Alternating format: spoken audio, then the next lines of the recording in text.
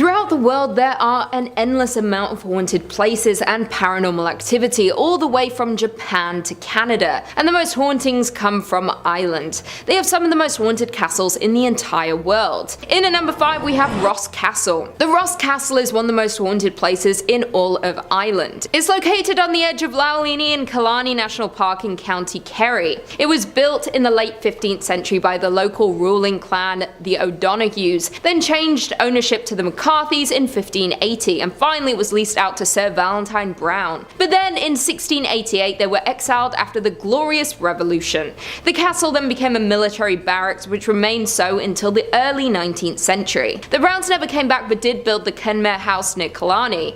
Legend has it that Mr. O'Donoghue jumped or was sucked out of the window of the Grand Chamber at the top of the castle and disappeared into the waters of the lake along with his horse, his table and his library. It's believed that Mr. O'Donoghue now lives in a great palace at the bottom of the lake where he keeps a close eye on his home and haunts many of the newcomers and tourists that visit the castle to this day. Another story is that in 1536, one of the owners of the castle was Richard Nugent, who was nicknamed the Black Baron, and he had a daughter named Sabina. When Sabina was on a walk along the water by her home, she encountered a man named Orwin, who was the son of an O'Reilly chieftain, who was the sworn enemy of the Black Baron. They chatted for a while and they swore to meet again. Over time they met every day in secrecy and soon fell in love, but they knew they could never be together because of the feud between their families. Sounds like Romeo and Juliet. With no hope for them in sight, they just decided to elope. One night they met again, decided to flee together, and they boarded a boat and started traveling down the lake when a storm came out of nowhere. The waves became too much for them and the boat flipped.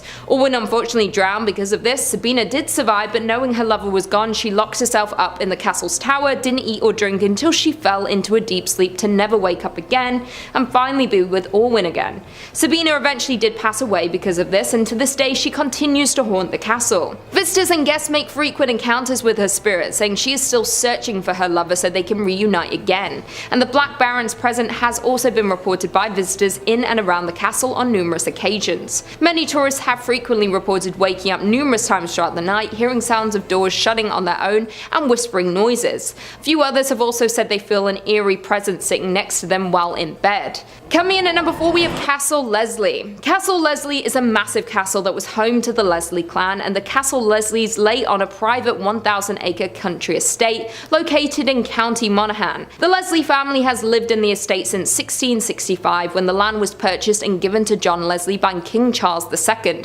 So he moved in, and he lived in the castle with his wife Anita and family. Many tourists and guests have recalled seeing many unexplained things throughout the castle, but the Red Room in particular was the most haunted of the entire castle. It was the centre of the family life at the castle for centuries, especially because it was where Anita Leslie King gave birth to her daughter Leonie in this room. Many of the family throughout living in this castle claim to see people, hear things and feel ghostly presence in the room. Due to so many people going in and out of the Red Room, it makes sense that it's the most haunted of all rooms in the castle. It's believed that Anita had died in the room, and you can apparently see her and John both walking around the estate trying to find each other and be together again. The castle is now used as a hotel room, and each room is named after members of the Leslie family. So if you ever want to come in contact with members of the late Leslie family, many of their ghosts are seen in their specific rooms, and you can book your stay in any room in the castle, even the Red Room. Not only is it a very popular tourist spot and a hotspot for paranormal investigators, but in 2002 it gained media attention when Sir Paul McCartney married Heather Mills in the church, which is located on the estate.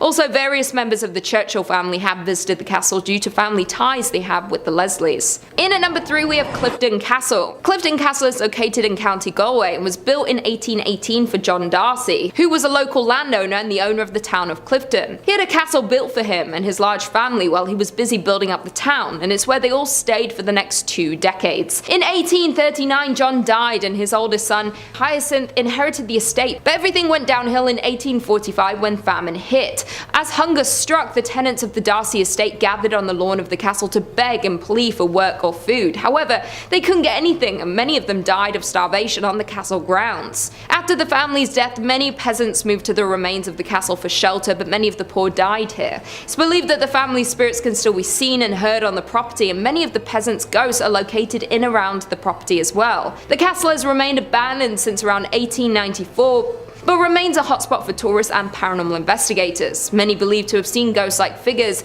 and hearing weird noises when they have been inside the castle. It's believed you can still see John Darcy roaming in and around the castle looking for food for himself and his family. The castle is also a popular attraction during the Halloween season because of the ghost sightings and paranormal activity. If you're brave enough to visit, you can do so and be joined by a tour guide to tell you everything about the castle, ghost sightings, and history of the Clifton Castle. Number 3 on this list is the Five Fishermen Restaurant. This is a restaurant in Halifax, Nova Scotia, known for its exceptional oysters and also its ghostly inhabitants. The ground that this restaurant sits on wasn't always utilized for serving up fish and chips though. In fact, it has a very long history. In the early 1800s is when the building went up, and for a long time it acted as the town's only school. Nothing ghoulish or demonic about that. However, at around the turn of the century, the school moved and the building took on a new purpose. It became the mortuary for Halifax and made its dealings with the dead. Now, not every mortuary is going to become haunted, but this one had quite a lot to deal with over the years. In 1912, the unsinkable ship, the Titanic,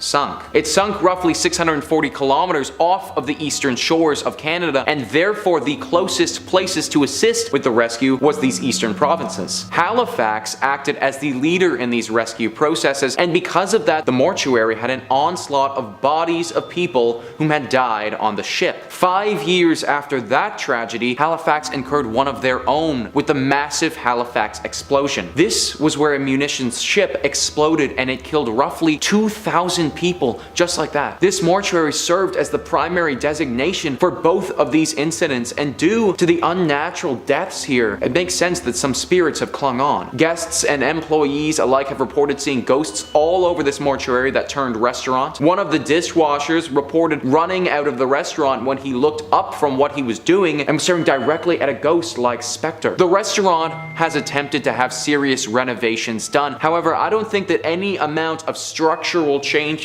will get these spirits to rest for good. Number 2 on this list is the Frank Slide. Now, even though the Frank Slide sounds like it could be a fun, popular dance move that takes over TikTok for a few weeks, it is far more morbid than that. On April 29th in 1903, in the mining town of Frank, which at that time was part of the Northwest Territories but is now a section of Alberta, there was a horrible tragedy. 110 million tons of limestone and rock came tumbling down in one of Canada's biggest landslides ever. This fell onto part of the town of Frank. Frank was located right next to Turtle Mountain, which after extensive mining had grown unstable. On April 29th, it all came crashing down and claimed the lives of 70 to 90 people. It is still to this day Canada's most deadly landslide to ever occur in history, and was a horrible tragedy that can only remind us how fleeting life can be. I think the craziest part about this landslide as well is that it wasn't just miners who were killed. Their wives, their families, all of them died at the hands of the Frank Slide. The remains of these bodies were never recovered either, as the damage from the slide was far too devastating. Where all of this happened is now a section of a town called Crow's Nest Pass, and over a century later, the ghosts of the dead still haunt the area. This place is somewhere where visitors have reported feeling very unsafe. They say that the overall feelings of uneasiness are almost too much to bear and that they have to leave. Cries, howls, screams, this can all be heard late at night as you're trying to sleep. Lanterns will be seen in the night walking around at the hands of unknown apparitions. It is basically a full ghost town of people who never deserved to die in the first place, all wanting to get a second just to feel their lives again as they were so unfairly ripped away from them. Definitely one of Canada's most horrific tragedies, and now home to one of its most haunted locations. Number 1 on this list is the Banff Springs Hotel. This hotel is located in Banff, Alberta, and is truly one of the creepiest places that I've ever read about. Now, first off, I want to note the hotel itself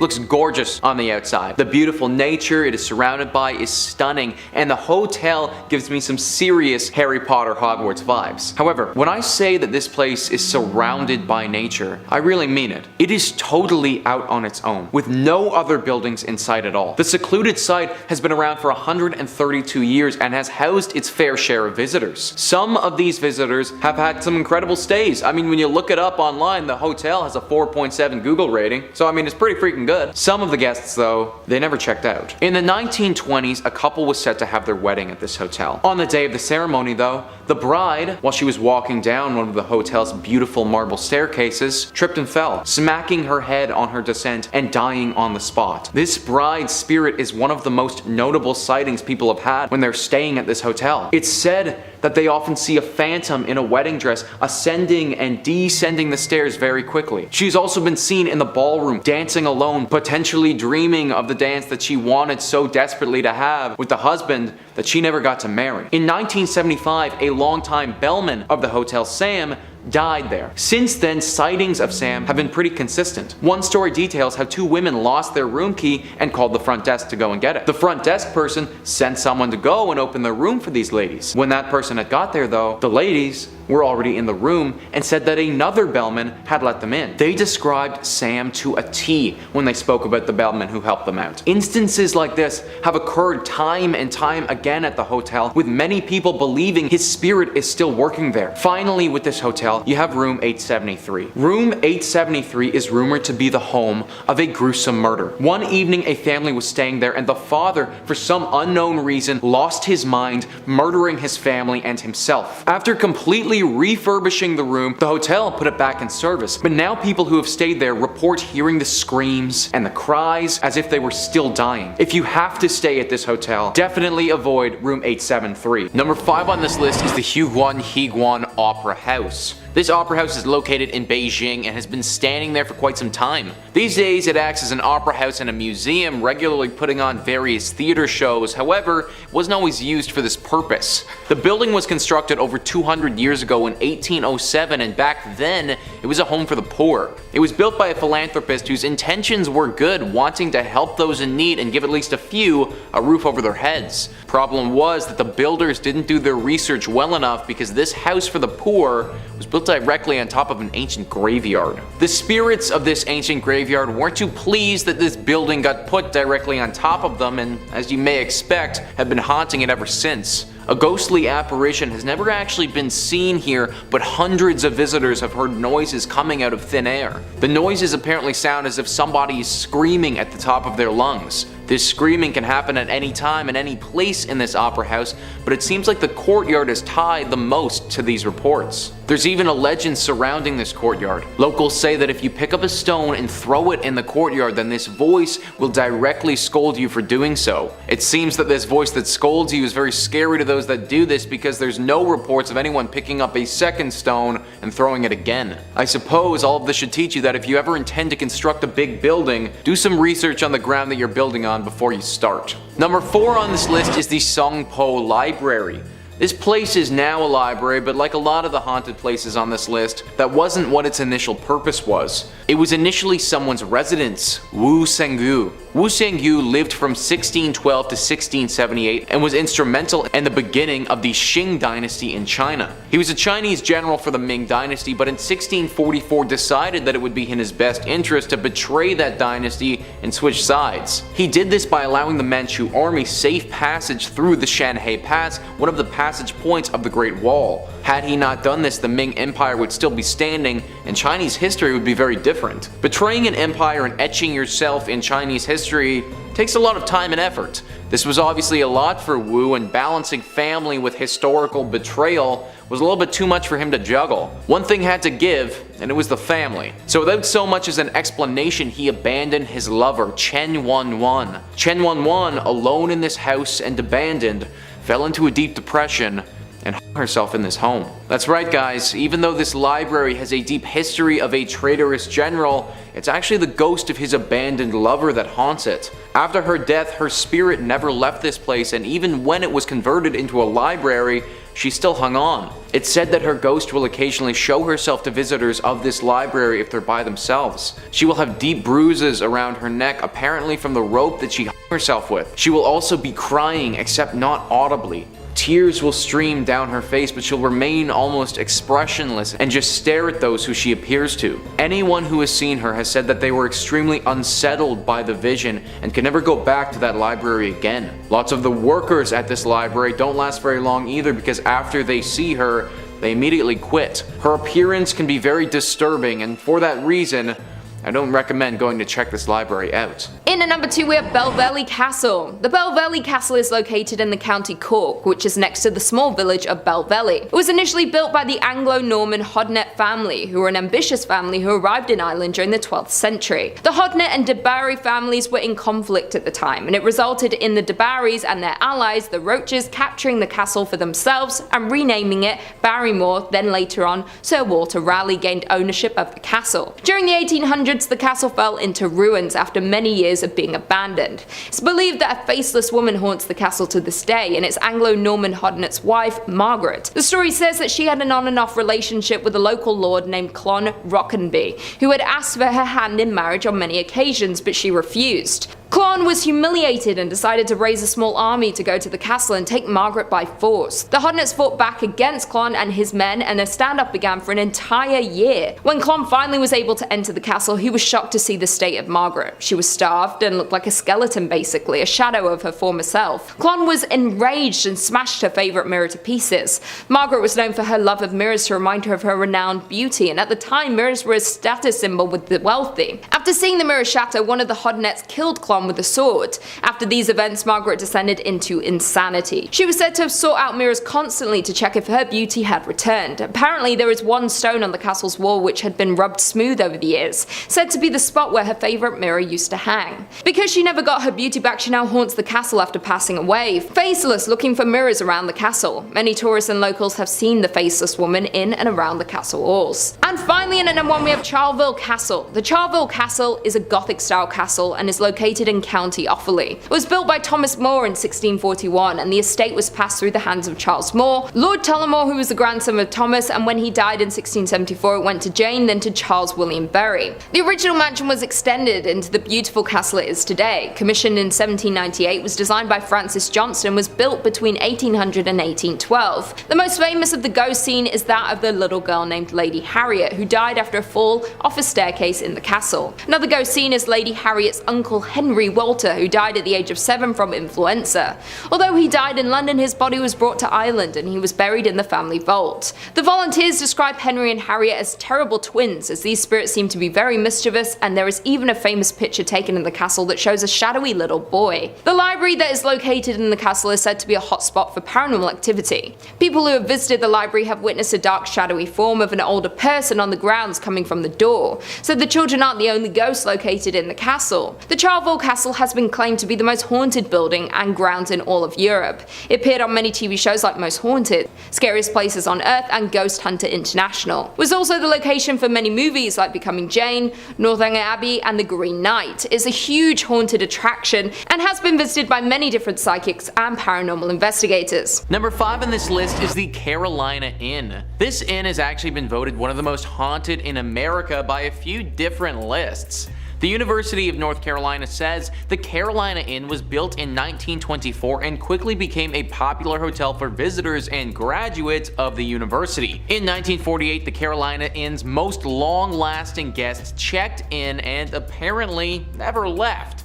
Dr. William Jacox was a fun-loving man with a witty sense of humor, had recently retired from practicing medicine, and decided to make the Carolina Inn his final home. He lived in room 252 for 17 years before his death in 1965. As shared by the Carolina Inn, guests that have stayed in Jacox's old room report being inexplicably locked out of the suite. One time, the lock was so stubborn that a workman had to use a ladder to break into the room. Visitors have also noticed strange occurrences such as messy bath mats and previously closed curtains being pulled wide open. Some have encountered the smell of freshly cut flowers despite none being in the room, and felt their bodies become strangely cold for no apparent reason. This is only part of the stuff that goes down at this room as well, guys. Some people have reported seeing a poorly dressed man approach them looking for an unlocked door, and then if they show it to him, he runs away screaming. It's thought that this is the ghost of Dr. William Jacox. I don't know why unlocked doors scare this dude so much, but anyone who's gonna spend 17 years in this hotel is probably a bit of a weird dude. Unless you want to deal with a crazy old doctor ghost messing with you all vacation, I'd stay at a different inn. Number 4 on this list is the New Hanover County Library. I don't know why, guys, but something about haunted libraries is just so intriguing to me. Like, it just seems so mystical and mysterious, I guess. This haunted library is located right in Wilmington. There is a woman that haunts this place who's believed to be a patron. Apparently she used to donate quite generously to this library, and in death doesn't want to leave it behind. She isn't the only ghost that walks the halls here and haunts the books. There's a male poltergeist who makes his presence quite known as well. He apparently died in a duel that happened here many years ago before this land was turned into a library. Nowadays, these two ghosts make it very hard to do any serious learning or studying considering they haunt the place so much. The woman isn't too bad, she just shows up and looks super creepy, but from my reading, she only actually punishes those who cause harm to the library or make fun of it. Those who come here to learn and to read, she leaves them be for the most part. The man, however, is certainly quite the pest. He often messes with those that come here and makes it very difficult for people to accomplish anything. I love libraries, I think that we should all go to them more often, but maybe just not this one specifically. Number 3 on this list is Fort Fisher. Fort Fisher was a critical fort during the American Civil War. It was used by the Confederate Army and was pretty instrumental for them from 1861 to 1865. This fort was used to protect an important trade post there that the Army needed. They defended this place for those 4 years, but then in 1865, the Union Army came in and was finally able to capture it. This battle was a very bloody one and was actually huge for the Union Army and the overall scope of the war. Apparently there was a lot of death at this fort, and that death, it's never really gone away. Now, this fort is teeming with paranormal activity. Visitors will often report hearing gunshots coming from thin air.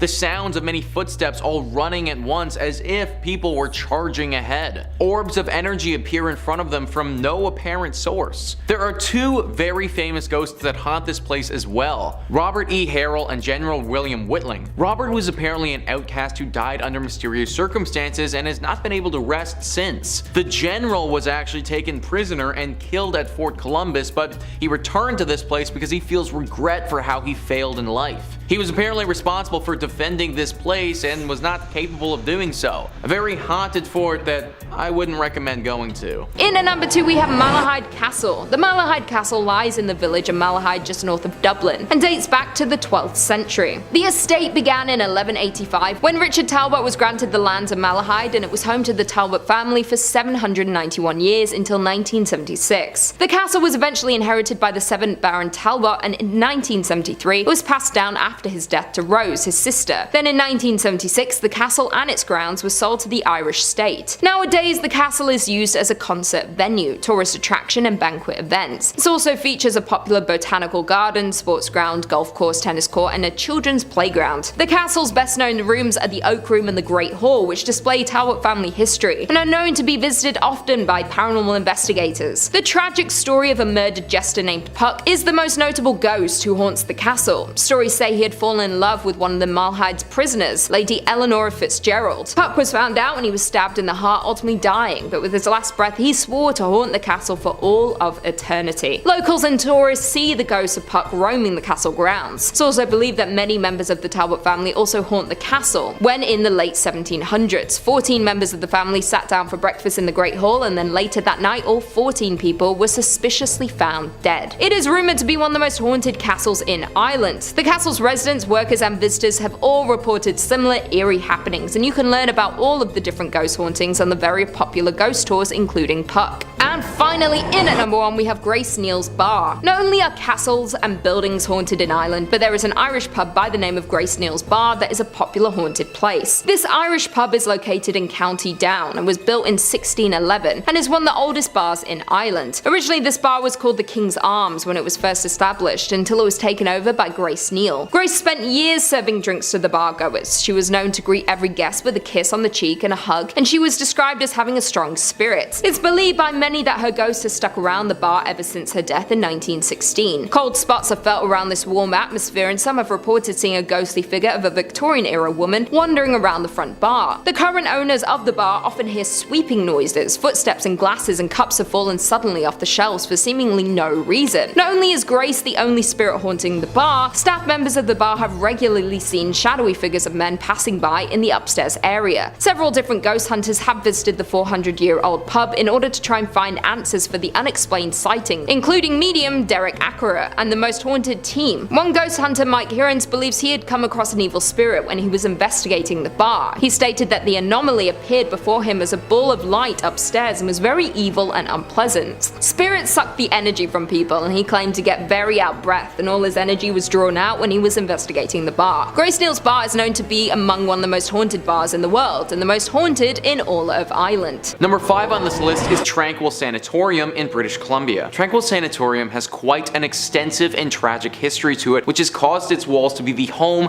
to many undead spirits. A sanatorium, if you weren't familiar, is an establishment which has the sole purpose of housing those with long-term illnesses and is often associated with tuberculosis. The one that we're talking about right now is no different. It was built in 1907 as a facility to treat people with tuberculosis. However, it didn't stay like this for very long. The purpose of the facility eventually changed to become an insane asylum. It acted as this mental institute for a while until finally becoming abandoned in the late 1980s. Due to its deep history with death, disease, mental illness, it's no wonder that the Tranquil Sanatorium is now deeply haunted. The layout of this facility screams something out of a Stephen King book. It has several buildings that are connected by poorly lit underground tunnels. The building itself looks all too eerie from the outside as well, with dirty cream colored walls that have seen far better days as rot and mold slowly devour them. Visitors of this place report feeling extremely uneasy. A common note for most people that visit is the presence of orbs, strange balls of light that flutter throughout the building and then disappear. Some people have reported seeing a ghostly apparition on the 6th floor. This ghost takes the form of a woman not older than 30. She appears to be crying and screaming. The tunnels are said to be particularly haunted. People have reported screams coming from nowhere, flashes of movement, menacing and animalistic groans that make you feel as if somebody is right behind you. Children can also be heard playing every now and again in some of the more open areas of the building. Clearly, this place's dark history has impacted it greatly, and just because physical humans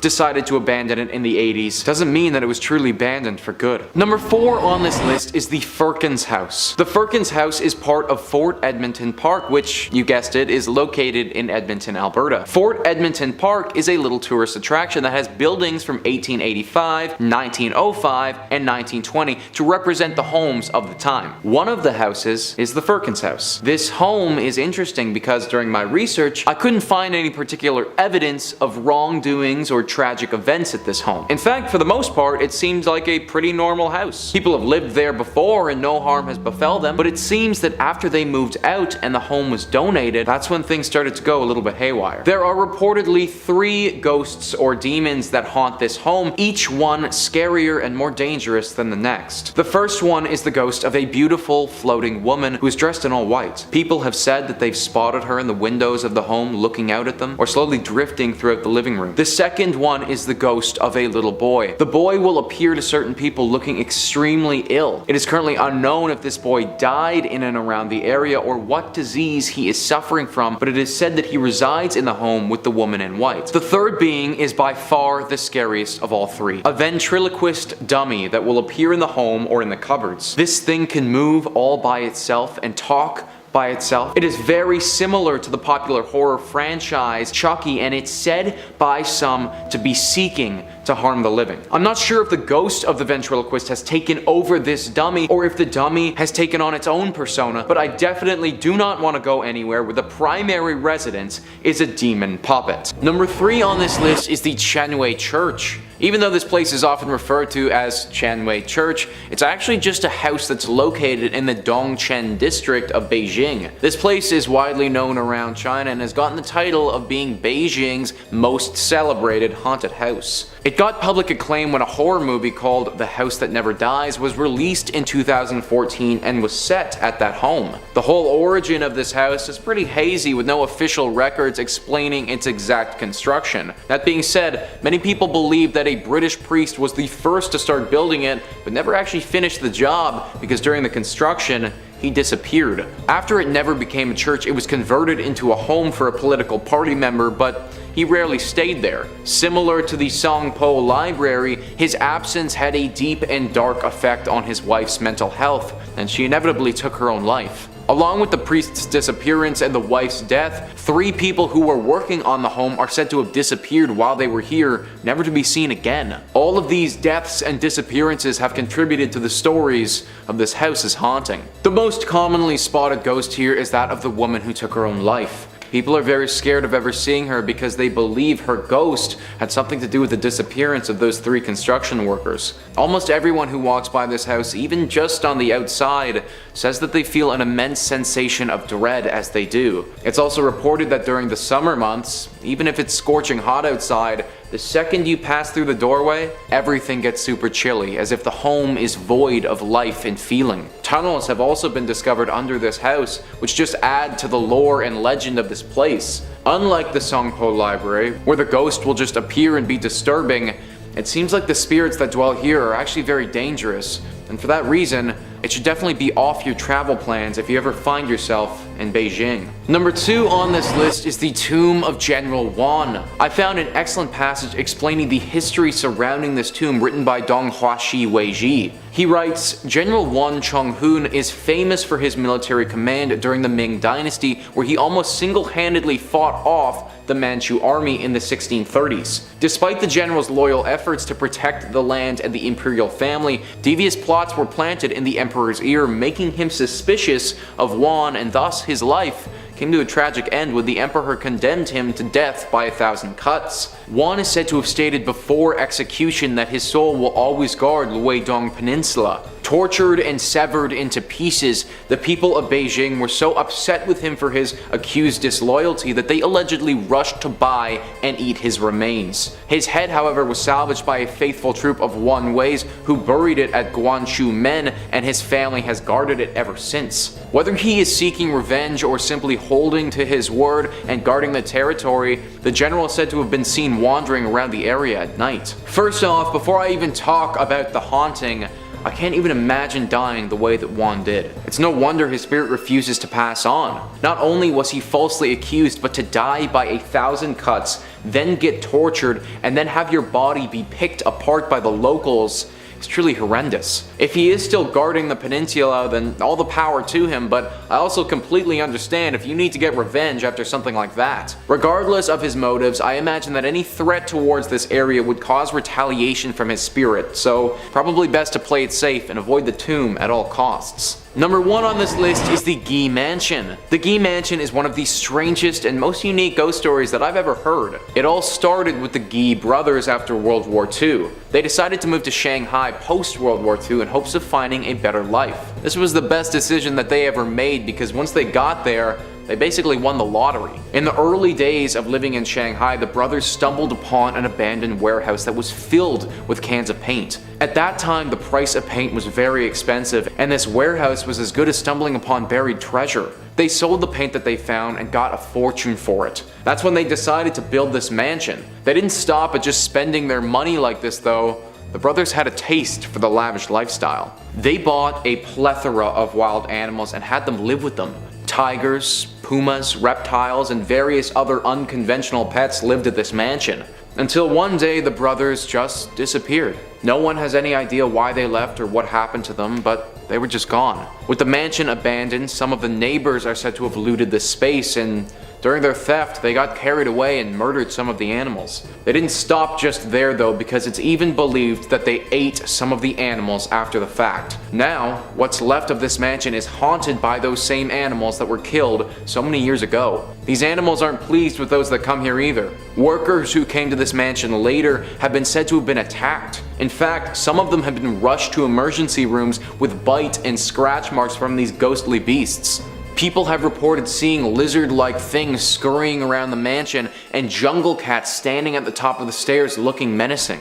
I have never heard a story with a bunch of ghostly jungle animals before, but that's what we have here, and from all the reports, these creatures aren't the friendliest. Coming in at number 5, we have Ballygally Castle. The Ballygally Castle is said to be one of the most haunted places in Ireland and is haunted by many different ghosts. The haunted castle is in the village of Ballygally in Northern Ireland and overlooks the sea at the head of Ballygally Bay. The castle was built in 1625 by James Shaw of Scotland, but now is run as a hotel. The most well-known ghost is that of Lady Isabella Shaw, or nicknamed the Ghost of Ballygally. Legend has it that her husband Lord James James locked her away in a tower where she was supposedly pushed to her death. She is said to roam the halls of the castle looking for her child, who was taken away from her at birth from her cruel husband, Lord James. Many people who stay in the castle say that they are woken up throughout the night due to her knocking on their bedroom doors. The tourists often climb the spiral staircase to view the ghost room where Lady Isabella lived out her final days. In 2003, one of the managers of the hotel, Olga Henry, was once a skeptic of ghosts and paranormal activity. But after spending some time working at the hotel, she stated that she believes there is definitely something in the hotel. According to Olga, one guest was staying in one of the rooms in the tower beneath the popular ghost room, and in the middle of the night he had awoken suddenly, believing he was at home and one of his children had laid a hand on his back. He woke up and said that he could hear a child running around the room and laughing, but he couldn't see anyone around, so he ran out of the room and into the lobby. He was so terrified from what he had experienced and checked out right away and never returned to the hotel again. In December of 2003, Olga was setting up the dungeon room in the tower for guests arriving for a meal. She set up the tables neatly, then locked the room before leaving. Just before the guests were set to arrive, she went back into the room and the tables were now a mess with unfolded napkins and glasses with an unusual scum around them, and were now arranged in a circle on the table. Several paranormal investigators and mediums have come to the castle to investigate over the years. A group of mediums that spent the night at the hotel had reported that they had detected more ghosts than there were guests staying at the hotel at the time. In at number 4 we have Leamonay Castle. Leamonay Castle has an extremely sinister history and is haunted by a woman known as the Red Mary. This castle was originally a basic 5-story Irish tower house which was built around 1480 by a member of the O'Brien family, who were one of the last of the High Kings of Ireland and a direct descendant of Brian Boru. In 1639, Conor O'Brien married a woman named Mary Ní Mahone, and she became one of the most famous women in Irish folklore who, due to her flaming red hair, was commonly known as Red Mary. She was born in 1615 and she was married before Conor, but her previous husband died mysteriously and she gained control of his fortune. Due to the fortune, the newlyweds built a large mansion onto the tower house. In 1651, Conor O'Brien died in battle and the Red Mary married once again and again and again. It is believed that she had been married a total of 25 times. After the Red Mary died, the castle had various occupants in later years until it fell into ruins at the end of the 18th century and lays abandoned to this day. But it's often visited by ghost hunters and paranormal investigators. It's believed that the Red Mary haunts the castle after her death to this very day. Mary was said to have a foul temper, and if her servants were to displease her, they would be hung out of one of the castle windows, the men by their necks and the women by their hair, until they passed away. It's even said if the maids didn't learn to do whatever the Red Lady said, then she would injure them so heavily they would bleed. After her death, it's not known exactly where she is buried, but many think she is beside the castle, and locals and tourists claim to have seen an eerie womanly figure walking the halls of the castle, often looking out the windows, giving this castle the name of being one of the most haunted Irish castles. In at number 3 we have the Crum. Located in Northern Ireland, Crumlin Road, Gal, or so often called the Crum, is reportedly one of the most haunted places in Belfast. This former prison was built in the Victorian era and was designed by Sir Charles Lanyon in 1845. It is their only Victorian era prison remaining in Northern Ireland and was one of the most advanced prisons of its day. This prison held some of the most dangerous and mentally ill people in all of Ireland, and many prisoners passed away while staying here, and they believed to haunt the building to this day. The prison had brutal conditions and children were even held there as young as 6 for petty crimes like stealing food.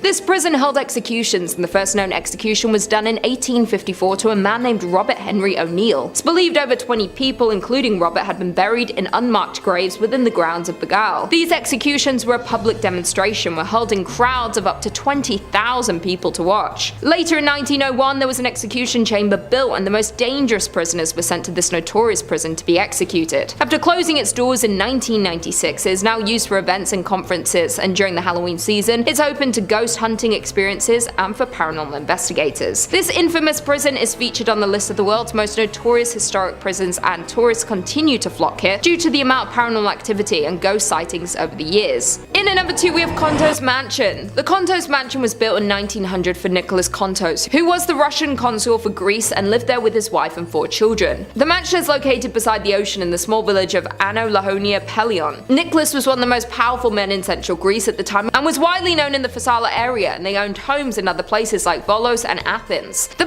popular urban legend that surrounds the house is that it's haunted after the death of the Contos family, who were supposedly poisoned by a dead lizard that had fallen into a jug of milk. It was later found out that the children in the family died in their early teens of tuberculosis, but the urban legend is reinforced by the funerary monument in the cemetery of Volos, which presents a table with a decanter and 3 chairs around it, each inscribed with each name of the children and the age they passed, but they all said they all died at a very young age. No one really knows the truth, so the rumors of this cursed mansion continue to this day. Another legend believes that many war soldiers also haunt the mansion. During World War II, the mansion was occupied by the Nazis, who used it as headquarters where Greek warriors were interrogated and tortured. There were many Greeks who were tortured and executed in the villa's basement. This mysterious mansion has many different stories, and these are reinforced because many other families who lived in the mansion after the Contos fell into a lot of misfortune, as well as people who worked on the home. Many of the past owners reported hearing spine-chilling screams and cries, causing none of them to stay too long. Some of the workers who helped renovate the villa never saw end results, as many of them unexpectedly died before finishing. Many locals tend to stay away from the haunted mansion, but many tourists come to experience the haunting for themselves. But this mansion is one of many in Greece that have multiple ghost sightings inside and is truly terrifying. To this day, the Contos mansion stands empty and abandoned, which makes this place even scarier. And finally, in at number 1 we have Villa Kalogis. The Villa Kalogis is located in the Rafina area of Attica, which was owned by Pericles Kalogis, who was a very wealthy but disturbed man. The villa was named after him, and he stayed in the large mansion with his wife and family. The legend says that in 1910 Pericles took the life of his wife before taking his own life, and some versions tell the story of him taking the life of his whole family before taking his own life in the family home. So there are many stories of Pericles and his family haunting the home, and many have seen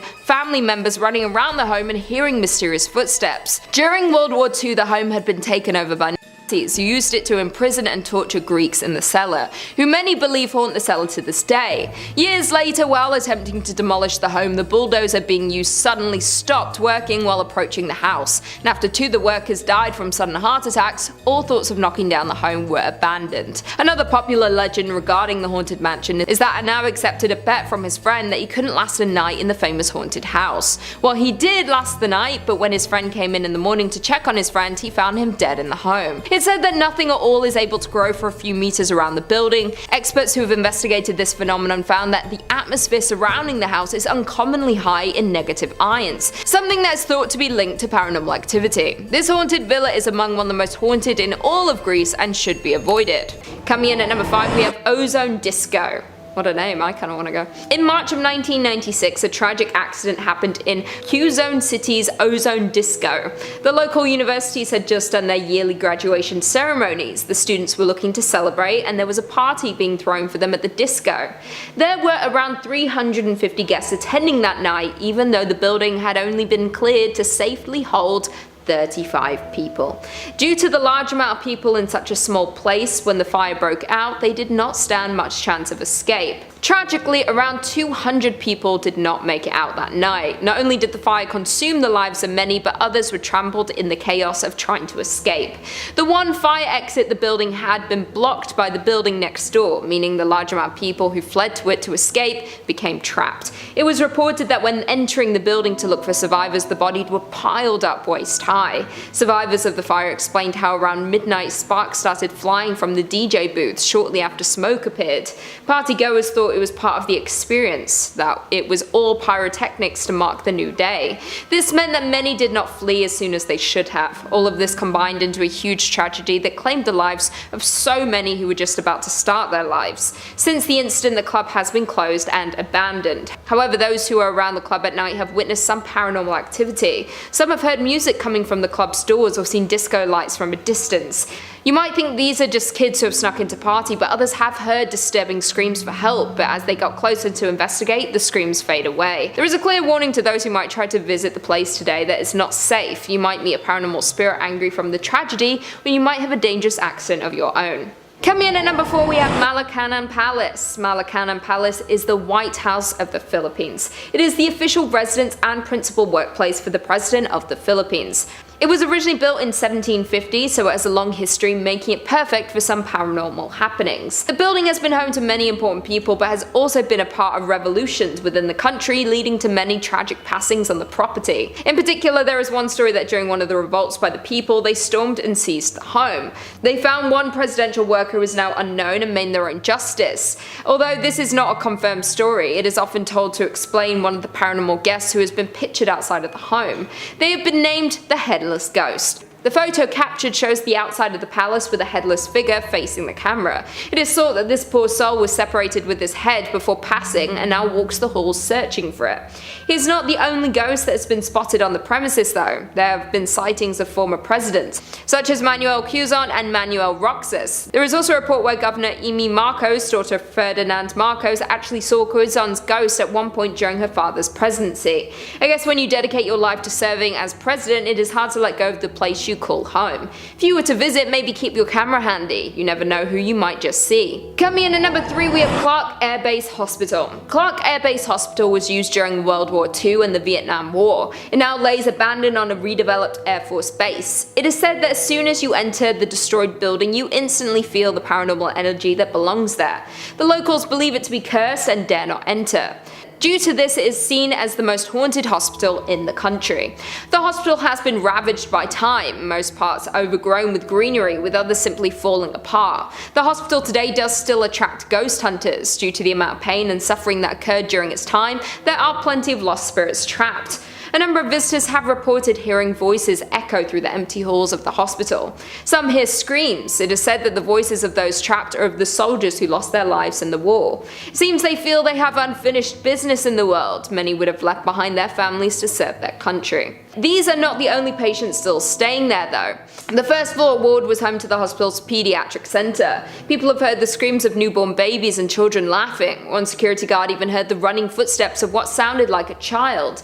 This entity ran straight past him one night while on patrol. He has since refused to patrol within the hospital walls. The hotel did still operate after the war until a nearby volcano erupted, covering the hospital in ash. This was taken as a sign by the locals that nature was warning them to stay away. There are also those who ignore the warnings and venture inside. Just be warned, it seems to have a habit of causing tragedy. Coming in at number 3, we have Van Gelder Hotel. This is another hotel on our list, and it's the Van Gelder Hotel, which is another very old building known for paranormal activity due to the many people who have visited and even locals. The hotel was built in 1916 in downtown Seward, Alaska. It originally was built as an office building, but then was converted into apartment buildings and then finally into a hotel. The hotel hasn't changed much since when it was built, just small touch-ups and interior changes have been done to keep the authentic feel of this very old hotel. The most popular ghost story from this hotel is that of Fanny Guthrie Bayham, a woman who died in this hotel in the 1950s and is said to haunt room 202. She is described as a younger woman who has long blonde hair and wears a blue dress. Fanny is one of many ghosts that haunt the hotel, but the only one that can actually be identified. It is believed that Fanny was shot in the head by her drunk husband one night, and she still roams this hotel to this day. An eyewitness account who was staying at the hotel in 2001 remembers that one night at 1:21 AM, she was awoken to the whole building shaking and heard someone running up and down the stairs. The guest then asks a worker at the hotel if there was just an earthquake, to which the worker told her no. The customer had actually experienced the ghost of Fanny reliving her murder. Along with Fanny, there have been sightings of a lone, unidentifiable man who is said to appear only as wisps and orbs, as well as sightings of 2 men wearing bowler hats and can be seen standing behind the front desk. And also 3 children can be seen running from room to room, giggling when there are no guests staying at the hotel. If I were you, I would avoid staying at this place at all costs. Wish I knew where this hotel was. I stayed at a hotel in Seward, Alaska with my family once. We had a weird situation, but it was just us. We were just the weird ones. We went fishing, we were fishing all day, getting rockfish. We're out in the waters. And then we went back to the hotel we were staying at, and we had planned to go out for dinner, but we were like, let's just take a light nap. And we all woke up at like 2-3 AM in our coats, jackets, like, it was like, it was f***ing weird, like, Coming in at number 2 we have Tonsina River Lodge. Next on this list is the Tonsina River Lodge, which is located in Tonsino, Alaska, and is part of the Copper River Valley area. The lodge is considered to be the centerpiece of Tonsina Valley. Originally named the Donaldson Roadhouse, it was built by Jim Donaldson in the 1900s, and then later in 1902 Jake Nafstad and Fred A. Martin added onto the main roadhouse building and ultimately changed the name to the Tonsina Roadhouse. It would later go under another name change, the Upper Tonsina Roadhouse, and underwent some more accommodations which could house up to 60 guests. This hotel is very historic and actually was once a brothel before it had eventually become the Tonsina River Lodge. The most popular ghost in the lodge is Charlie, who had been seen by many different workers at the lodge as well as tourists staying there. There are a few different stories of what happened to Charlie, one being that he was wanted for murder in Canada and went on the run. When authorities caught up to him, he resisted arrest and was shot and died in room 18. Another account says that Charlie got rejected from his love interest and having nothing to live for, he ended up taking his own life in room 18. And to this day he is seen wandering up and down the hallways looking for his beloved. A third version about Charlie is that during the Great Depression Charlie was living in Seattle, and not being able to find work he boarded a ship and decided to go to Alaska, eventually making his way to Tonsina and getting a job at the Roadhouse. He really enjoyed his job, but unfortunately Charlie ended up passing away in room 18. His body was buried on a hill behind the Roadhouse. People believe that Charlie was so happy with his life at the lodge, even in his afterlife he never left. Many people who have come in contact with Charlie say that he is a very friendly and peaceful ghost, and workers and tourists say they were not feared by Charlie. So if you're intrigued by Charlie and his story, you can go visit Tonsina, Alaska and stay in his old room. And finally, coming in at number 1, Hilton Anchorage Hotel. The Hilton Anchorage Hotel is considered to be a very famous place in the United States. Located in downtown Anchorage in 1916, it was first owned by Frank Reed. Many ghosts have come to stay in this hotel since the gold rush and have never left. One ghost that frequents the hotel is the first chief of police in Anchorage, who often is seen in the night hours around the hotel. The story says that he was shot during the Prohibition days with his own in the alleyway of the hotel, was then dragged into the hotel to try to recover from his wounds, but would soon pass away there. Another ghost that is often seen roaming the hotel is a bride. Many visitors have seen her tall silhouette, dressed in white in dark hallways and mirrors throughout the hotel during the evening hours, as well as the ghost of a little boy roaming the halls of the hotel. Guests who have stayed at the hotel have reported frequent ghost sightings in various rooms such as 217, 215, 205 and 202. Over the many years there have been so many ghost sightings at this particular hotel that the hotel even keeps a log at the front desk of all the eerie experiences that have happened to guests and workers. The hotel has truly survived the test of time after going through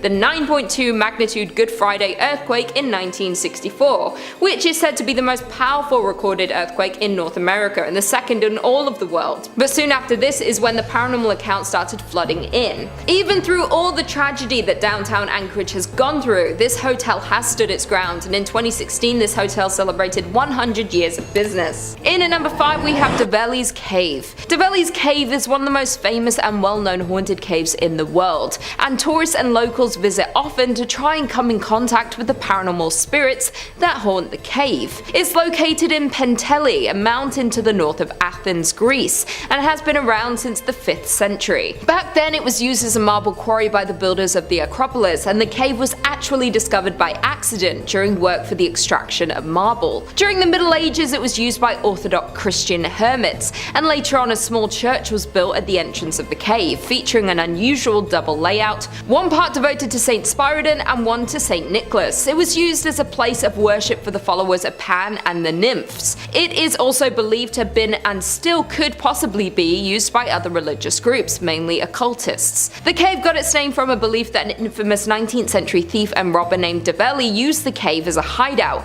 and legend has it that he hid his treasures inside the cave, and over the years many people have come to try and find his fortune. Many times throughout history the cave has been used as a shelter for civilians, and in 1977 construction work started on the cave, and it's unclear who was behind it. Many believe it might have been the works of the government wanting to use the cave and surrounding areas for the US and Greek army. The cave has been associated with various paranormal activity and ghost sightings since the ancient times, this being the main reason it's being used for a place of worship. The mystical character of the cave continues to fascinate people to this day, and dozens of urban legends are connected to the cave. There are numerous tales of people experiencing strange and abnormal activity that has taken place in and around the cave. Stories tell of electronics that stop working, water flowing the wrong way, and disappearances of explorers who enter the cave to never emerge again. Also, details such as a small handprint near the entrance furthers the mystery of this place. In at number 4, the Necromantian. The Necromantian was an ancient Greek temple built and dedicated to the god and goddess of the underworld. The Necromantian was an ancient Greek temple built and dedicated to the god and goddess of the underworld, Hades and Persephone. According to tradition, it was located on the banks of Acheron River in Epirus, near the ancient city of Ephria. This site was believed to be the door to Hades, the realm of the dead. The word Necromantian means oracle of the dead, and the faithful came here to talk to their dead ancestors. Other temples were known to house oracles of the dead, but the Necromantian of Ephira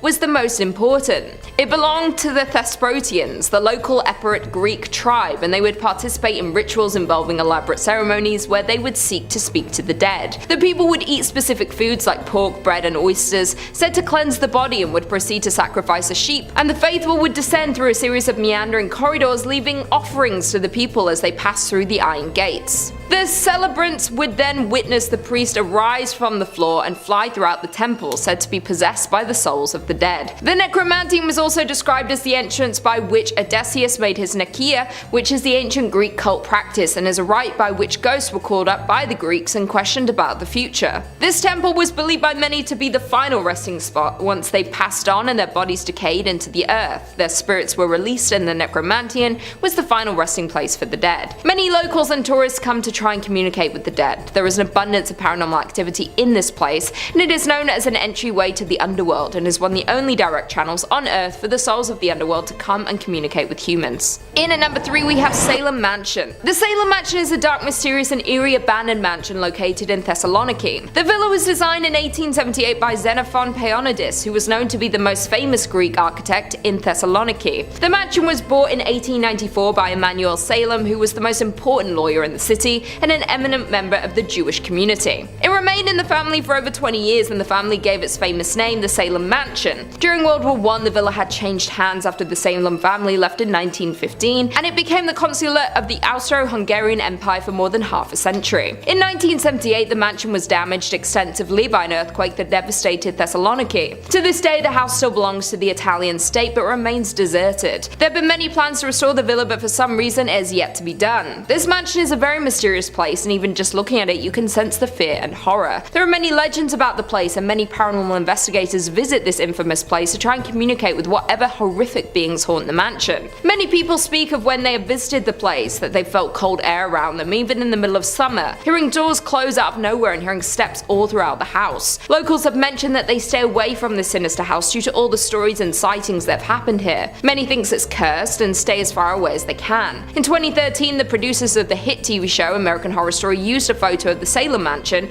for one of the posters promoting the new season because of its haunting appearance. None of the people working on the series ever mentioned the home being in Greece, and the series of the show, Coven, revolves around a group of witches and is set in New Orleans, so many believe this house is located in the United States. If you're brave enough to visit the Salem Mansion, you have to go all the way to Greece. Number 2 on this list is Lydia's Bridge. Who is Lydia, and why does she have a bridge, and why is it haunted? Well, Lydia is quite the famous ghost. This is a true ghost.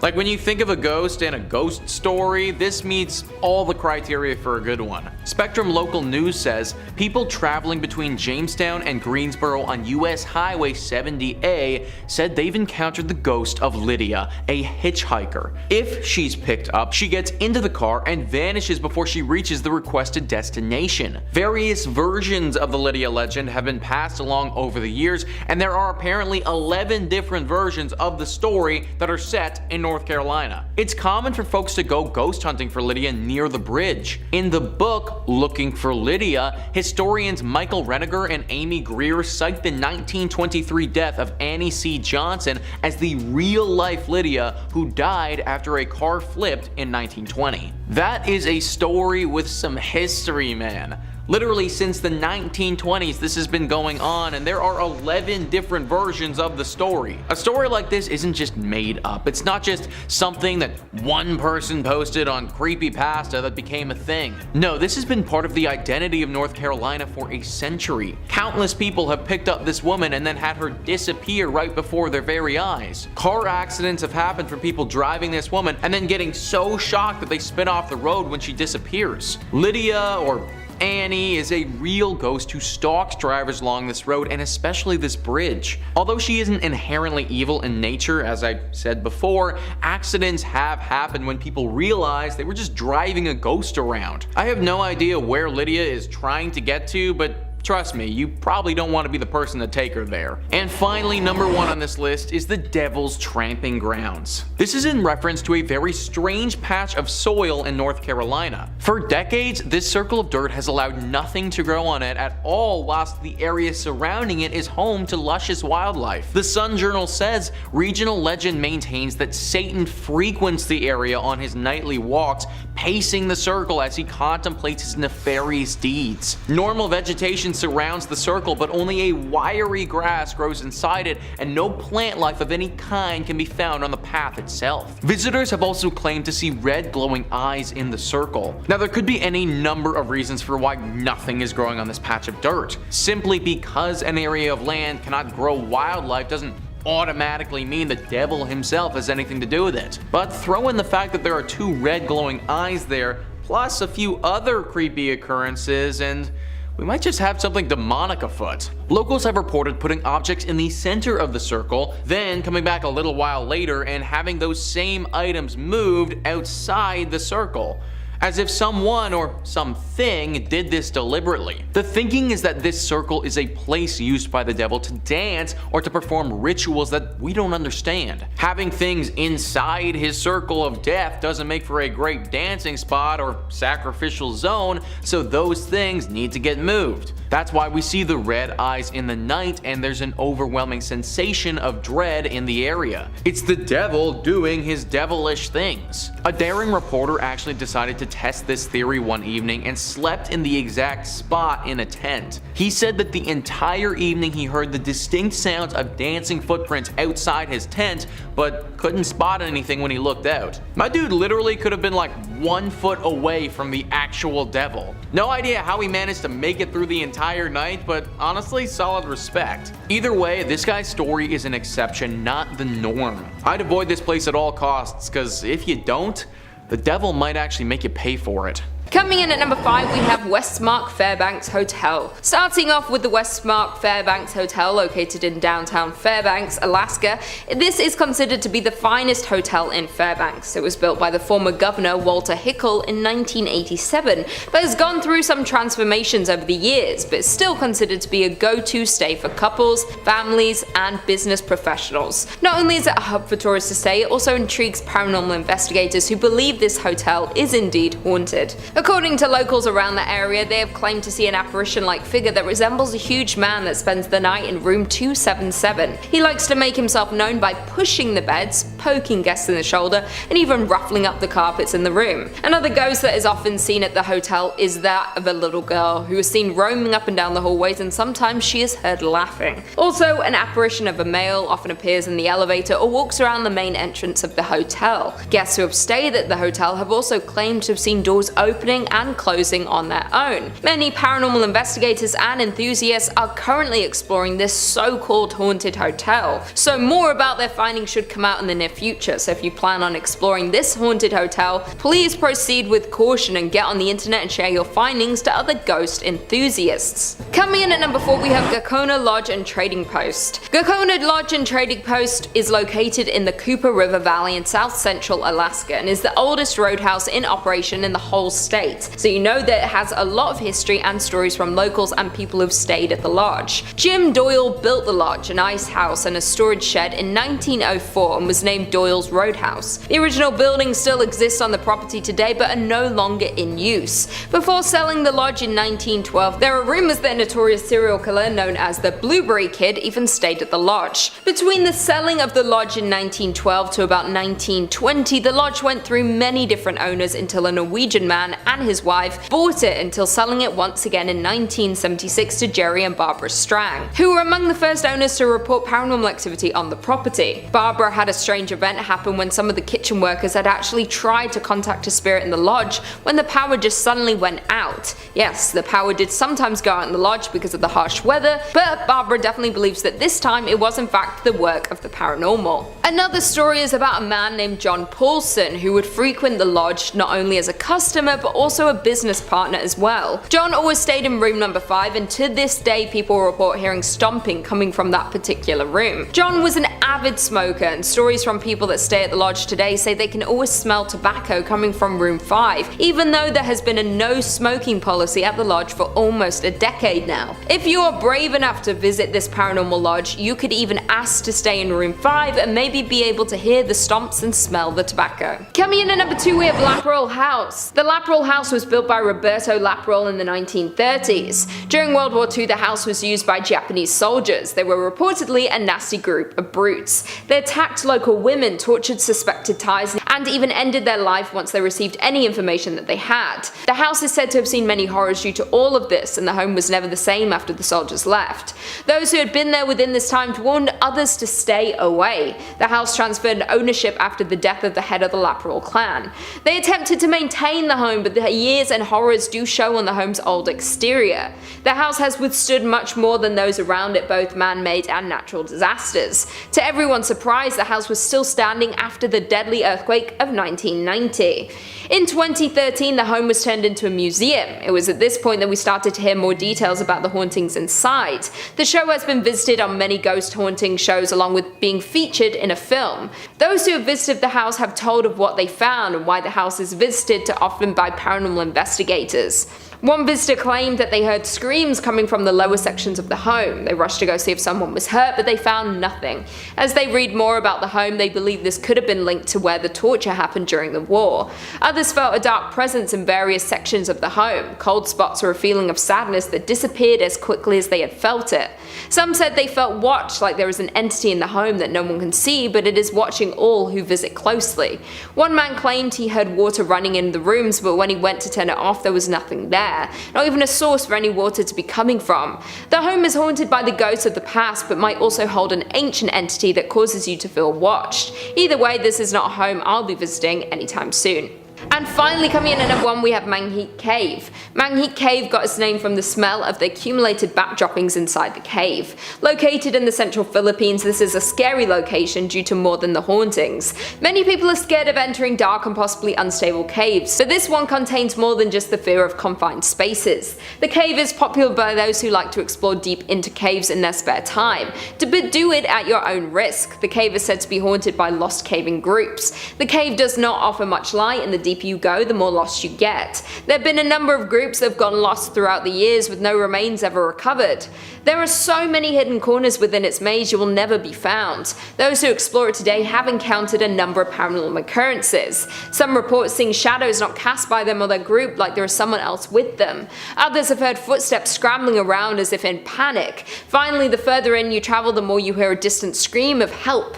Often only one of 2 members of your team will hear this. No matter how far towards the voice you go, it will keep seeming out of reach. This causes people to go further and further into the caving system until their team bring them to their senses to head back. Those who have experienced this believe it may be how the others have gone missing. Some say there may be a demon living deep within the cave looking to bring the lost souls to feast on. Coming in at number 5, we have Frankenstein Castle. The Frankenstein Castle is a hilltop castle that sits in Odenwald overlooking the city of Darmstadt. It is thought that this castle was the inspiration for Mary Shelley's Frankenstein novel. The name Frankenstein means stone of the Franks. The name is often used for castles in this region. The castle was built in 1252 by a ruler by the name of Lord Conrad. The castle was enlarged and modernized over the years. During the 18th century, the castle was used as a refuge and hospital ward. Following this, the castle fell into ruins. There are a few myths and legends at the castle. There was a man named Johann Conrad Dippel who reportedly was born in the castle. As As he grew up, he became a professional alchemist. As well as this, he became intrigued by anatomy. There are rumors that he started to experiment using human bodies. Even more than this, they said that he attempted to reanimate his experiments using lightning. The people didn't approve of his experiments. The local people still tell stories of Dipple, including Mary Shelley's grandmother. It is thought that this was the basis of a story that is well known today. There are many tales like this from the castle. It seems to have seen a lot of phenomenal things since it was built. There is also the story of Lord George and the dragon. In the 1800s, it is said there was a dangerous dragon that lived in the well. Every night it would crawl from the well and make its way to the local village where it would eat the peasants. They live in fear of the dragon taking more of them. One day a knight named Lord George came through town and they pleaded with him to end the dragon's reign of terror. The next day he put on his armor and rode up to the castle to find the well. He found the dragon and the two fought for hours. They were both ready to pass out from exhaustion when George landed the final blow to the dragon. As he fell, he struck the knight with his tail, which contained poison. The village was so relieved and happy that the dragon was gone, they gave George an honorable burial. To this day you can visit and pay respects to him. It is said that today the ghosts of these tales haunt the castle. Although the castle is in ruins, the stories and spirits still remain. If the Frankenstein story is anything to go by, these are some spirits that you should avoid at all costs. You wouldn't want a reanimated soul coming after you or latching onto your vessel. Coming in at number 4, we have Black Forest. The Black Forest is a large mountain range in southwest Germany. With such an ominous sounding name, it should come as no surprise that the mountain is considered to be haunted. The local folklore tells of ghosts, witches and werewolves. Some even claim that the devil haunts the forest. One of the now most famous stories is that of Der Grobman, who most probably don't know was the origin of Slenderman. The story goes that Der Grobman was a fairy who lived in the Black Forest. The local children were warned if they wandered into the forest they would be taken. For children who did go in the forest despite the warning, the tall man would chase them throughout the forest until he finally caught them. He would often prolong his search to taunt the children. Once he had them in his clutches, he would steal them away. They would never be seen again. His appearance is tall, incredibly thin with multiple upper limbs like that of a spider. It is said he can easily hide behind the trees, making his limbs stretch out like branches of a tree. There are even some woodcuts of the creature reaching back to the 16th to 18th century. There is evidence reaching back even further in time. A journal entry was found of a distraught parent. There is a long history of Der Grobman wreaking havoc on the local community. It is believed that this creature still lives in the Black Forest. The local residents still warn about children wandering off from their family. They try to warn any tourists who would want to camp in the forest or go for a hike overnight. Unless you want to meet the real life Slender Man, I would avoid this on your trip across Germany. Creeping in at number 3, the Snedeker House, Southington, Connecticut. We've covered the Snedeker House multiple times in our recent run of Ed and Lorraine Warren content, but it wouldn't be a New England haunting list unless the haunting in Connecticut made it. After all, the New England Society for Psychic Research had to have its beginning somewhere. The Snedeker House was formerly a fully functioning funeral home and mortuary, where local legend describes the owners as being necrophiliacs and unleashing a rancid pit of demonic energy into the world. Heavy stuff. The Snedeker family would later move in to be closer to their son Philip, who was receiving cancer treatment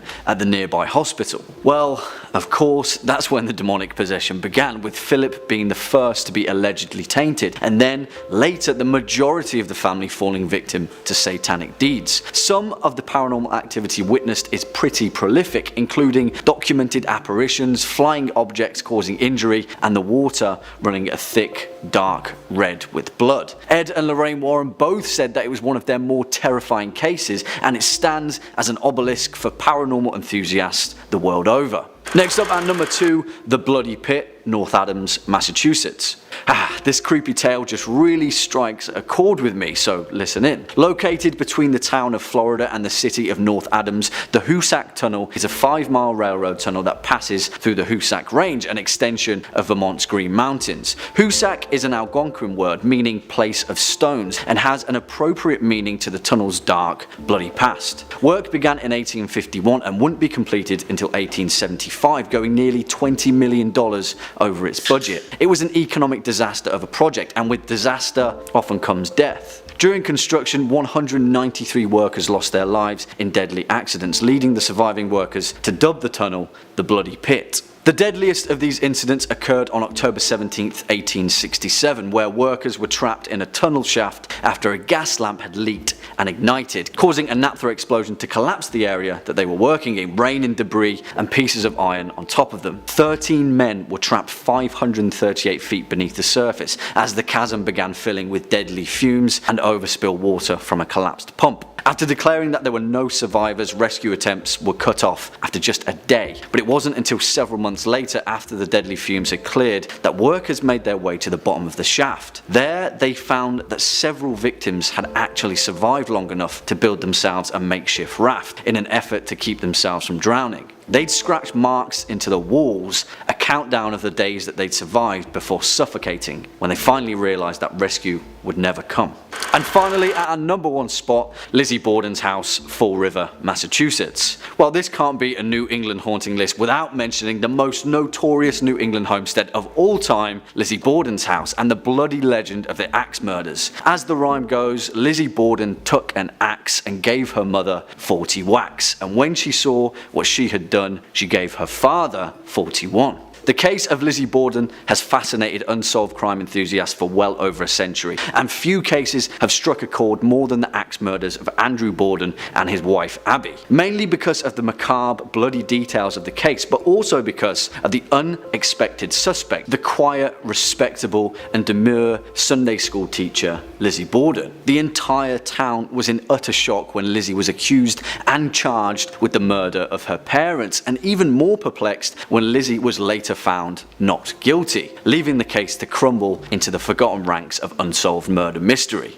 These days, the Borden house operates as a popular bed and breakfast where fans of the haunted tale can stay overnight in the same house that harboured the bloody, brutal murders. The most popular room requested is the bedroom where Lizzie allegedly murdered her stepmother. Well, whatever it takes for a good night's sleep, I guess. Coming in at number 5, Silverbow Inn Bed and Breakfast. The Silverbow Bed and Breakfast is located in Juneau, which is the capital city of Alaska. The inn is more famously known for its bakery that was founded in 1898 by the original owner Gus Messerschmitt. This is the oldest bakery in Alaska, and some say it is the best. Although people travel from far to taste the treats and the bakers, there are reports of paranormal activity in the inn above. The original owner and founder of the inn reportedly still haunts the premises. The story goes that the owner loved his bakery and inn. He spent his whole life dedicated to creating the finest bakery. From the day it was built, he spent all of his time here. He loved welcoming the customers and ensuring everyone enjoyed their stay. Inevitably, having spent all of his time at the inn, he was here when he passed away in 1938. He was so dedicated in life, it seems his soul was tethered to the place in death. Since he passed away, guests of the bakery and inn have reported a lot of paranormal activity. The most commonly reported sighting is of Gus opening his shop early in the morning. People have seen a figure matching his description walking around the halls as he once did to prepare for his day. This is not the only thing that guests have noticed. Some people have reported knocking on their bathroom door. When they go to investigate who it is, there is no one there, but they have a feeling of being watched. Many believe this is Gus checking up on the guests. He also wanted to ensure everyone staying there was happy, and people believe this is a sign that he's still checking in on the guests today. Coming in at number 4, the Hotel Captain Cook. The Hotel Captain Cook, located in Anchorage, is notorious for its paranormal spirit, which has been nicknamed the White Lady. People often take ghost tours of the hotel, hopeful of a chance to meet this famous spirit. Although the origins of the ghost are mostly unknown, from her behaviour it appears she passed away in the women's bathroom, or at least in the area which may have been home to something else before the hotel was built. The locals explain how she is bound to this place and is unable to pass on. She could possibly be cursed, as she seems distressed about her situation. Since the hotel opened, there was a lot of paranormal behaviour in the area. She would break the glass of the mirrors in the ladies' bathroom or swing open the doors to scare those inside. The hotel management had to step in when one guest used the bathroom stall located at the very end of the ladies' room. While in the stall, she felt something fall around her neck and start to get tighter and tighter. The woman panicked and ran from the stall. As soon as she left the cubicle, the sensation stopped. Since then, the bathroom has been bolted shut as to stop this from happening to anyone else. She does seem to be mostly contained to this stall, but there are still paranormal happenings. Lights turn on and off on their own. No one has been hurt since the spirit was locked away, but I would still stay far away from this hotel. Unless you're looking for an angry spirit, this is a hotel that should not be on your list of destinations to visit. Although, my parents were there and it's fine, you know. They're Gooch gang. Coming in at number 3 we have Eltz Castle. Eltz Castle is nestled in the hill of Germany. It is still owned by the families who originally built it more than 33 generations ago. Eltz Castle is one of the only castles left which has never been destroyed by the events of the medieval era or subsequent wars. The house is split into 3 sections due to the 3 families who built on the land together. The Rubeneck and Rodendorf sections of the home are open to the public, but the Kempenich branch of the family uses the other third of the castle. The public can visit to view the treasury. They have gold, silver and other historic artifacts, including an armory with weapons. The castle is a popular tourist attraction and not just for its beauty and history. It is also a hotspot for ghosts. Although the castle has never been destroyed due to war, it has still seen its fair share of battles and tragic events. It is said that if you were to visit the castle in the later hours, you would see the night patrol. Only there isn't any patrol, or at least none dressed in full night gear standing in formation like you might see. It is rumoured that the ghosts of past nights still patrol the land. They might have died while standing their ground, refusing to leave their post in their death. They still keep watch over the castle. They have been seen walking around looking for any possible intruders. Coming in at number 2 we have Babenhausen Barracks. The town of Babenhausen includes a lot of medieval structures, including a castle from the 12th century. They also have a city wall that was mostly knocked down during war, along with many old homes that were used during World War II. When the last member of the family who built and owned the town died, there was a 35-year conflict over who would have the right to inherit it. The town has seen a lot of battles and conflict for a small town situated close to Frankfurt. It seems the land here was sought after and people were willing to fight to get it. The town still stands today with the remains of its past, a little run down but still standing. It is believed that areas of the town are haunted by the ghosts of World War II soldiers. There have been classic signs of paranormal activity reported by locals and those who happen to pass through the town. Lights in homes turn off and on by themselves, even ones that are unlived in. Others have heard stomping footsteps with no source. It sounds like a great number of soldiers marching all at once, but if you were to investigate, you would see nothing there to create the noise. The most terrifying part of the hauntings are the voices. They have been heard in multiple homes. They often come from the basement like a whisper. When you hear the voices, you are filled with fear, as if the voices are scared of being found out. There is also an individual ghost in the area. A woman's voice has been heard speaking backwards or in some language no one could understand. It has been reported that a witch was burned at the stake in the 19th century, and it's believed she is still there. Some say she seduced and attacked several German soldiers in an attempt to protect her land when they were staying in the town. The town is full of history that might intrigue you to visit, but be warned there are many spirits trapped here and they might not all be so friendly. And finally, in at number 1 we have Kransberg Castle. Kransberg Castle was built in 1170 to fortify the area of Kransberg. The medieval building was acquired by the military and used for intelligence purposes during World War II and the Cold War. It has over time been restored to its original state to preserve its history. During its military use, it gained a lot of negative stories and people viewed it as somewhere to avoid at all cost. After the war, it was turned into a prison camp for war criminals. It's reported that the castle has seen a lot of death. People may have been tortured for information or to find out their involvement in the war. Either way, the energy here was evil. Since this period of time, there have been reports of paranormal events happening frequently. There is even a bunker that was built under the castle to contain the secretive things happening here. This links to other buildings in the area. They use this to smuggle prisoners under the castle. If you were to visit the castle, or if you brave the bunker, if you can find it, you would experience some intense paranormal activities. Screams have been heard from around the castle, screams that are begging for help or for mercy. There have even been ghosts dressed in military uniform walking around the castle late at night. There is a lot of mystery here and secrets that people wanted to hide from the public. You might get surprised if you were to investigate too much into what happened here. Off at number 5, Dudleytown, Cornwall, Connecticut. And what a mysterious place it is. Dudleytown, founded in the mid-1740s, was a small settlement located in Cornwall, Connecticut, and later abandoned sometime in the 1800s. It has everything you could ever ask for when it comes to a haunted New England village: a vanished family, a plague of ghosts and demons, and an ancient curse that made its way to the New World. As the legend goes, the area where the town was first located was owned by a man named Thomas Griffiths, the first to settle in the region and soon after to mysteriously disappear. Then followed Gideon Dudley in 1747, the man who the town is named after, and his 2 brothers, who would become known over the years as the men who brought the curse that has allegedly plagued the region ever since, causing the small area of Dudleytown to fall into ruin. According to legend, the curse began in England in 1510 after an Edmund Dudley, a patriarch of the family, tried to overthrow Henry VIII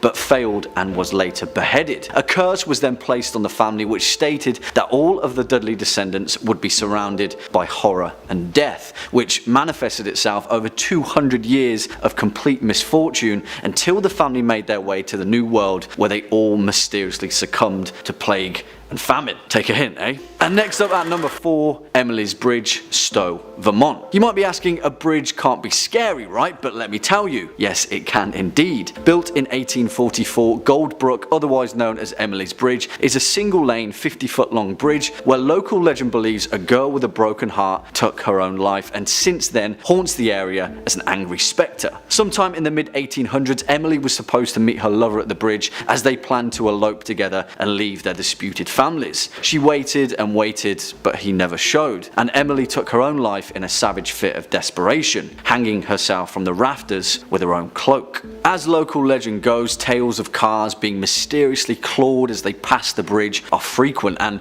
stories of bloody scratches down the backs of crossing pedestrians are more common than you'd like to know. It's said that if you park your car on Emily's Bridge sometime between midnight and 3 AM, then you can hear the dragging feet of a hanging corpse scrape against the roof of your car. I wouldn't recommend doing that though. In at number 3 we have the Fairmont Chateau Laurier in Ottawa. The Fairmont Chateau was originally commissioned to be built in the early 1900s by Charles Melville Hayes. Charles was the president of the Grand Trunk Railway.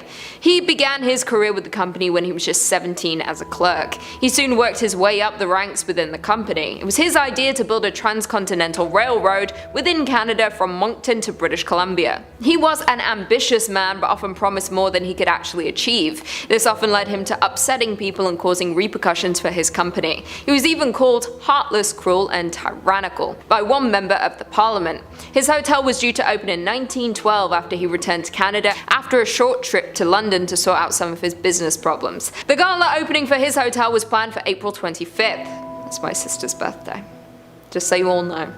He bought a ticket to travel back on the 10th of April after hearing his daughter back home was struggling with her pregnancy. He was due to arrive in New York on April 17th in order to make the gala. Unfortunately, Charles along with his wife and staff were on board the RMS Titanic.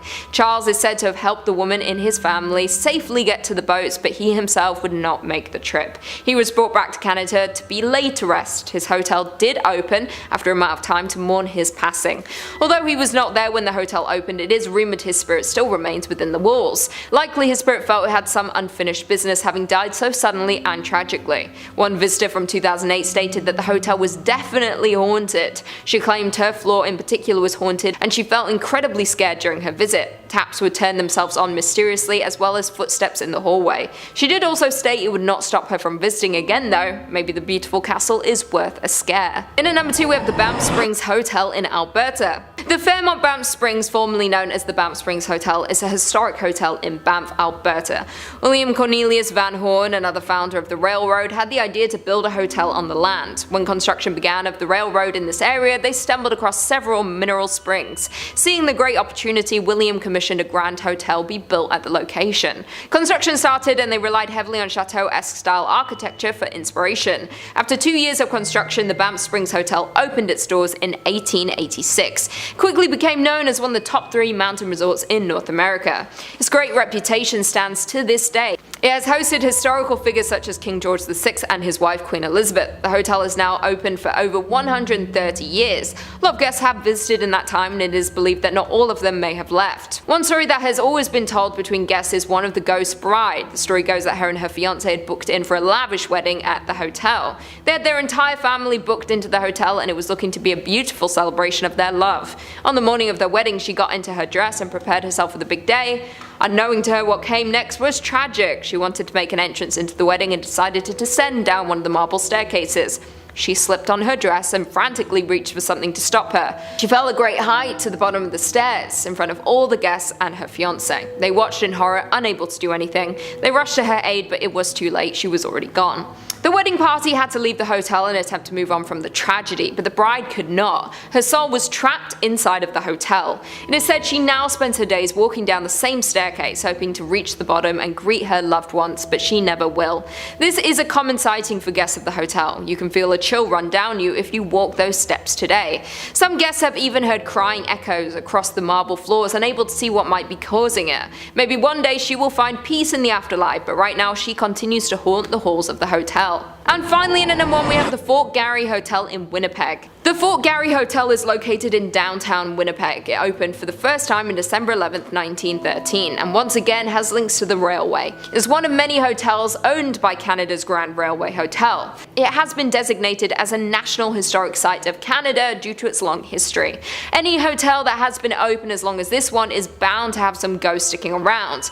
The most haunted room in the hotel seems to be room 202. Many years ago, a woman and her husband checked into the hotel for their visit to Winnipeg. It is said that the husband had left to run an errand, leaving his wife at the hotel for a short time. When he didn't return for hours, the wife became worried. She then got a call from the police that he had been involved in a car accident. He did not survive the crash. Stricken with grief, the woman spent many days in the room locked away. She then decided to take her own life as she could not go on without her husband. Since then, the room is said to hold her angry spirit. Both staff and guests have made similar reports of seeing blood dripping from the walls. One woman claimed that during her stay in the room she was awoken twice by the feeling of someone getting into bed with her. The ghost is not only confined to the room. Others have seen her in the hotel lounge, sat in a corner dressed in all black crying over her lost love. She is not the only ghost at the Fort Garry Hotel though, simply the only one who can be identified.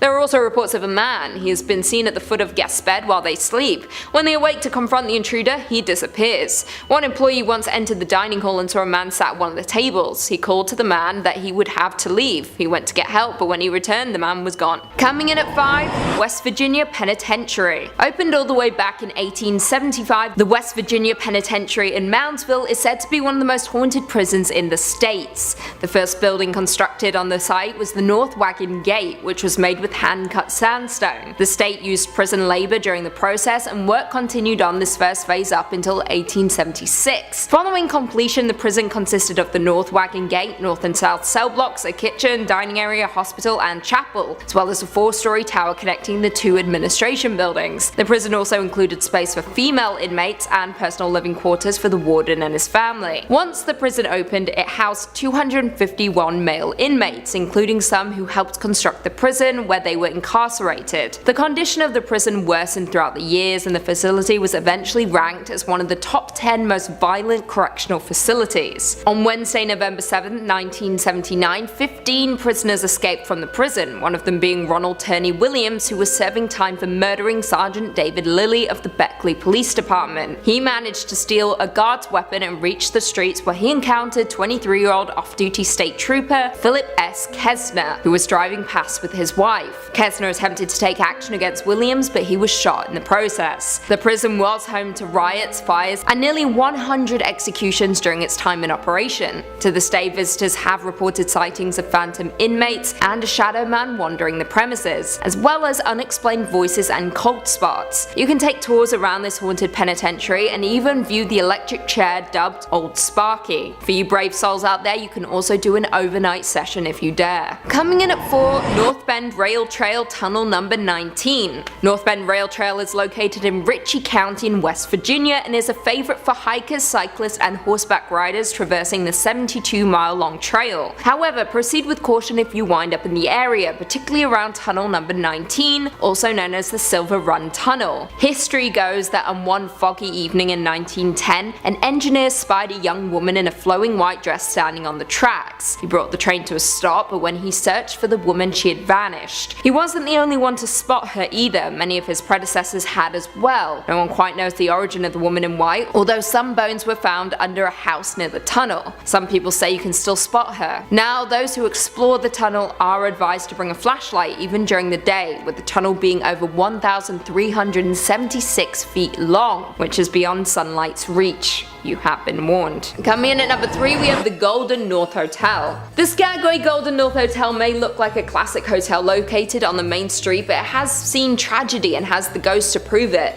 People say this place is haunted by a lady who passed away many years ago. She is bound to room 23 on the 3rd floor, but her presence can be felt in the area around the building. The locals tell the story of how this woman became bound to room 23. It's unknown in what year the story takes place, but it was many years ago. The woman was visiting the hotel with her husband. They visited the area so her husband could go on a gold expedition. The expedition was over a number of days to possibly weeks, and the wife was to stay at the hotel and explore the local area. The day arrived and the husband left on his expedition, leaving his wife alone. Not long after the husband had left, the woman caught pneumonia. She became sicker and sicker. There was no one in the area able to help her. She had no way to get to a local doctor with no knowledge of the area. She sadly passed away in little over a week due to her illness. When her husband returned, he was heartbroken to find his wife had passed. She had been laying in their room for weeks awaiting his return. The locals were shocked to hear what had happened, and horrified no one had heard her cries and helped her survive her ailment. Since then, she has been bound to the room. Other guests have heard sounds coming from the room which remains empty. The spirit can be heard coughing or choking. Some have said they saw her from the window of the hotel when walking around the area late at night. Some have even heard her cries for her husband. When anyone tries to investigate the room, they just find it empty and cold. The cold of the room takes over you as soon as you open the door. You can feel you are in the presence of a spirit and are overcome with sadness. Coming in at number 2, we have Independence Mine. The Independence Mine, now known as the Independence Mine State Historic Park, is the site of a former gold mining operation. It is located in Palmer, Alaska. The mining history in the area dates back to at least 1897. The mining town now sits abandoned. The operations were temporarily halted in 1950 with the plan to eventually resume operations. They were never able to resume the operations. This resulted in a well-preserved collection of mining equipment and buildings. Although weather has taken its toll, many of the buildings still stand today. As we know, with many mines, there are often accidents due to the dangerous nature of the work. Parts of the mine would often collapse. The mine is now a big tourist site as a look into the life and work of miners in 1897. The visitors have reported a lot of paranormal activity while touring the facility. Almost everyone who visits the mine sees some form of activity there. There are many apparitions that appear. They walk around the mine as if they were doing their usual day's work. Some have even seen cigar smoke coming from certain locations. You can smell and see the smoke, but there are no cigars in the area that could be making the smoke. Tour guides have noted that they often have the feeling of being followed. They can feel themselves being watched each time they tour the facility. Some have even found footprints that don't belong to them or anyone in their group. Although there is a lot of paranormal activity in the area, tourists still come to see the remains of the mining town. The ghosts seem to be well intended. They may merely be echoes through time of the souls who passed here. As far as we know, there have not been any visitors who have been hurt during their visit. I would still be wary of visiting here though. Finally, in at number 1, we have At the White House. At the White House was built in 1902 and is now on the National Historic Register due to how long it has been standing in the community. It has had many issues since it was built. It was originally built as a hospital, then it was used as a daycare center, and today is used as a hotel. Any building that was used as a historic hospital has seen a lot of tragic passings. When the building was used as a daycare center, there was a tragic fire. The building caught fire in the 1980s. It was fully restored following this. During the fire, the young woman who owned and ran the daycare was trapped inside. After ensuring all of the children were safe, she became trapped and unfortunately perished. Since the fire, her apparition has appeared around the home. Most guests believe her to be a kind spirit, but she does bring on the feeling of dread and terror when she is in your presence. Guests at the hotel have claimed to be startled awake by the young woman standing at the foot of the bed. Once they wake up and become frightened, the spirit usually disappears. Workers at the hotel claim that she appears to show more interest in families with children. She reportedly had a love for looking after children, and even in death she wanted to ensure their safety during their stay at the hotel. It is unknown what room she was trapped in during the tragic fire, but there are numerous cold spots around the hotel. Others have heard faint screams and cries coming from certain rooms. She is hailed as a hero for saving all of the children during the fire, but guests are still frightened when greeted by her ghost in the early hours of the morning. Coming in at 3, Droop Mountain Battlefield. On November 6, 1863, the Battle of Droop Mountain occurred in Pocahontas County, West Virginia during the American Civil War. Confederate forces engaged but failed to prevent Union forces under General W. Averill from a rendezvous with other Federal troops in a joint raid on Confederate railways. Droop Mountain was one of the largest engagements in West Virginia during the war and essentially resulted in the Confederate collapse. The battlefield site is now preserved and administered by West Virginia Virginia as a state park, and the unknown Confederate dead are buried in the Confederate Cemetery at Lewisburg. A wooden observation tower, hiking trails, and picnic tables mark the grounds where the Civil War soldiers fought, died, and some say still remain. Many visitors have reported sounds of galloping horses and sightings of the ghosts of headless Confederate soldiers, as well as one soldier lying asleep against a tree. Coming in at 2, Lake Shawnee Amusement Park. In the late 1700s, the Clay family moved to West Virginia, which is presently known as Mercer County. The Clay family, comprised of Mitchell and his wife, settled on an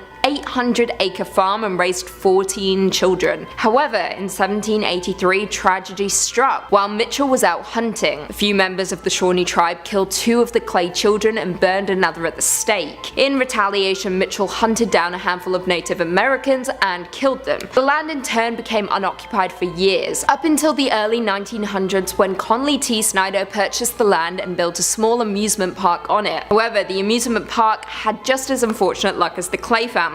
The park featured a Ferris wheel and a swing ride and was popular among locals, particularly families of coal miners who resided in the area. In the early 1950s, a young girl on the swing ride was killed when a truck delivering sodas accidentally backed into the ride, striking her. Another child also drowned in the swimming pool, which was subsequently filled in to prevent further accidents. During its operation, at least 6 people died at the park, which resulted in the park ultimately closing in 1966. In 1985, Gaylord White, a former employee of the park, purchased the land with plans to reopen it. It happened for a brief period, that is, before the park closed again after a 1988 archaeological dig uncovered numerous Native American artifacts, as well as human remains on the property that had been buried prior to the arrival of the Anglo-European settlers. In total, 13 skeletons were uncovered, mostly of young children. Perhaps the property is cursed, or perhaps it's just a series of unfortunate events. Who knows? But one thing is for sure, it is one of the most haunted places in the entire world. And finally, coming in at number 1, the Trans-Allegheny Lunatic Asylum. The Trans-Allegheny Lunatic Asylum, also known as the Western State Hospital, was a Kirkbride psychiatric hospital that operated from 1864 to 1994 by the government. Originally built by Richard Andrews, it was constructed from 1858 to 1881 and was originally designed to hold 250 people. However, it became overcrowded in the 1950s, with the hospital housing 2,400 patients, resulting in it being forcibly closed in 1994 due to changes in patient treatment. Following its closure, it was then purchased by Joe Jordan in 2007 and is open for tours and other events to raise money for its restorations. During tours of the facility, witnesses have reported doors slamming, shadowy figures, and even blood-curdling screams from within the building walls. The asylum has garnered such a spooky reputation. It has appeared on shows such as Ghost Stories, Ghost Hunters, Ghost Adventures, and Paranormal Lockdown. It was also featured in Bethesda's 2018 video game Fallout 76 under the name Fort Defiance and acted as a base for the Brotherhood of Steel, one of the game's main factions. Number 5 on this list is Abbaye de Mortemer. This abbey is located in the French town of Mortemer in the Normandy region and has a deep history to it. In the mid-1500s, this was a prosperous area filled with a bunch of monks. It was a growing town that was one of the most successful in the region. This didn't last too long though. When the 1700s struck, things changed quickly. The men who were funding this town grew greedy and cared little for the people that were living there. The abbey itself started to deteriorate and the monks began moving out. Soon it was a shell of its former self and only had 4 monks that it housed. This wasn't the end though, because in 1789 this abbey saw the worst horror of its history. The French Revolution was at its height and sweeping its way through France. Religion was completely out of favor, and that meant the 4 monks that were living there were also out of favor. When the revolutionaries got to this location and found these monks, they didn't hold back. They took them into the cellar of this abbey and brutally massacred all 4 of them with no provocation. People think that this was one of the main incidents that caused this place to become one with the spirits. Since then, many ghostly sightings have been reported at this spot. One of the most famous stories was in World War II. A British paratrooper landed in the forest nearby and was spotted by the Germans.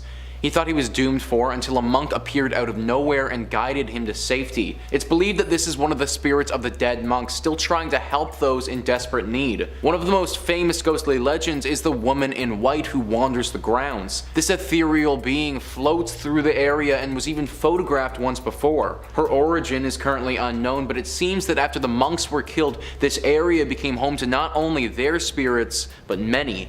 Werewolves, goblin cats, and other demonic things have also been spotted here. This place is deeply haunted, and even though that one paratrooper was saved by a ghost, I think that's the exception rather than the rule, and for that reason, I still wouldn't recommend going here. Number 4 on this list is the Chateau de Brissac. This chateau in France is located in the Loire River Valley south of the village of Lingers in France. It's a very beautiful chateau and extremely unique because it's actually a mix of 2 different chateaus. In the early 11th century, an initial castle was built on the land, but then several hundred years later, in the 15th century, the land was taken over by the Duke of Brissac, who had his own vision for the space. He tore down most of the castle except for the twin medieval towers and then built around those, so you get this very interesting style of chateau. This chateau is also apparently the tallest in all of France. The great beauty of this castle and unique architecture aren't the only things that distinguish it though, because it's also one of the most haunted. An expert on the castle named Wesley McDermott gives great insight into the entity haunting this building, where he says, "A double murder that occurred sometime in the 15th century within the walls of the castle has resulted in one of the more popular ghosts of the Chateau de Brissac, that of the La Dame Verte, or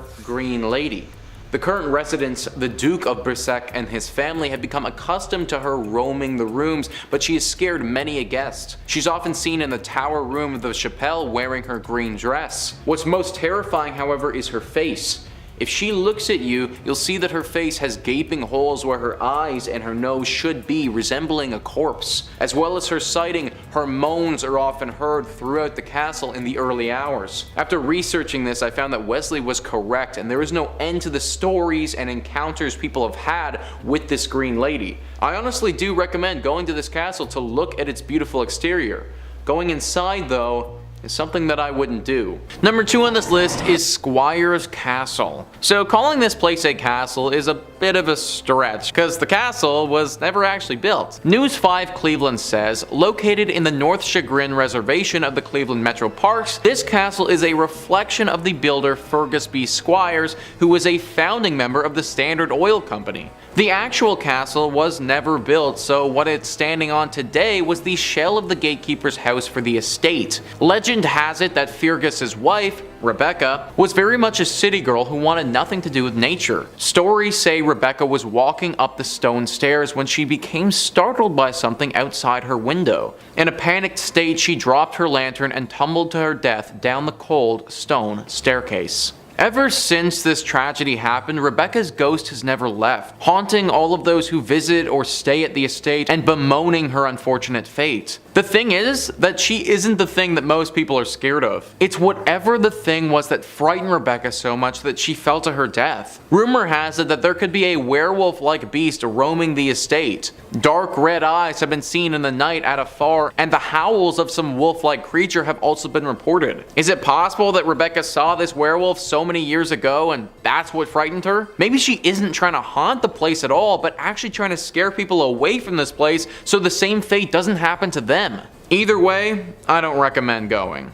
And finally, number 1 on this list is the Lorraine Palace Theater. You know, for once, it would be really nice to go see some theater without fearing for your life. Sadly, you aren't gonna get that at the Lorraine Palace Theater. The Atlanta Journal-Constitution writes, the Lorraine Palace Theater opened in 1928 in Lorain, Ohio, near Cleveland. It seats just over 1,700 guests and was the first movie theater in the state to show talking pictures, according to the theater's website. Dave Hensley, a paranormal researcher and the founder of EVP Mediums, told the Chronicle-Telegram after investigating the palace that there are so many spirits there he couldn't even count them all. We got a name from a gentleman named Ed who said that he worked at the shipyard. That's profound because the shipyard was directly behind the palace. He claimed that he was murdered pushed downstairs, Henley said. There was a spirit who said that he died of drugs as well. And we had spirits that were killed in the 1924 tornado that hit Lorain. That was pretty emotional, one of them said. My body flew, Henslett told the Chronicle. The theater's operation director told the newspaper most people in the area probably know about the ghosts and spirits that roam the palace's hallways.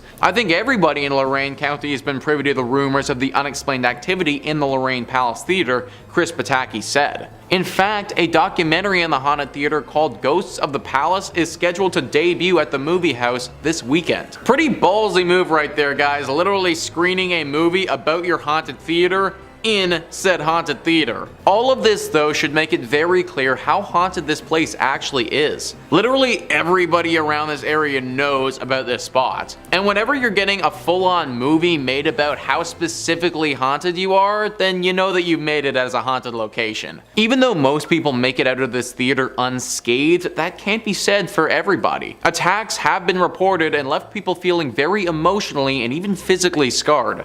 Netflix is a thing for a reason now, guys. Let's use it. In at number 5 we have James Bay Inn in Victoria, British Columbia. The James Bay Inn opened in 1911 and is the third oldest hotel in Victoria. The hotel has continued to operate, only closing briefly during the war. The hotel was built so that every room has a view outside and access to fresh air. This was the most important thing to the architects. The hotel bought enough land that there is nothing blocking guests' view. In 1942, the hotel was purchased by the Mother Cecilia's religious order. From then until 1945, the hotel was run as St. Mary's Priory. During this time, the building had its most famous visitor, the Canadian painter Emily Carr. The Canadian painter Emily Carr was a patient at the Priory during her illness. It was here that she spent her final days and finally succumbed to her illness. Many believe that her spirit did not pass on. It could have been that she has unfinished business, a painting she had yet to finish. In the final days before she died, she was made aware she was to be awarded an achievement for her life's work, an award she did not live to see. The room that was used for the sick in 1945 has since been refurbished a number of times. It is now a men's room leading off from the pub. It is believed that her spirit is unhappy that where she had her final moments has been turned into a restroom. There are reports that she likes to play around with the ghost. She will call the phones in the rooms at night. When answered, no one is there. She has also been seen to appear at the end of the beds watching people sleep at night. She was also once seen in a mirror of the washroom. The scared guest told others, but no one else saw her on investigation. In at number 4 we have Fairmont Royal York in Toronto. Opened in 1929 by Canadian Pacific Hotels, the Fairmont Royal York in Toronto has been a member of historic hotels worldwide since 2017. When it first opened, the hotel was the tallest structure in the entire British Empire. Within a year, the demand for the hotel grew so much the hotel already had its first renovations to add more rooms. Like most other hotels around that time, the hotel was designed as a chateau and Art Deco style architecture. This hotel has also hosted royal family members King George IV and Queen Elizabeth during their royal visit to Canada. The hotel is believed to have at least 4 ghosts who like to walk the halls of the historic hotel. An author named John Robert Colombo wrote the book Mysteries of Ontario. In the book, he mentioned a ghost that he came across during his stay at the Fairmont Hotel. According to the book, he saw an apparition of a man. He said he was a grey-haired man in a maroon jacket. He saw the man in the hallway of the 8th floor. Others have also reported seeing the man in different areas of the hotel. There is another story about a young woman who used to work at the hotel. The former employee once went missing during her shift. When she was finally found, it was too late. The woman had taken her life and was hanging from the stairwell railing above the 19th floor. The reason why she did this was never discovered. Since then, staff have heard strange scrapings and screams coming from that area of the hotel. If anyone dares to investigate the noises, they stop. Guests have also come into contact with her ghost on the 8th floor, claiming they felt the presence of someone, like they were being followed. As mentioned before, there are believed to be more ghosts in the hotel. The hotel is so grand in size that hauntings have occurred randomly over many floors. One electrician claimed he often feels cold spots when working on the hotel with no reason as to why. Number 3 on this list is the USS Lexington. The ship has its own museum dedicated to it now, and it is 100% haunted. The decommissioned World War II aircraft carrier is riddled with different phantoms. This museum is literally said to receive, on average, hundreds of reports of ghostly apparitions in 1 year. That is so much supernatural energy that has just congregated here. Now, World War II was obviously an awful time, and if this boat played a major role in the Battle of the Atlantic, which I imagine it did, then it assuredly saw its fair share of tragedies. The ghosts are not quiet about their presence, they make themselves very known. One of the most famous ones resides in the engine room. Apparently, visitors will go there and a spirit will form explaining the engines and how they work. Then, when his lecture is over, poof, he will be gone in a puff of smoke. There's also a general sailor that walks around the ship and is actually said to be rather helpful. However, with these tame ghosts, there are some troublemakers as well. Small items that you may have on your person, a wallet, a watch, a phone, a keychain, anything like that are often reported missing after people get on the ship. If you do intend to go here, then hold on to your valuables very closely and get ready for a long lecture on engines. Number 2 on this list is Bragg Road. For over 100 years now, this road has been haunted by a very strange and ghostly light. It's been seen by hundreds of people during that time and nobody can explain it. Texas Highways says, in the heart of the Big Thicket is Hardin County, and in the heart of Hardin County is the infamous Bragg Road, home to countless sightings of the ghost road light that appears to nighttime travelers on the road between Saratoga and the defunct village of Bragg Station. Before the current road was built, the Arrow Strait clearing served as Santa Fe Railroad's branch line built in 1903. From its inception, locals considered the line haunted by Mexican laborers murdered by a thieving foreman,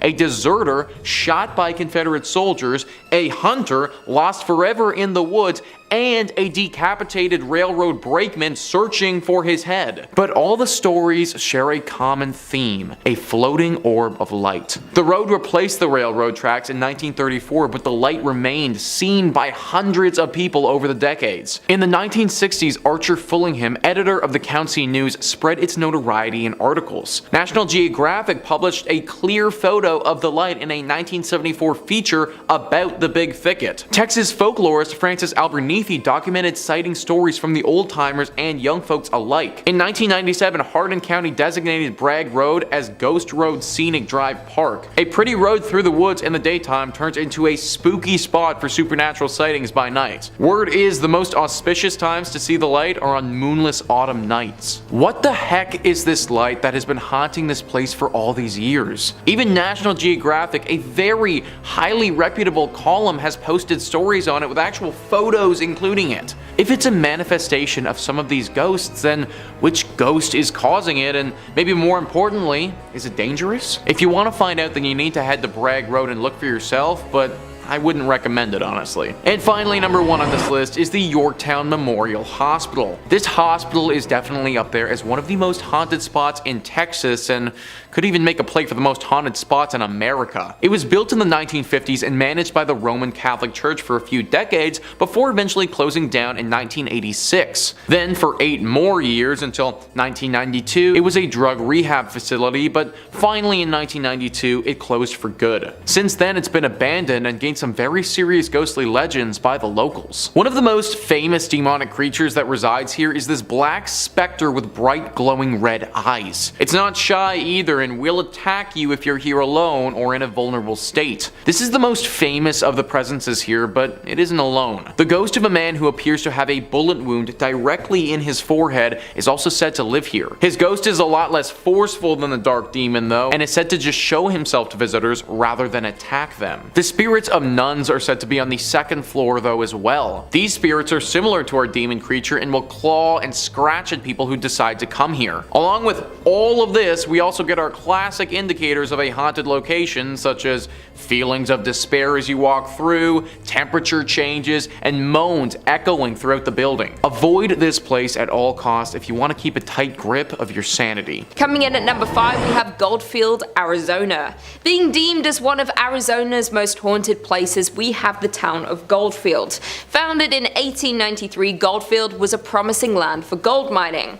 The town grew rapidly, gaining 1,500 residents during its first year. The space was quick to build businesses including stores, a blacksmith, a butcher, a brewery, and 3 saloons. Though the town of Goldfield met its fall just as quickly as it was built up. After 5 short years, the gold ran out and people began to dwindle, eventually leaving it fully abandoned, securing its ghost town status. Being classified as a ghost town doesn't necessarily mean a place is haunted by ghosts, but this is not the case for the Goldfield ghost town. There's plenty of documentation and investigations that point to Goldfield being a paranormal active ground. It is known that a mysterious figure lurks within the shadows of the Goldfield ghost town, Bordello. It is unclear who this spirit would have been in life, yet it is commonly believed he was once a miner who lived in the town. Unexplainable knocks and bangs are heard in the building, and some unfortunate visitors have been scratched. This activity is attributed to a dark character who's usually seen wearing a cowboy hat. Just on the horizon of the Goldfield ghost town sits a landscape made ominous by its name and the legend surrounding it. The Superstition Mountains are cloaked in mystery and at the center of many fables, making them notorious among the paranormal community. The Superstition Mountains carry many secrets, the most famous being the location of a supposed deposit of gold and riches in the Lost Dutchman's gold mine. A curse has kept this treasure safe since the days of Goldfield's mining boom. Many have set out to locate these riches and many have returned empty-handed or found only death. Countless adventurers have perished in the Arizona heat pursuing this chase. Their ghosts are said to now haunt the mountainside. Other secrets of the mountain have people believing that the hill is a place where evil spirits hid and told stories of a devil that lived behind the mountain. There's also a rumored apparition of a hugely tall skeleton named the Borrego Phantom, which appears to those exploring the mountain after dark. Another layer of creepiness is added to the mountain by the local legend that reptile-looking people surface there after dark. All of these creepy mysteries are summed up pretty nicely in the Superstition Mountain's name. In at number 4 we have Glen Rio, New Mexico. Found on the state border of Texas and New Mexico lies the town of Glen Rio. Founded in 1901, it was a town where wheat and cattle farmers settled and grew a community. Being divided between two states made for some unusual customs in Glen Rio. The mail would arrive at a train depot on the Texas side but would have to be transported to the post office on the New Mexico side. The Texas side was part of a dry county, so all the bars were on the New Mexico side. Because the gasoline tax was higher in New Mexico, all the service stations were on the Texas side. By 1920, Glen Rio had a hotel, a hardware store and a land office, as well as several grocery stores, service stations and cafes. Though Glen Rio's permanent population never rose above 30 people, the town survived with its tourist-based businesses catering to the many travelers along Route 66. By 1985, only 2 residents remained in the small town, and the Texas post office was the only business open. It too has long since closed. Other buildings have overgrown sites, missing windows, or debris surrounding them.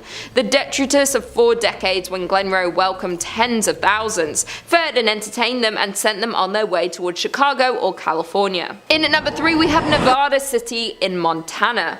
Miners settled in Nevada City in 1963, along with establishing their homes and businesses in this new town. Located in southwestern Montana, the town is 1.5 miles from Virginia City. The town was thriving up until 1876 when the gold miners moved to other promising sites. In 1896, the Connery Placer Mining Company destroyed most of the city's buildings. The company dredged the gulch and later abandoned it, leaving heavy wooden barges. This abandoned town being haunted is old news, as the Nevada City Hotel is reported to be frequented by the apparition of a road agent who lost their life nearby, according to online sources.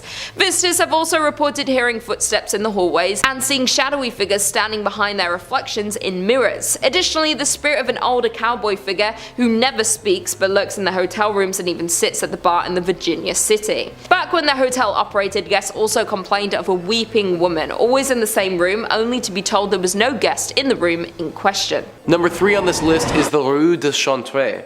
This is considered by most to be the most haunted streets in France. It's located in Paris on the island and is right next to the Notre Dame Cathedral. This street is said to be haunted by the ghosts of many children. As with most ghost stories, this didn't come out of thin air, but from a horrible tragedy that took place on this street just over 100 years ago. In the early 1900s, there was a hotel that was located on this street.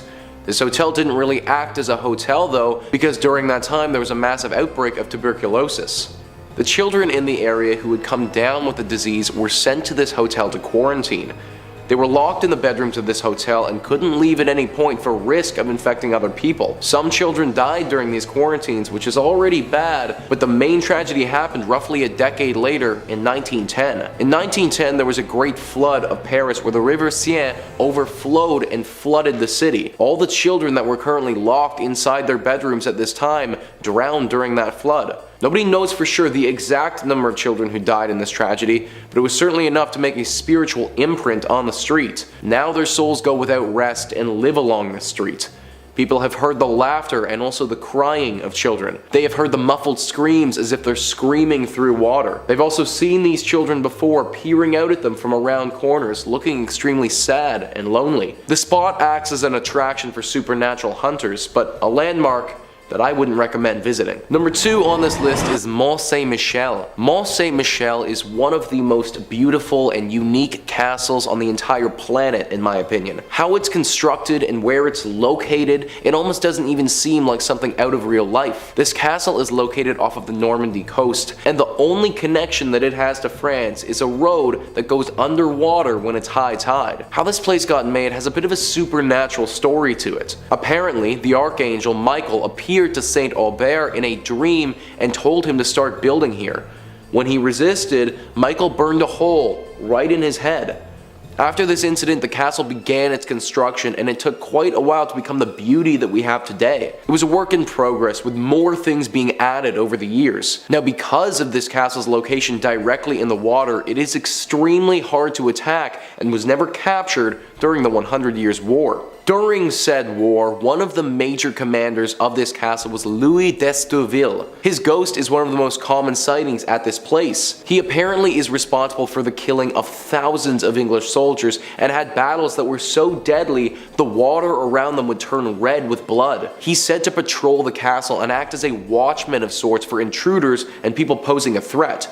Similar to our previous entry of the horse, one of his main objectives is to keep the castle safe. He isn't the only ghost at this spot though. The ghosts of monks can also be seen praying and meditating at this location. For a long time, this castle housed several hundred monks until they were ultimately kicked out from the space. Their spirits still linger in this place though, although they aren't nearly as frightening as the weathered war general, in my opinion. Number 1 on this list is the Paris Catacombs. The Paris Catacombs is unlike anything else on the entire planet and is the breeding ground for scary stories. These catacombs are a collection of tunnels that are underneath the city of Paris and stretch for over 2,000 acres. The tunnels act as an underground cemetery where they house over 6 million dead bodies. This is one of the largest collections of the dead in the entire world, and if that wasn't enough, you can actually see their skulls as they all line the walls. These catacombs are extremely difficult to navigate. Seeing as there are over 2,000 acres of them and it's underground, people have reported getting extremely lost when they're trying to explore them. This is part of the reason why only a portion of them are open to the public today. But all of this has led to a plethora of ghost stories and legends over the years. For instance, in 2004, a group of police officers were investigating an area of the catacombs that was closed to the public, and they came upon something unexpected. A bar, a living room, a workshop, and a meeting area for over 20 people, they were all found. This was alongside a PA system, a camera system recording the area, and a pirated means of electricity. All of this was more than suspicious, but when the officers returned a few days later with some more people, everything was gone, except for a note that read, "Don't search." This isn't all there is to the catacombs though. In the 1990s, a group was searching through them and found a video camera lying on the ground. They picked it up and examined it and saw that there was a recording. The recording was clearly of a man who was very lost in the catacombs and extremely frantic. Scary voices could be heard in the background, and the heavy breathing of this man indicated his panic. Finally, the camera fell to the ground and we could hear the man scream. These are just 2 of the more famous stories to come from these catacombs, but so many other ones of ghosts or demons haunting the area have come from this place. If you were to ever go here, then make sure you have a strong sense of direction and a flashlight, because the last thing you would want is to get lost in an underground haunted graveyard. Number 5 on this list is the Plaza Theater Performing Arts Center. Built in 1930, this beautiful theater has had many shows and screenings here over the years. For 55 years, it was in operation as one of the premier spots to have your movie shown, but in 1985, the theater shut down. It remained as such for about 20 years when in 2006, it began to get renovated. Now it's mainly just for live theater and other performance art in the city of El Paso. Like a lot of beautiful old theaters though, as time passes, legends emerge, and this one in particular certainly has its fair share. The Plaza Theater for Performance Arts Center has 3 primary ghostly apparitions it houses. The first is our very standard and very classic drifting woman in white. Looking sad and down on her luck, the spirit of this woman will often drift around through the rafters and has been seen by many workers throughout the years. The second is a man in all black who materializes in front of people. He's described a bit like a shadow creature, but slightly less menacing. I suppose if we have our woman in white, it's only fitting that we have a man in black to get a little bit of variety going. The third ghost sticks with the theme of spicing things up and is actually a little boy with a bouncing ball. It's not a basketball, but a small bouncy ball that the child seemingly plays with as he haunts the theater. Nobody knows the origin of these ghosts or how they got here at all. Are they connected? Maybe once a family unit who died here together, or are they all separate and have each suffered strange tragedies at this location over the century? El Paso, I'm sure, has some other theaters, and I'd stick to those ones if you're looking to watch some live shows if you're there. Number 4 on this list is Henley Row. Located on the Texan island of Galveston on the Gulf Coast, this is the most famous haunted spot for locals in the region. Texas Highways writes, "It's not surprising that Henley Row is a hotspot for supernatural activity. Completed between 1855 and 1858 for shippers and cotton brokers, it was the town's tallest structure during the Civil War. The roof doubled as a Confederate lookout for Union ships. Galveston and nearby barrier islands, history have been laced with tragedy. It was the site of a bloody Civil War fight, and serial epidemics of yellow fever decimated the populace. Hurricanes blast through regularly. The 1990 storm left up to 12,000 casualties in the worst natural disaster in US history. No wonder Texas writer Brian Woolley called Galveston an old cemetery with a beach attached. The resident ghosts of Henley Row represent aspects of Galveston history. There's the Confederate soldier seen on the roof and around the building. The bloodied teenage factory worker is a vestige of the building's cotton grading days. The lady in white and the running and playing little boy and little girl are thought to be 1900 storm victims. The upper floors house apartments and offices now, but Henley Market's glass ceiling reveals views of stairs and landings. During renovations, workers reported tools mysteriously moving around. Staff recall other spooky experiences as well. Some years ago, a friend gave her old photo of Dr. Wilbur from a house on Church Street that's always displayed in the shop. When Hurricane Ike inundated the building with 10 feet of water in 2008, the photo went undamaged while many other things were destroyed. Every year on November 1st, employees construct an elaborate Day of the Dead altar that includes the photo and lighted candles. Before closing, the staff follows a 3-person backup routine to ensure the candles are completely extinguished, even dousing them with water. Yet almost every single year, 1 or more candles are burning the next morning. I can't imagine working at a place where we had to light candles for our ghost altar. Like, that action alone would make me want to quit immediately. I suppose the one good thing is that the ghosts here don't appear to be particularly evil or wanting to inflict harm. Still though, waking up and heading to work is already a tall task as it is, but knowing that there's a dead little boy and girl waiting there, yeah, that's a solid no-go for me. Number 2 on this list is West Virginia Penitentiary. Would this really be a most haunted place list if we didn't throw a prison on here? Paranormal activity usually favors places that have seen a lot of tragedies and sadness, and this penitentiary has definitely had its fair share. This prison opened up in the 1860s and was active for 119 years before finally being shut down. In that time, it saw over 100 executions, countless riots where people were either severely injured or died, fires, and an insane amount of human rights violations. All of this has led to what we have now, which is just a really haunted prison. Though the prisoners are gone, they're not forgotten, and by many accounts, the ghosts of some of the 998 men who died here still roam free. There's a shadow man that has been seen and even photographed. Staff of the prison have been accosted by unseen forces. Strange noises still echo throughout the cell blocks, and something dark lurks in the bowels of the building. That was a small passage from Moundsville Haunted History, who are familiar with the prison. 998 men though. That's how many different individuals are thought to potentially haunt this place. That's literally a full-on ghost army right there, guys. This place must have been horrible if that many people's souls are left wandering around this space. If I was the owner of this spot, I'd do those 998 people a favor and just knock this place to the ground. Maybe then these ghosts can finally rest. And finally, number 1 on this list is Point Pleasant. This has got to be the top spot on our list just considering the amount of lore surrounding the creature here. The Mothman. If you're watching videos on this channel, then I imagine you're already probably familiar with what this creature is, but for those who aren't, the Mothman is a humanoid creature reportedly seen in the Point Pleasant area from November 15th, 1966 to December 15th, 1967. Shayla Klein says, according to legend, Mothman is a black 10-foot creature with wings and red eyes.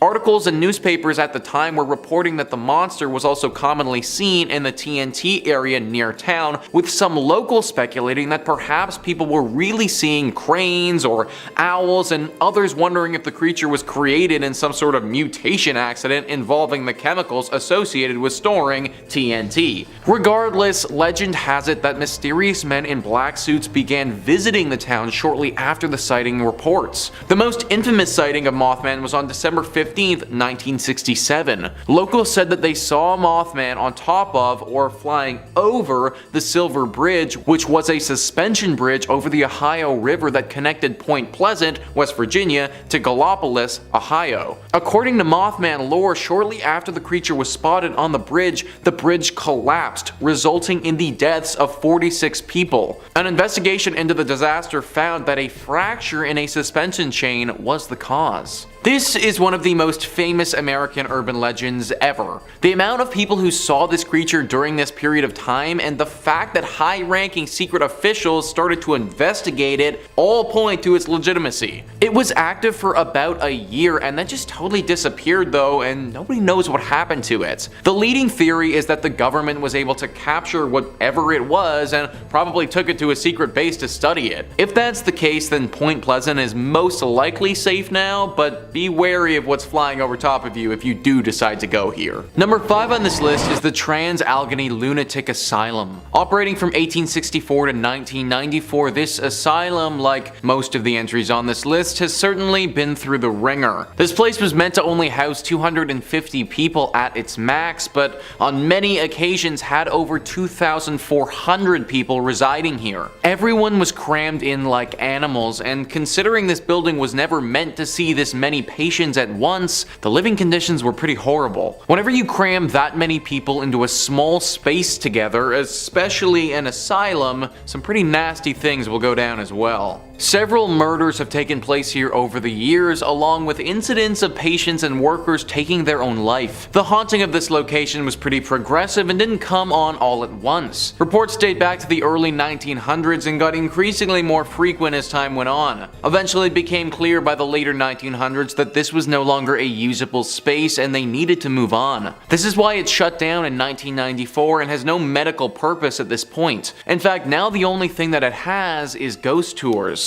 The owner of this place know the legends are far stretching with this asylum and intend to make a profit on it. The ghosts are decently friendly here, or at least for the most part aren't dangerous. However, there have been a few instances where individuals have been scared to a point of serious and significant trauma. If you do plan to go here, then make sure you have a thick skin and aren't frightened easily. Number 4 on this list is Haunted Harper's Ferry. Harper's Ferry is a small town in West Virginia that honestly looks like something out of a storybook. It's comprised of roughly 100 19th century restored buildings. As you can imagine, it's a very quiet town and there isn't too much of a big city vibe going on here at all. This place wasn't always quiet though. In the American Civil War, this town played a pivotal role and was fought over multiple times throughout the years. People believe that it was through the death during the Civil War that this place has developed an affinity to spirits. Deborah Block says, at the nearby True Treats historic candy store, chocolate and other candies are brightly lit on tables and in baskets. The cute and welcoming shop is popular with visitors, hardly seeming like a place where a ghost would want to hang out. But store manager Tara Dockman, known as the Ghost Lady, in town for her sensitivity to paranormal activity, says there are 2 ghosts who frequent the store, and she even knows one of them by name. The female has a white white flowy gown and she goes to the top floor of the store where there are no customers, she explained. And Colby, a man, likes to show himself and usually shows a shoulder or a pants leg, which you'll see walk across a room. They both like to throw candy around and slam doors on customers. Dockman said Colby is a troublemaker who may also push people. She assured me that she had spoken to him about not bothering me while I was in the shop and was hiding in a corner storage area. Tara isn't some nutbag who's the only one who sees ghosts here either. Tons of people in the town have had run-ins with them. In fact, the biggest attraction this town has to offer are the ghost tours that highlight how haunted this place truly is. Number 3 on this list is Lake Shawnee Amusement Park. The park is no longer functional, and based on all of the incidents that went down here, that's probably a good thing. It all started in the 1700s when a settler, Mitchell Clay, and the local Shawnee Native Americans fought and ended with 3 of Clay's children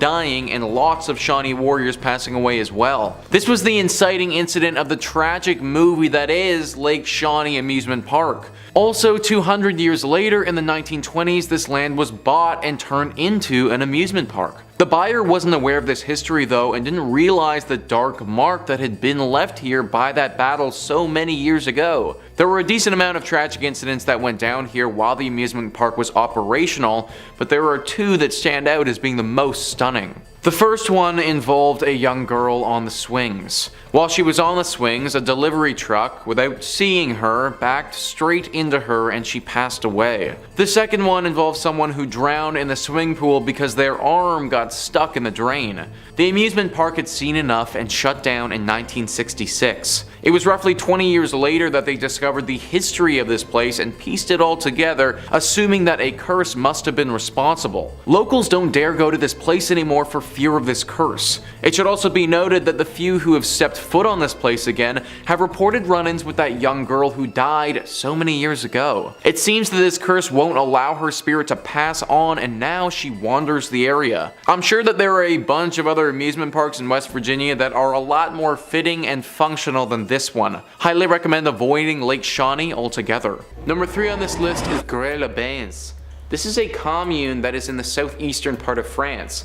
The reason why this town is so haunted is because of all the conflicts that have taken place there over the years. If you name any significant war that has happened within France, it's most likely that at some point or another, a battle was fought at this place. This has caused a lot of untimely death of soldiers and also the civilians who were living there. All of this death has left some spirits behind and made it so that this town is deeply haunted. Even though this is a town, the area that is most haunted seems to be located close to the castle at the top of this town. The reason that I say at the top is because this is a mountaintop village, and the way that this town is laid out has the castle right at the zenith. Therefore, everything is cascading down from this haunted castle that towers over the rest of the residents. There isn't one ghost who lays a rule to this town, but a collection of ghostly spirits. It's said that if you walk around the castle at nighttime, then many voices will start to speak out of thin air. Shadows will dance on the walls as if someone is around you, but once again there'll be nothing. People also report having a deep sense of uneasiness when they're in this area and feel unwanted. The ghosts here don't sound as dangerous as some of the other ones, but I still don't recommend checking this place out. Number 2 on this list is Chateau de Blain-de-la-Tour. This is a castle that is located directly in the village of Blain-de-la-Tour. This castle certainly isn't the most ornate in nature. It looks to prioritize functionality over beauty. This was largely because its main use was during the 100 Years' War, and the French wanted to make sure it wouldn't get captured by the British. This castle is very unique with its haunting. It's always haunted by one specific ghost, which I'm going to get into, but on one particular day of the year, this place goes off the rails with paranormal activity, and it's this event that has given the castle the title as the most haunted castle in all of France. At midnight on All Saints' Day, which is on November the 1st, it's said that a plethora of phantoms will fly out and circle around the tower of this castle. They will scream and wail and cause a major ruckus. People have also said that these wailings feel inherently sinister in nature, almost as if these ghosts are driving people away from this place. Reports have also said that chains can be heard smashing against the walls, and screams from below in the tower are heard as if people are locked up there. This event only takes place on November 1st at midnight though, and is now part of the lore and culture around this village. On a regular day, this castle isn't completely without ghostly apparitions though. The ghost of the master of the castle from the 11th century walks throughout in a bloodied outfit. It's said that he was murdered with a dagger and that his spirit walks around to this day still holding that same dagger which killed him. Number 1 on this list is Château de Bonneguil. This castle is located in Saint-Front-sur-la-Masse and was built in the medieval ages. It's decently well kept considering how old it is today. As with most castles that were built around that time, this one played a critical role in the 100 Years' War. It's said that it was fought over multiple times and retaken by both sides multiple times as well. Aside from its deep history, reports of a potential haunting have run rampant all throughout France. In fact, people were so convinced that a spiritual presence was living here that a team went to go investigate it. This group of paranormal experts went in and made some startling discoveries. They said that when they got there, the thing that they noticed and detected the most was the sensation of somebody touching their shoulder, as if somebody was right behind you and had their hand just on one of your shoulders. This went hand in hand with a sensation of burning. Apparently the burning didn't have them in pure agony, but they were all reportedly uncomfortable for sure. The temperature changes didn't stop there either, because it also got incredibly cold all of a sudden. Creepy noises, loud shouts, and a very guttural and deep moan that echoed throughout the castle were all things that this group had reported as well. Nobody knows who or what ghostly spirit is causing these occurrences, but it's clear that something isn't quite right about this French chateau. In at number 5 we have Palmer House Hotel. This hotel is not only considered the most haunted place in Minnesota, but to some it's considered the most haunted place in America. Located in Sauk Center, the hotel has been visited by paranormal activity investigators from across the country. Recently, the ghost hunter from the Travel Channel, Ghost Adventures, even investigated the hotel. A brothel that went by the name of the Sauk Center House occupied the current grounds of the Palmer Hotel, but the Sauk Center House burned down in 1900, and the Palmer was built in its place the following year. The Palmer Hotel was established in 1901 and is notorious for its permanent ghost residence. The most reported ghost in the hotel is named Lucy, who resides in room 17. Legend has it that Lucy was an adult worker that frequented the past building of the Sauk Center House. Though Lucy endured a terrible accident of losing her life at the hands of one of her clients. Even though this happened in the building, the Palmer Hotel can't seem to get rid of the spirit of Lucy. The ghost of Lucy is said to dislike men by slamming the room door of male guests. Some reports her slamming the room door so hard it rattles the artwork on the wall and aggressively drops the temperature. During a recent investigation, a Chicago ghost hunting outfit allegedly recorded a temperature of -1 degrees Fahrenheit during their stay. Additionally, there was a couple staying at the hotel that reported a horrifying ghost encounter in room 17, where the wife woke up in the night and suddenly saw a lanky man dressed in 1920s clothing standing at the foot of the bed. Other active areas include the bar in room 22, home to a spirit named Raymond, rumored to be Lucy's manager. One employee of the Palmer House Hotel has confessed that their favorite paranormal experience is when guests complain about how noisy the people above them are, even though they are on the top floor. The ghost encounters and paranormal activity is so frequent at the Palmer Hotel that the current owner, Kelly Freezer, didn't believe in ghosts, but this changed when she became the owner of the hotel. In at number 4 we have the Soap Factory. The Soap Factory was at its peak during the soap boom of the 1880s, though now the factory has been left abandoned. The soap factory is one of the oldest factories in Minneapolis. While the process of making soap required lots of fats, lying in extremely hot temperatures, therefore it wasn't the most glorious or safest workplace in its day. Furthermore, the fats came from animal carcasses, thousands of them. The flow of blood and skin leaked into the Great River next door in the turn of the century. The building's smell of flesh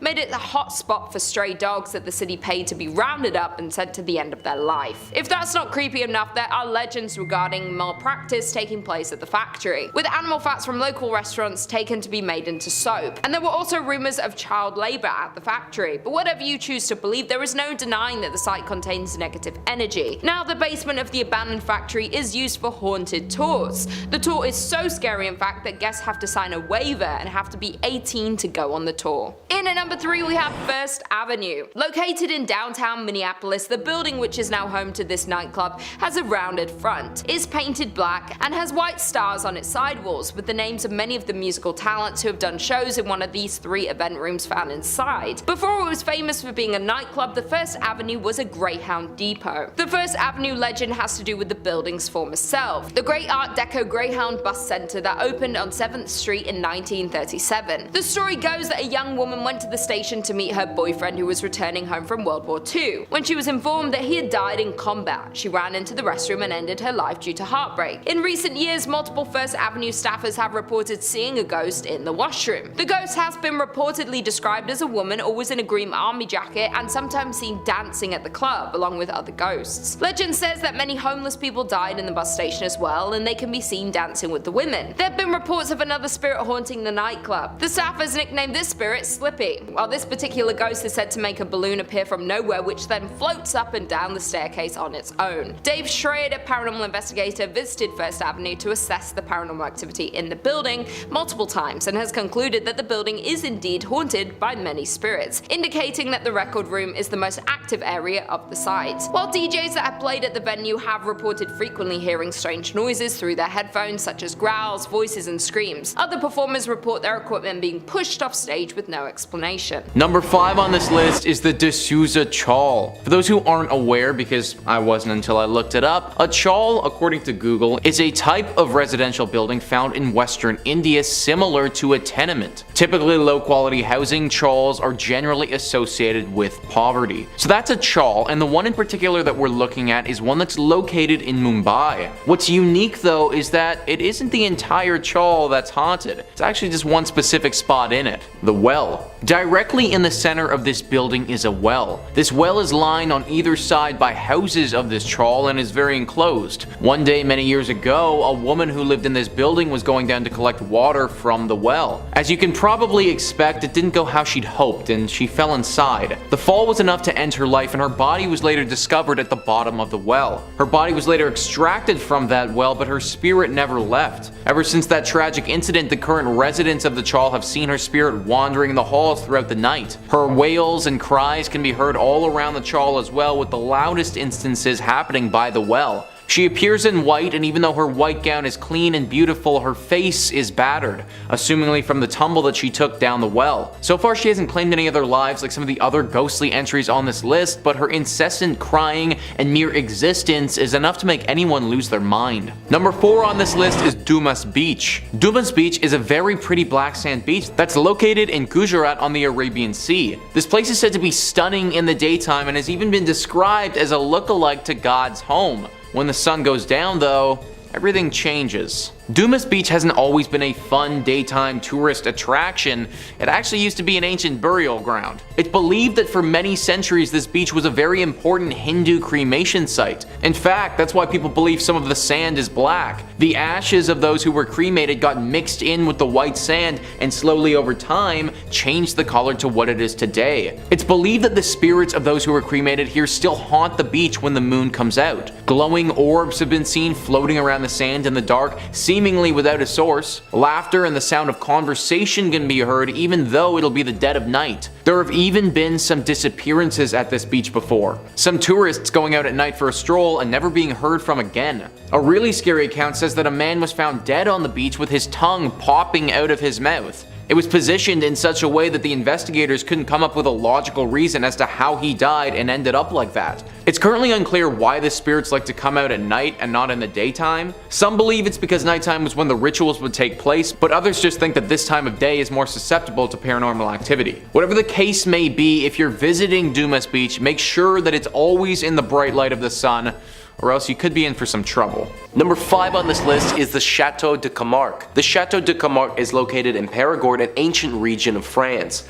The chateau isn't as beautiful as it once was, some of its former glory lost to time and also to war. This chateau was a critical point of interest in the 100 Years' War between France and Britain. It was the host to one of the more brutal fights that the war ever saw and was eventually captured by the British. As was typical back then, when you captured a place, many of the people that were running that place were either captured or put to death. One person of interest was put to death by being beheaded, and that was the young lover of the daughter of the Earl of Camargue. It said that this man was deeply in love with the daughter and that she was in love with him as well. His beheading didn't seem like a major point of interest to the British at the time, but it actually left a bit of a spirit behind. What's really interesting about this story though is that it wasn't the spirit of this young man that was left behind, it also wasn't the spirit of the young daughter or even the Earl of Camargue himself. In fact, it was the spirit of this young man's horse. The horse that this young man rode into battle with to attempt to defend the chateau, and the horse that he had his whole life. Its ghost has yet to pass on. It's said that the ghost of this horse wanders the grounds of the chateau searching for its master. People who have ventured into the castle have reported hearing the clicking of hooves and a deep groan from a horse. People have also reported seeing this dead horse's ghost walking around the grounds of the chateau as if it was defending it from potential invaders like it did in the past. It's suggested that if you do intend to visit this chateau, that you don't bring any negative energy with you. The horse could potentially interpret this as a threat and come after you. Some have even suggested bringing a carrot or an apple and leaving it at the front of the chateau as a sign of good faith towards this ghostly steed. Number 4 on this list is the Palace des Tuileries. The Palace des Tuileries is home to one of France's most known ghosts who has been nicknamed the Red Man. The Red Man has been around for several hundred years and has 2 potential stories of origin. The first story talks about a man nicknamed Jack the Skinner worked for Catherine de' Medici after her husband Henry II died. He worked as a hitman for her and would be sent to murder potential political foes. He was exceptional at his work, but eventually there grew a time where the Queen was worried that he knew too much about her. After all, he knew exactly how many people she had executed considering he had done the executing. To make sure her secrets were safe, she had another man murder him. He killed him in the garden, which I should note is typically the area linked to this haunting, and then he left his body in said garden. When he came back to fetch the corpse, it was missing. Then, the Queen's astrologist told her that he foretold some great disaster happening to the people of Tuileries and that John would be at the forefront of it. Since then, whenever the Red Man appears, it's said that a tragic event will happen to the people surrounding his appearance. The second origin story is that when this palace was built, the Red Man was already there. This ghost spoke to Catherine de' Medici and foretold her death, and even though she forsook him and the palace that she had built, the prediction he had made turned out to eventually be true. Pierre-Jean de Béranger, a famous French poet, describes the Red Man as being a small man clothed from top to toe in scarlet, whose eye is so piercing and unearthly that it terrifies the most courageous. He never speaks, nor are his visits of much length. He vanishes soon after his presence is discovered. This has been echoed throughout time as many French nobles have received visits from the Red Man before. Henry IV, Louis XVI, Marie Antoinette have all had visits from him in the past. There's even a story talking about how the Red Man appeared in front of Napoleon right before his death. There are tons of beautiful palaces in France, and if it was me, I'd avoid this one and go to one of them. Better to be safe than sorry when we're dealing with a devil-like demon whose presence means impending doom. Number 3 on this list is Jatinga. At this point, I've read and heard hundreds, maybe even thousands of scary stories, but I've never heard of one quite as unique as what's going on in the village of Jatinga. Jatinga is a small village with less than 3,000 total people living there. Even though it doesn't have a large population of humans, it does have a large population of birds that live around the area, and that particular haunting that we'll be looking at actually concerns them. There's a phenomenon that occurs here that's been named by the locals and those studying it as the bird suicides. That's right, guys, at this one particular village, birds will actually take their own life. Apparently they fly in one direction together towards the sun and then all simultaneously plummet to the ground and die upon impact. Oftentimes this takes place on several occasions during September and October of each year. Some experts believe that this is just a coincidence and several birds have got disoriented, crashed into something, and then died, but locals think that there's a curse. Where it originated from, they're unsure of, but they believe that the village is haunted and evil spirits have caused these birds to take their own life as a means of terrorizing the villagers. I, for one, honestly can't imagine how unsettling it would be to have several birds falling from the sky regularly taking their own lives. Also, if we just step back for a second and acknowledge how actually crazy this whole phenomenon even is in the first place. A bunch of birds in this small village of 3,000 people will fall to the ground and die every year at the same time. If that isn't something out of a horror novel, then I don't know what is. Number 2 on this list are the forts of Bengal. This fort in India is one of the most haunted spots in the country and has incredible amounts of lore surrounding it. A tourist tells the legend of the fort where she writes, "The guide told us of the beautiful princess Ratnavati, who was the daughter of Shatter Singh. She was the jewel of Rajasthan. Ratnavati was much younger than her stepbrother Ajab Singh and was as universally liked as he was disliked. Tales of her beauty and delightful temperament spread far and wide, and she received many marriage proposals. A tantric priest, who was well versed in black magic, fell in love with her, but knowing that he didn't stand a chance with the beautiful princess, he tried to cast a spell on her. Seeing the princess's maid buying perfume for her in the village, he cast a spell on it so that Ratnavati would fall in love with him. Ratnavati came to know of this and threw the bottle. It turned into a boulder and hit the tantric. He was crushed under its weight, but before he died, he cursed the princess, her family, and the entire village. The next year, a battle was fought between the forces of Bangar and Ajabgar, which led to the death of Ratnavati and most of the army. This is the ancient legend that surrounds this fort, but many modern ghost stories have been told as well. Many of the locals believe that this place is the home to some devilish characters. This is due to all of the people that have gone missing at this location. It's believed that some ghostly presence is snatching people away. The purpose of these abductions are unknown though. It's also believed that due to that ancient legend, no one can build a roof here. That any new structure will break and burn to the ground from the spirits that own this place. Some apparitions have also been seen, with many people reporting that it was a lady that they saw.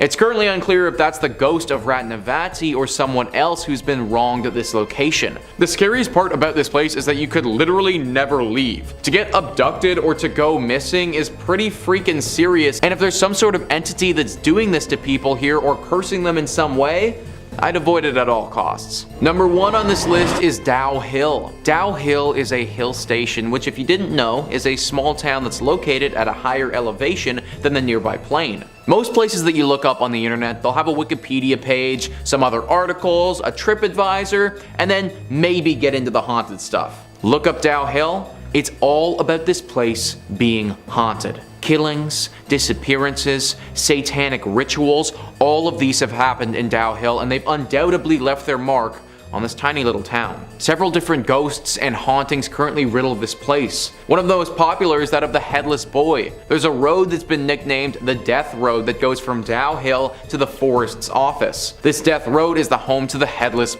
who marches along the side of it and will often appear to unsuspecting visitors. This death road heads straight to the forest's office, but things just get worse when you get there. Apparently, glowing red eyes have been spotted coming out of the forest, the sort of eyes that don't belong to any typical animal. There have also been sightings of a woman, not in white, but actually in gray rags, that wanders around the forest looking lost and destitute. This is already enough to make me not want to go, but they also have a haunted boys' school at Dow Hill. Whisperings, footsteps, doors slamming from thin air, screams, cries, laughter. This can all be heard from the apparent nothing inside of this boys' school. All of this makes Dow Hill one of the most haunted spots in India, and definitely a place that you need to keep off of your travel list. In at number 5 we have Eldridge Hotel. The Eldridge Hotel is a historic building located in downtown Lawrence, Kansas. The building is named after Shayla Eldridge, who was a prominent anti-slavery individual who lived here in the 1800s. The building became an apartment complex in the 1970s, but there was a strong desire by the city to see it open as a hotel, and a group of investors contributed, as well as the city of Lawrence, into industrial revenue bonds to make this dream a reality. In the later 1980s, it opened as a hotel. A popular story has circulated about the hauntings in this hotel, with the locals, employees, and guests that the ghost is that of Shayla Eldridge, who haunts the halls to this day. Many claim that because the Eldridge house's original cornerstone is located in room 506, and his spirit will manifest in that room and also roam around the building. People who have stayed in this room have claimed to witness breath scuff marks on recently cleaned mirrors, doors opening and shutting on their own, and lights turning on and off by themselves. Others claim that the hotel's elevator is also haunted by a different spirit who is known to open and shut the elevator doors on the 5th floor. The 5th floor is said to contain a portal to the spirit world. A popular photograph was taken during the 1980s that clearly shows a ghost-like figure in the building's elevator. Many other photographers have mentioned having unexplained technical difficulties with their cameras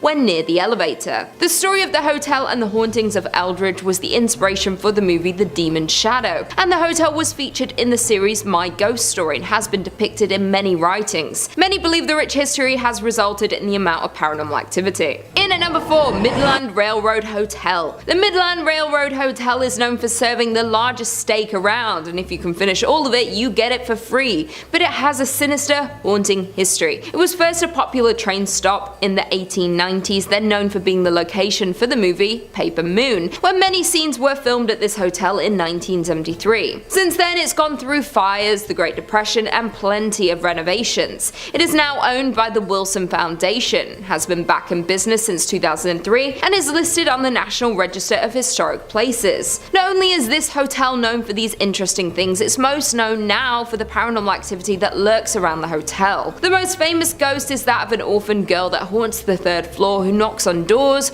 runs through the hallways, and even jumps on your bed, leaving little footprints. A ghost hunting team has experienced this spirit and have recorded sounds of the little girl. Another 3rd floor room is where a sheriff was said to have been lynched, and sometimes the door is unable to be unlocked even by the master key. Ghostly figures have been seen at the top of the stairs, and things in the kitchen have flown distances suddenly without being touched by anyone. There are also many ghostly figures that are seen on the staircases, and have left many to believe that the fire that took many lives back in 1902 are the results of some of these paranormal presences. The owner of the Midland Railroad Hotel, Melinda Merrill, says that there's not one employee who hasn't seen or felt something, and you can definitely feel a presence when you enter the hotel. In at number 3, we have Hotel Josephine. The Hotel Josephine is considered by many to be the most haunted hotel in Kansas. It was built in 1890, located in the city of Holton, and is the oldest consecutive operating hotel west of the Mississippi River. The history of the hotel is rich but also very haunted. The hotel was built by A.D. Walker and was named after his daughter Josephine. When it was built, she was only 4 months old, and she attended the local elementary school and graduated Kansas University. Her graduation photo is hung in the front parlor, above the antique piano, and according to the current hotel manager, Tracer Fox,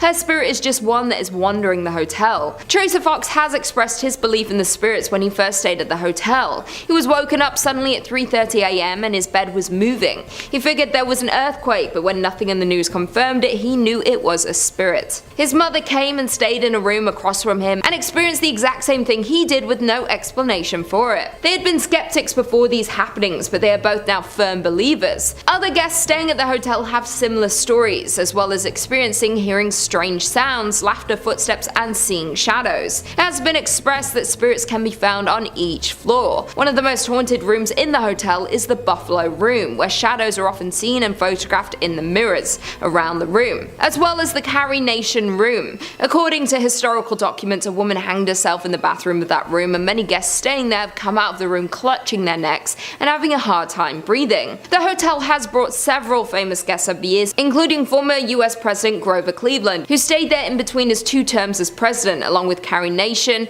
Robert Louis Stevenson, Charles Curtis, Kirstie Alley, John Sullivan, Sam Rayburn, and Harry Langdon. Due to the amount of paranormal activity and active spirits in this hotel, the hotel hosts several paranormal and haunted events throughout the year, and many ghost hunters come to Holton to check out the more than century-old hotel. It's also been featured in many television shows, including Coast Tours of Kansas and Haunted Rooms America. In at number 2, we have Custer, Idaho. The mining town of Custer was born in 1879 by gold miners looking for their next gold hotspot. Prospectors discovered gold in what would become known as the Yankee Fork area of central Idaho in 1867. The area was worked on a small scale for more than a decade before the discovery of General Custer Mine. The General Custer Mining Company closed in 1888, and the district experienced a sharp decline. line.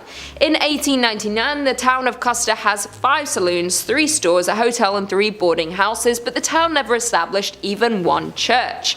By 1910, most of the mines in the area were closed, and the Yankee Forks boom years came to an end. The combined population of Custer and the nearby Bonanza was just 66 people. The Silver Messenger reports just 2 families remaining in Custer in 1911, and then being fully abandoned the year following. Today, it has been purchased by the U.S. Forestry Service and, in conjunction with the Friends of Custer Society, is slowly being made into a historic site. Some original buildings have already been renovated, some are in process, and many others are slated to be restored. Several buildings lost in a 1960s grass fire are due to be replaced with replicas. The Forgotten Town is a landmark for many people such as tourists and especially paranormal investigators. In the old schoolhouse is a museum containing items left behind and showcases the town's unique history. Although interesting, you can't help but get an eerie feeling thinking about the people who once owned these items, as walking into one of these structures is like walking back in time. To think this town was once active with human energy and miners working every single day. And finally, in at number 1, we have South Pass City, Wyoming.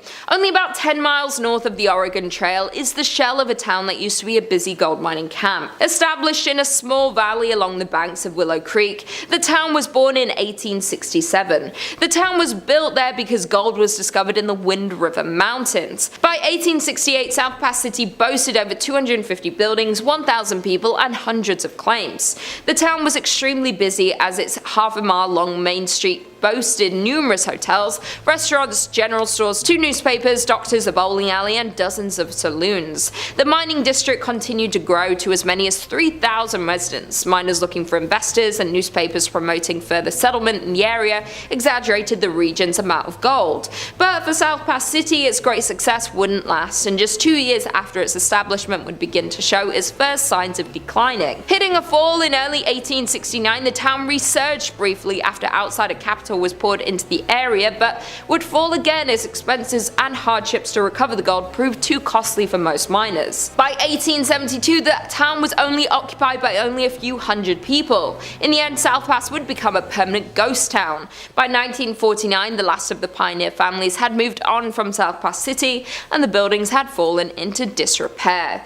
The grounds of the old town are known to be haunted, and Highway 287 that follows the route of the Oregon Trail over South Pass, which is the reason South Pass City ever existed, has had its fair share of ghost sightings. According to a local ghost story, a woman was driving home from a long day in Denver. Her friend had fallen asleep in the passenger seat. After passing through Jeffrey City, the driver spotted a dark, hunched figure walking toward the road in the sagebush. About a half-mile later, she saw the same figure closer to the road. She noted his pig coat as he became clearer. About a half-mile later, still thinking about this man and his surprising reappearance, she reached over to wake her friend and request she take a turn driving. As her friend awoke, she saw the same man at the edge of the road, just crossing the white line onto the highway next to the car. Screaming, they accelerated away and compared descriptions. It was certainly the same man. Coming in at number 5, we have Hotel Park Central. Located on Central Avenue in Albuquerque, you'll find Hotel Park Central. The original building was constructed in 1924 and served as a hospital. It was then purchased in the 1980s and transformed into a mental health hospital. However, in 2010, a major renovation occurred with a $21 million investment, and it became the luxury hotel that we know today. The hauntings in this building date back to the time it served as a hospital. Patients would report seeing apparitions, hearing voices, seeing objects move, and feeling the presence of other beings when nobody was there. As well, when it was a mental hospital, it was known by patients and workers that on the top floor on the right wing, there is a ghost of a woman that likes to watch people in the hallways. Patients also reported having their bedsheets pulled off them in the middle of the night. Patients were not the only ones to experience things that couldn't be explained though. Staff of the hospital did too. They would often have the sensation of being watched, as well as hearing something whisper in their ear, the movement of objects, and a general sense of heaviness throughout the buildings. Today, many guests at the hotel report similar paranormal experiences, as many guests report feeling watched and the presence of unseen beings. They have also reported hearing voices and shuffling in the stairwells. Several guests have also seen a female apparition on the third floor wing. A group of paranormal investigators were brought onto the scene of the hotel. The investigators were 3 team members who all experienced unexplained voices and whispering while close to the hotel. They also reported distinct coolness near their bodies and a sense of being watched. After reviewing their evidence, some of these experiences were captured on digital voice recorders. They also carried out the flashlight technique, an attempt at communication with the spirit that involves the answering of questions through the turning on and off of the flashlight.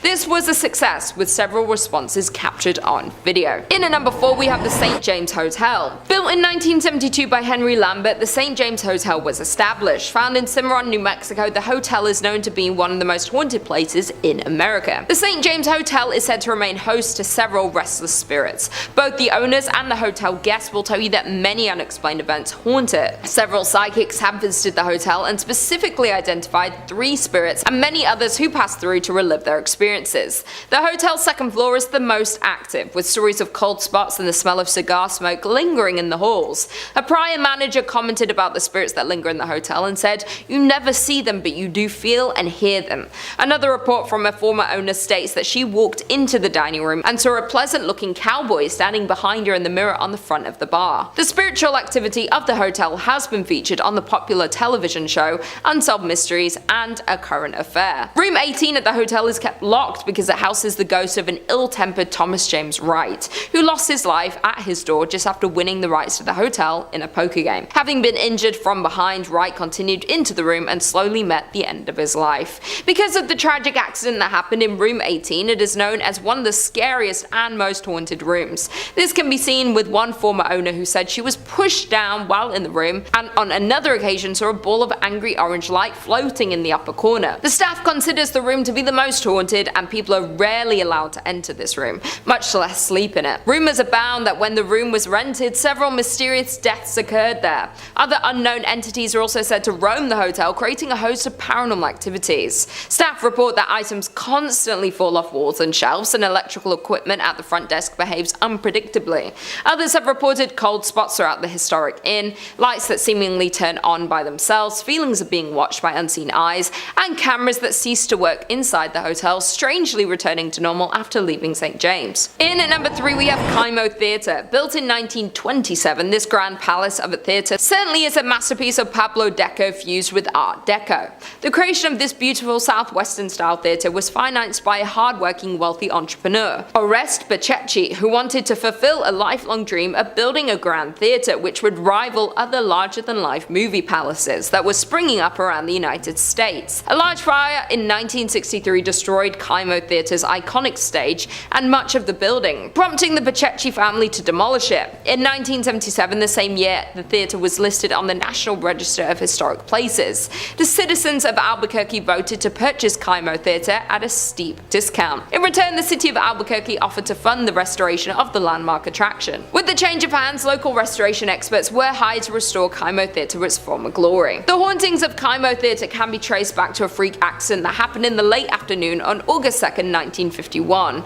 Back then, hundreds of moviegoers were in Kaimo Theatre to catch the latest films. Without warning, a water heater located in the theatre's lobby exploded, sending scalding hot steam and plaster into the air. A total of 8 people were injured in the accident, including one person losing their life, Bobby Darnell. Since then, the theatre is said to be haunted by the ghost of Bobby. Performers and staff of Kaimo Theatre have all reported strange and unexplainable activities happening in the theatre. In particular, donuts placed backstage for performers would often go missing. To appease the spirit of Bobby, an altar was erected beneath the stairs to the dressing rooms. Toys, sweets and donuts would be placed before every major performance to ensure the success of each show. Those who didn't would face a disastrous performance. Kaimo Theatre's technical manager Dennis Potter recounted an incident in December 1986 when the donuts were removed by Andrew Shear, director of A Christmas Carol, just minutes before the first show. It did not take long before the disaster occurred. Electrical cables fell, lights exploded, doors on the set opened without warning, and performers performers had forgotten their lines.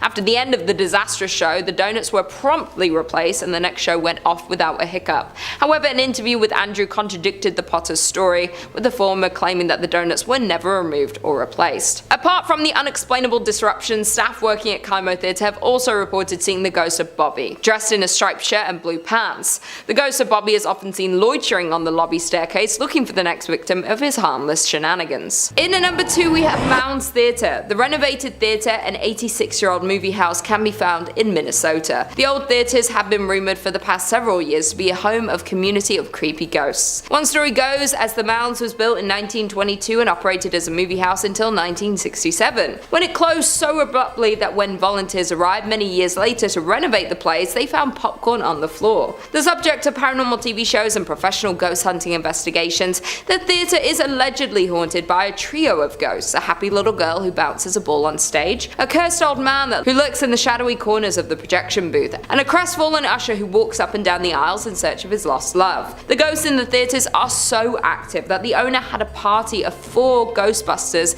in a projection room sit in one dark and stormy October night. The dim light was extinguished and the room grew chilled. The owner stated that as the 4 sat silently awaiting their fate, shivering in the dark, and all at once there was the sound of a man crying. When investigating the sounds of the crying man, they found a shadow figure in the corner of the room. The figure reported having black glittering eyes and an aura of anger. Because of the odd ghost encounter and negative energy, they had to abruptly end the ghost investigation before it was too late. Another former owner who reopened the theatre in 2001 claims that the spirits of the theatre have gotten physical and grabbed them while they were working late at night. Some paranormal investigators have left with claw marks on their backs, but the scariest ghost of them all is considered the young girl. This is the theatre's most notorious ghost and is seen in a pink dress, often bouncing a ball on the stage. And finally, in at number 1 we have Anoka State Hospital. Located in Anoka town is the Anoka State Hospital, which is arguably the most haunted place in Minnesota. The Anoka Hospital was the first state asylum for individuals that were deemed insane. The building was established in 1898 and opened in 1900 to admit patients from other state asylums that had become too crowded. The first 100 patients were males from St. Peter's State Hospital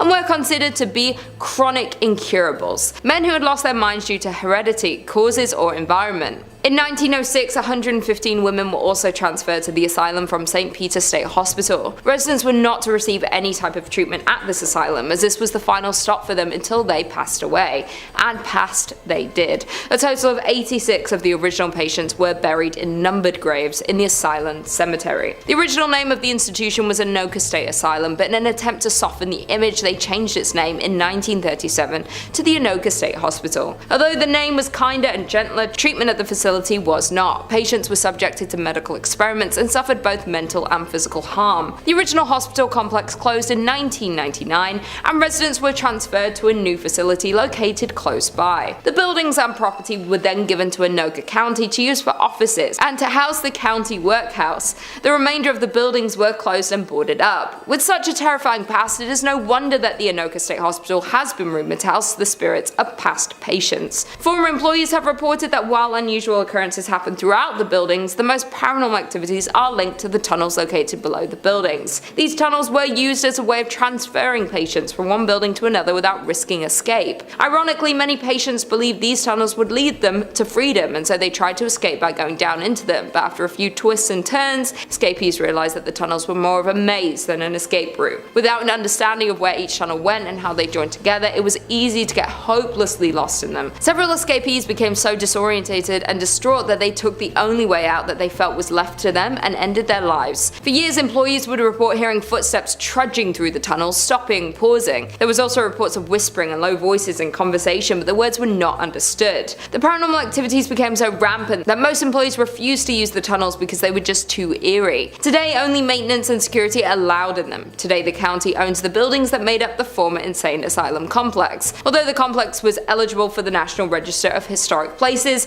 it appears that time has passed. The current buildings are in a state of extreme disrepair. In at number 5 we have Berlin Citadel. The Citadel was built in 1559 and is known as one of the best preserved military structures in Europe. It was originally built to protect Spandau from attack. Built specifically to have no blind spots, giving an advantage on all sides in the event of an attack. The Citadel has seen a lot of destruction and war since it was built, but the most famous ghost to live there is the spirit of Anna Sidow. Anna was married but had a love affair with Joachim II, the local ruler at the time. As the ruler was dying, he asked his son to take care of Anna. The affair had been frowned upon, but as both of their parents had passed, they had grown closer before he got sick. When he passed, his son didn't keep his promise. He immediately imprisoned her in the Citadel. No one ever saw Anna again after that. There was no explanation as to where she had gone or if she had been punished for her love affair with the ruler. There had been reports from visitors of the White Lady, a ghost seen walking around the Citadel late at night. Some felt a sudden cold breeze and feeling of dread while walking around the grounds, but still there was no explanation. Years later, the Citadel was a big tourist attraction and renovations took place. While they began to renovate, they found the remains of Anna. She had been walled into a cell and left there. This seemed to confirm the rumors that she was the White Lady for all these years. Some people have seen her late at night, but others have felt her presence. Even after she was found, her spirit had remained. If you visited today, you might catch a glimpse of her if you were to be there after nightfall. Coming in at number 4 we have Swiftcov Castle. The origin of Swiftcov goes back to the prehistoric times. A fort was built there in the 1st century AD. It sits on the edge of a lake covered in all sides by water, making it the perfect place if you're worried about intruders. The castle was built in the early 13th century by King Otakar. It is not known when it was built, but the first written mention of the castle was in 1234 when it was owned by the King of Bohemia. It had many owners throughout the years, being seized in wars and passed to new rulers. It is now owned by the National Heritage Institute and is open to guests. It is regarded by locals as the creepiest place in Germany. Many refuse to visit or leave before it gets dark, as not to disturb the spirits they believe to live there. They believe that the castle is home to a dark supernatural entity. They believe it had been since prehistoric times and has never left the land. There are often voices heard from around the castle. Technical faults happen, often with no explanation. It's also been said many animals refuse to go into the building and act strange on the land outside the castle. There have been many times where the staff had lit candles to light up the halls when night falls. There have been times when every candle had been blown out at once, sending chills down the spines of anyone in the area. The most haunted part of the castle is the main tower. There are reports that if you sleep in the tower, you will pass away within the year. There are at least 2 confirmed cases of this happening throughout the castle's history. Coming in at number 3, Osnabrück. Osnabrück was once the site in a major pagan temple and burial area. The pagans decided that they would attempt to convert the German people to the Christian faith. This led to a massacre taking place at the temple. The local forces took the lives of those there, including the priests. They then desecrated the graves and broke their altar stones. The pagans built their temples and buried the dead on sacred land. It is believed that this act disturbed the deep magic infused in the land. Now every year during the winter solstice and summer equinox, something strange happens on the land. Strange orbs of light have been seen moving around the area. Screams are heard from miles away. Stains appear on the stones that still lay there today. Although the town have now been built away from the graveyard, you can still visit today. Many locals avoid the land as the spirits there seem angry about what happened to their descendants. It is thought these spirits wield great power and could have revenge when and if they choose to. If you do choose to visit, you need to be warned to be respectful. Do your research before and careful when you arrive. Many have reported seeing terrifying things or feelings like being watched while there. No one visits during the solstice and equinox, as this is when the spirits are the most active. Coming in at number 2 we have McIntyre Villa. The McIntyre Villa is one of the unusual and historic houses built in the city of Atchison. It was built in 1889 for John McIntyre, a wealthy manufacturer of harnesses and saddles. He did a great deal of business with wagon trains, plying the overland trails. John McIntyre's first wife, Alice, died in 1892. He married his second wife, Anna Conlon, a widow with 3 sons, and after John's death in 1902, Anna continued living in the home until her death in 1916. During her ownership, the house was home to many of her relatives, with lots of children as well. Around 1925, Anna's brother, Judge Charles J. Conlon, a prominent Atchison lawyer, and his family made the villa their home. In 1952, the McIntyre Villa was purchased by Miss Isabel Altus, a retired professional violinist and eccentric. She lacked the financial resources to be able to restore the home, and shortly before her death, she sold the home to George Gerardi in 1969, who started to rehabilitate the old estate. Many people, past and present, who have lived in and visited the home have experienced many paranormal experiences. There have been figures being seen in windows when no one is home, lights turning on on and off in the tower which doesn't have electricity, a speaker getting thrown off the counter, and boxes mysteriously moving on their own. Sounds of slamming doors throughout the night, footsteps walking down the hallway on the second floor throughout the night, the feeling of being watched, drastic temperature changes, voices, the scent of a woman's perfume, and the hunt of cigarettes. The number of encounters and confirmed hauntings seen and heard around this home is crazy, and it's considered to be one of the most active paranormal homes in all of the US. The amount of activity in this home makes it a hub for investigators, mediums, psychics, and ghost hunters. They offer ghost tours of the home, and you can stay overnight to try and encounter these spirits. And finally, in at number 1, we have Sallie House. The Sallie House is said to be the most haunted place in Kansas. This home was built in the turn of the century and is located in the city of Atchison. After being built, the home was bought by the Atchison physician who worked from his home. The front served as an office space and examination rooms, and the upstairs is where the doctor and his family lived. One day, a frantic mother arrived at the home carrying her young daughter Sallie. The child had collapsed from severe abdominal pain. The doctor diagnosed appendicitis, but there was no time to delay surgery. Sallie unfortunately passed away on the operating table. For years after, many believe Sallie stayed to haunt the home, and the haunting grew infamous in 1993 when the house was rented to a young couple. It started when the couple's dog would growl at nothing and make even louder growls when near the upstairs nursery. Things began to take a violent turn when fires broke out in the house and a series of sinister attacks on the husband began. The former operating area would feel extremely cold, and objects would visibly move when the young man came close. He could feel scratches on his chest and abdomen, but the ghost never attacked the wife or baby. Not only did the former residents experience the paranormal activity, but locals and other visitors of the home have experienced objects moving on their own, mysterious coldness, physical touches, video and investigative equipment that stopped working, trained guide dogs refusing to enter the nursery, and unexplained scratches or bruising on their bodies during and after their visits. Psychics have visited the home, and many have confirmed the presence of spirits in the home and have even communicated with them, and many have entered as skeptics and left believers. Due to the number of experiences in the home, it's gained a lot of media coverage from television channels including A&E, the Travel Channel, the Discovery Channel, and the Sci-Fi Channel. The home is not currently occupied but holds many guided ghost tours for both daytime and even overnight visits for the ghost lovers and paranormal investigators. Beware though, because a waiver is required due to the potential for personal injury, but no serious injuries have been reported since the last tenant in 1993. Kicking off the list at number 5, the Landmark Inn. Located in the Upper Peninsula of Michigan, right around Lake Superior, you'll find the Landmark Inn. Yeah, nice and cute and cozy. Come on in, take your coat off, stay a while. This fancy hotel was originally built in 1930 as a luxury accommodation for wealthy business owners from all around the United States. Sounds like a good time. Let's gather, let's talk shop around candles. These business owners would visit the Landmark to check on their business interests, all that good stuff. Though for its 100 years being open to guests, the hotel has had multiple reports of, you guessed it, ghosts and paranormal activity. It's so common at the Landmark Inn that the ghost hunters and paranormal investigators, they make trips out to the hotel quite often just to check in and be like, hey, how's it going? And they put on their gadgets and they just check in on them. They can rely on them. The hotel's 6th floor is home to one of the saddest stories the hotel has ever seen. This story takes place in the 1930s when the hotel was a new, lively social and cultural center in town. The story revolves around a ship worker who fell in love with a local librarian and conducted their love affair in the Lilac Room. Yeah, of all places, of course, let's go meet the Lilac Room.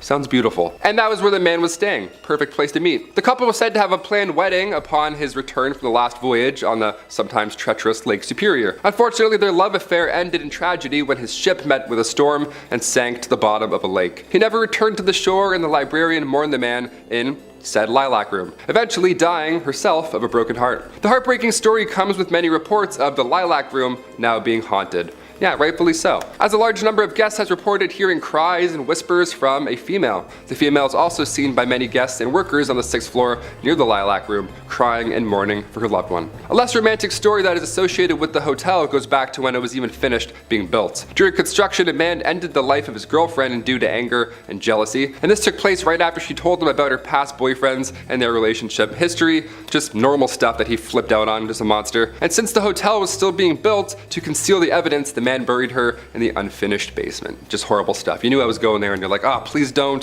To this day, decades later, visitors and employees report hearing cries from that basement, and some report hearing whispers from a female voice asking for them to find her body. I just got goosebumps. That's real goosebumps. No matter how much time goes by, these two women, heartbroken for different reasons, still haunt said hotel today. Number 4, Michigan Bell Telephone Building. The Bell Telephone Building can be found in downtown Grand Rapids. It's known from the legend that the building is haunted by 2 ghosts. It's always 2, eh? Always gotta have pairs. Good things come in pairs. Even demons. These spirits have consistently caused chaos throughout the buildings for years in their own unique personal way. We love it. We love a unique ghost. The spirits that haunt the Bell Building are rumored to be Warren and Virginia Randall, a couple who used to reside in the Grand Rapids. Back in 1907, they moved from Detroit and bought the Judd White Mansion in Grand Rapids, which has now been torn down and built into what we now know as the Bell Telephone Building. So a lot of history there already. Over the years of living in this new house, Warren and Virginia's relationship started to crumble as Warren became very strange and paranoid almost, creating hardships in their relationship. In 1908, Virginia became tired of Warren's strange and aggressive behavior, so she decided, I'm out of here, peace. She left him. One night, 3 years after they were separated, Warren convinced Virginia into taking a car ride with them, hoping to get back together, maybe talk it out. The two of them ended up at the Judd White house where their verbal disagreement turned horrible, and Warren sadly took the life of Virginia. Then he proceeded to end his own life in the very same moment. The tragic accident that happened in the Judd White house became public knowledge, and the house was left empty with no one wanting to occupy it. Yeah, more than fair. I'm like, what's rent? Also, what happened? No. The house remained abandoned for 10 years after the accident until they finally just decided to tear the thing down completely. Thus, in 1924, they built the Bell Telephone Building on the ground, which still is in operation today. Yeah, they didn't tear that one down. That one's still going strong. Due to the horrifying scenes that happened on the grounds of the Bell Building, many claim that the spirits of Randall and Virginia still remain, haunting the new building. Some say that ghosts move into the new building and remain there to this day. I mean, I think that's possible. Ghosts like to move. They can go through walls. They can probably relocate. Through the years of operation in the office building, visitors and employees all report being harassed by strange late night calls, which have been traced back to be coming from inside of the building itself. Yeah, inside the house. You guessed it. It's upstairs. That's so scary. Due to this and the strange eerie feelings that the employees feel while they're even working, it's safe to say Randall and Virginia may remain on the grounds. Most likely. They're definitely there. It sounds like they're there. They're for sure there. Number 3, the Henderson Castle. Established in 1895, this castle is a hub for many spirits in paranormal activity. I mean, it's a castle. The original owners, Frank and Mary Henderson, are said to haunt the castle as they passed away back in 1899. Yeah, I wouldn't want to leave either, living or dead. Additionally, other spirits are said to reside in the castle, a young girl and a dog. Yeah, a dog! We've got a dog ghost. How do you deal with that? Ghost barks? That'd be so scary. In 2005, the castle was occupied by Peter Livingstone McNellis and his family. When the family resided in the castle, Livingstone's son, Vincent, before anyone else had ever reported anything strange happening in the house, he said that he saw an apparition of a figure in the Victorian room, originally the changing room for one Mary Henderson. The son said while pointing at a picture of a woman dressed in an old period clothing, some Victorian clothing, that was the woman he saw wearing that same clothing. I would throw up. If someone ever said that, I'd be like, oh, this Victorian painting? And one former innkeeper who stayed at the castle each night told Livingstone on numerous occasions that she also felt a presence coming up and down the staircase, a movement passing her on the stairs when she would walk by. Ugh, these are scary. Top 5 is like, or top 10 is scary fish. This is hard. This is some scary stuff. 9 a.m. I'm already getting spooked. While now the castle is being used for a bed and breakfast, guests have fallen victim to ghosts as well. Yeah, it's not over yet. The Henderson Castle is a very paranormal active ground that many ghost hunters have investigated, and they've confirmed, in fact, that it's haunted by spirits. I trust them. The people that can go into these castles and physically do this, I'm like, yep, I trust your opinion, whatever. He just comes out, he's like, haunted. We're like, thanks, Daryl. This has been confirmed as these ghosts have interacted with many paranormal investigator teams, in addition to guests and employees of the castle. Yeah, they're just harassing everyone. The ghosts seem to be friendly, not evil whatsoever, so that's a good side, I guess, to being haunted by ghosts. They have been known to speak and physically touch guests and employees. They touch them on their back, side, shoulder, always in the back. You never see it coming. It's always in this region. Not only that, but there's also been reports of radios making weird noises or turning on by themselves, even though they're either unplugged or just either turned off. Both bad, both scary. Guests and employees have also reported hearing footsteps upstairs, slamming doors from unexplainable sources, and some ghosts have been wearing the clothes that they wore while they were alive. Clothes that they wore while they died in, probably. As the spirit of Mary Henderson has been reported as many guests at the top of the staircase, wearing her usual getup. Imagine being like a clown, like a jester, and then you die in that, and that's what you look like as a ghost. You're like, what? I was doing a mascot gig. I don't want to look like a shark forever. Number 2, Allegan Lodge. The old Allegan Elk Lodge was built in 1909 and was used as a psychiatric and TB hospital until its closure in 1948. The lodge was a former hospital that was frequented by mobster Al Capone, and one that many say is haunted by at least 7 different ghosts. Yeah, you thought 2 was bad. Add 5 more. Now we got 7 ghosts. And it's currently on the auction block in Allegan. If you have a lot of money and bravery, there you go. While the structure was originally built by physician John Robinson in 1909, somewhere in the 1920s, it was sold to a doctor from the Chicago area who had allegedly had underworld ties. That's a great doctor. That's just who you want working on your pancreas. Brought pancreas back today. The facility was supposedly frequented by mafia figures such as Al Capone, the Prohibition-era Chicago mob boss, and his men. Yeah, well, they needed medical attention or when they simply needed to get away from Chicago, this is where they'd go. The old Elks Lodge. Al Capone. He's like, oh, it's cozy. They have great soup. Years later, it was used as an Eagles Lodge and an Elks Lodge. And in 2010, it was acquired by an Allegan woman who began renovating the property, but now she wants to sell it. Yeah, can't imagine why. Because one of the former doctors who owns the lodge had underworld ties, maybe? Something like that? I don't know. It led to a lot of people believing that there's a lot of undercover stuff about this lodge. It's still happening to this day. I don't know why I'm doing this like it's like over there, but I'm like, there's something going on in that lodge. Especially as it's known to hold 7 different paranormal entities, like I mentioned previously. For many years, employees and visitors have told stories of spirits who relentlessly roam the building. Some of the paranormal activity that has been experienced here includes cabinets opening up by themselves in the kitchen, sounds of children laughing, it's always calming in the morning, photographic anomalies captured throughout the building, and like you name it, shadowy figures in the basement, all bad. Notably where the morgue was located. The basement, good stuff, a lot of stuff happening in there. They'd be knocking on the front door, indiscernible conversations, and ringing at the doorbell when no one was present. Yeah, good stuff. Again, I have goosebumps, they're back. Guests also heard footsteps and the sound of hospital activity long after being used as one. They'd also see full-bodied apparitions of children. They would just see ghost children. That would be it. I wouldn't have to see any more. I would just see the ghost children and be like, again, see ya. Like that's. And finally, number 1, Point O Barks Lighthouse. There are plenty of lighthouses in Michigan, and plenty of them are rumored to be haunted, of course, because they're lighthouses and they're creepy, as they normally are. And this one is no exception. Built in 1847, real old, lot of history with this one. The lighthouse is located on Point O Barks. As the legend goes, early to mid 1800s, Peter Shook had been Point O Barks' first lighthouse keeper. He was the OG. In 1849, Peter drowned while he and a couple of friends were sailing to Port Huron to pick up supplies for the lighthouse. He left behind 8 kids and his wife Catherine, and she took over at that point for Peter's duties, thus becoming Michigan's first female lighthouse keeper. Since then, people have claimed to see the spirit of Catherine walking along the edge of a cliff, dressed in mourning clothes, as she is still heartbroken by the loss of her lover, of course. As we talked about earlier, ghosts like to wear the things that they were, that they passed away in. Again, would hate to be a clown outfit, that would suck. She had also been spotted in the window of the 2nd floor wearing an apron,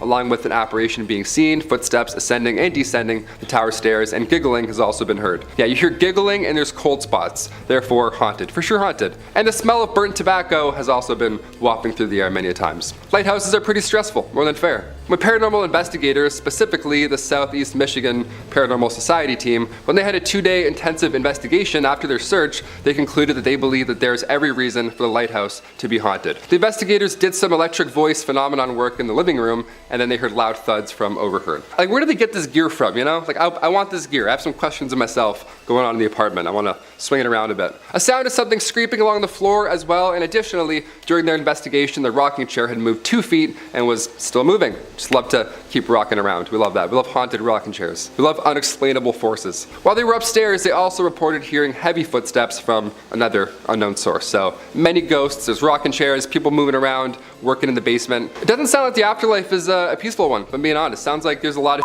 to do after you die. I'm not really looking forward to it. I thought I could just kind of float around in your paintings, but now it sounds like I'm gonna have to go and wear this. Wear my morning clothes, who knows? In at number 3 we have Cork District Lunatic Asylum. The Cork District Lunatic Asylum opened in 1789, and by 1845 the Irish Lunatics Asylum Act allowed for appropriating the lunatic asylum in the city of Cork to the purposes of a district lunatic asylum. The legislation provided for 2 new asylums, a criminal one in Dundrum, Dublin, and then a 500-bed asylum in Cork. This building was originally in 3 separate blocks, later to be joined together in the interest of providing more accommodation. construction. To become the longest facade of any building in the country, it opened in 1852. William Saunders Halloran was an Irish psychiatrist who worked at this asylum from the time it opened until his death, and was the author of practical observations on the causes and cure of insanity. This doctor's methods were extreme and torturous. He created something called the Halloran's chair, which rotated hysterical patients up to 100 revolutions per minute. It rarely had the desired effect. Inmates lived out their days in a state of paranoia and despair while admitted at the asylum. The horrors of this place finally ended when the asylum was closed in 1992. It stayed abandoned for many years, and locals and tourists went to visit this scary place. They claim the tortured souls still remain here, and paranormal investigators even visited and claimed to have seen both and heard voices of these tormented souls. Today the building is being converted and renovated into apartments called Atkins Hall. In at number 2 we have the Hellfire Club. The Hellfire Club is located on Mount Pellier Hill in Dublin. The building gets its name because it's believed to be one of the first Freemason lodges in Ireland. Around 1725, William Connolly, who was one of the wealthiest men in Ireland at the time, built this building to be a hunting lodge. Years after the build, the roof was blown off during a storm, and locals believed it was the work of an aggressive spirit seeking vengeance on Connolly for building on their land, and that's when the story started swirling. After Connolly's death, the building was quickly sold and is said to have become a meeting place for the Irish Hellfire Club. The club was founded in 1735 by Richard Parsons, a known dabbler in black magic. The members met at locations across Dublin and were known for their immoral behaviour and debauchery involving alcohol and sex. The secrecy surrounding the club members led to speculation that they were Satanists and devil worshippers. The president of the club was named the King of Hell and dressed like Satan with horns, wings and hooves. The members were said to set a place at each meeting for the devil in the hopes that he would attend. They were also said to hold black masses in the lodge, during which cats and even servants were sacrificed. Some say the building was deliberately set on fire in order to enhance its hellish atmosphere. The best known Hellfire Club story is the one in which the devil himself appears. A stranger joined the members at a game of cards. At some point, one of the card players dropped a card on the floor. As he bent down to retrieve it, he noticed that the stranger had cloven hooves instead of feet. Another tale concerns a young farmer, curious to find out what went on in the meetings. Climbing up Mount Pellier Hill one night, he was invited by members of the club and allowed to witness the night's activities. He was found the next morning trembling and terrified. Tradition says he spent the rest of his life unable to speak, unable even to remember his name. The Hellfire Club remains burnt out and abandoned on Montpellier Hill looking over Dublin. It is a beautiful sight on a sunny day, but make sure you leave before night. It's a beautiful sight on a sunny day, but make sure you leave before night comes, because you may come into contact with the unusual smells, ghostly apparitions or paranormal sightings. And it's said that satanic rituals are known to be done here. And finally, in at number 1 we have Leap Castle. Of the many haunted places in Ireland, Leap Castle is possibly the most notorious of all, and is one of the most well-known symbols of haunted Ireland. This place is located in Kildare in County Offaly. There are many accounts of when the main tower was constructed, but could go back as far as 1250 CE and was built by the O'Bannon clan. The O'Bannons were the secondary chieftains of the territory and were subject to the ruling O'Carroll's clan. There are many stories of who or what haunts this place. A red lady ghost is reported to walk the halls holding a dagger, and also 2 little girls named Charlotte and Emily are reported to run up and down the spiral staircase in the mansion. A red lady ghost is reported to walk the halls holding a dagger, and also 2 girls named Charlotte and Emily are reported to run up and down the spiral staircase in the mansion. Emily passed away after she fell from the top of the castle's tower, and Charlotte can still be seen running around after her sister and calling her name. The castle was visited by paranormal investigators from shows like Most Haunted and Scariest Places on Earth. These investigators believe the castle is haunted by a sinister elemental spirit. The creature is described as being about the size of a sheep with a human face, black holes for eyes and nose, and giving off the smell of a rotting corpse. During renovation of the castle in the 1900s, workers found an oubliette behind a wall in the chapel. At the bottom of the shaft were many human skeletons on wooden spikes. When cleaned out, it took 3 cartloads to remove the bones. Today, the dungeon is now covered over in order to keep people away from it. It's believed that the O'Carrolls would drop guests through the trapdoor to be impaled on the spikes 8 feet below, and could be haunted by the people killed by the O'Carrolls. The castle describes itself as the world's most haunted house, due to the numerous amounts of spirits located here. Kicking us off at number 5, we have the St. Louis Cemetery number 1. The The first of 3 Roman Catholic cemeteries in New Orleans, this is a legendary site for ghost spotting, although you'll need a vetted tour guide to get in. Break this rule and who knows what kind of curse you'll incur. The cemetery is full of above ground tombs, which some refer to as cities of the dead. These vaults are largely from the 18th and 19th centuries, although some of the graves date back to early 1700s. Of course, with all sorts of above ground burials, one would expect to see plenty of ghosts here. Visitors claim to see manifestations of ghosts walking around, and an abundance of amateur photographers claim to have captured ghost orbs on film.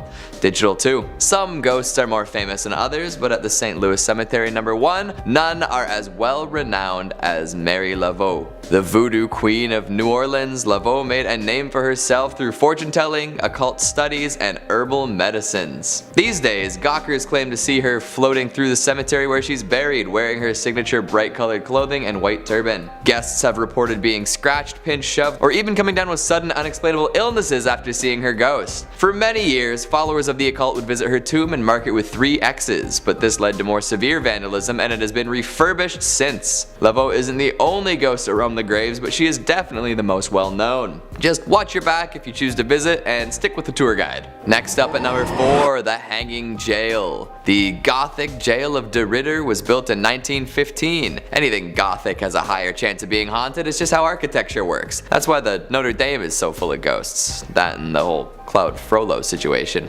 Spirit appreciators in the know believe that the jail is haunted by 2 men hung for the slaying of a taxi driver. Joe Genna and Moulton Brasseau hired a taxi driver late one night and told him to drive. For reasons still up in the air, they killed him. Not knowing what to do with the body, the 2 men dumped it in the old Pickering Mill pond and ran off into the night. Maybe they drove off. I wonder if they took the cab. The body was found and traced back to the 2 would-be on-the-run murderers, and such they were convicted and then hung from the 3rd floor gallows. The interesting thing about the gallows though is that a spiral staircase circles around the noose. So there's a vertigo-inducing set of stairs surrounding the ominously hanging noose. Definitely a ghost creator if I've ever seen one. In addition to this lovely feature, there's also an underground tunnel connecting the jail to the next door courthouse. That is a tunnel you would not want to find yourself in after hours. Who knows what kind of crooked-necked wailing ghosts you find down there. Of course, there are plenty of people who claim to have captured photos of the ill-fated duo along with many other unlucky lawbreakers. Just remember kids, if you want to be a ghost, constantly do things that you'll regret. That way, you'll have all sorts of reasons to stick around for the afterlife. Coming in at number 3, we have the Dauphine Orleans Hotel. What was once a bordello is now a very popular hotel and bar. Jilted lovers, recovering soldiers, mistreated women, they all have a chance to haunt this New Orleans landmark. Of all the stories, there are 4 that tend to come up no matter who you ask. The first is that of a lost bride, thought to be the spirit of a young woman named Millie. She was working for the bar as a courtesan when she met a dapper young man and they decided to get married.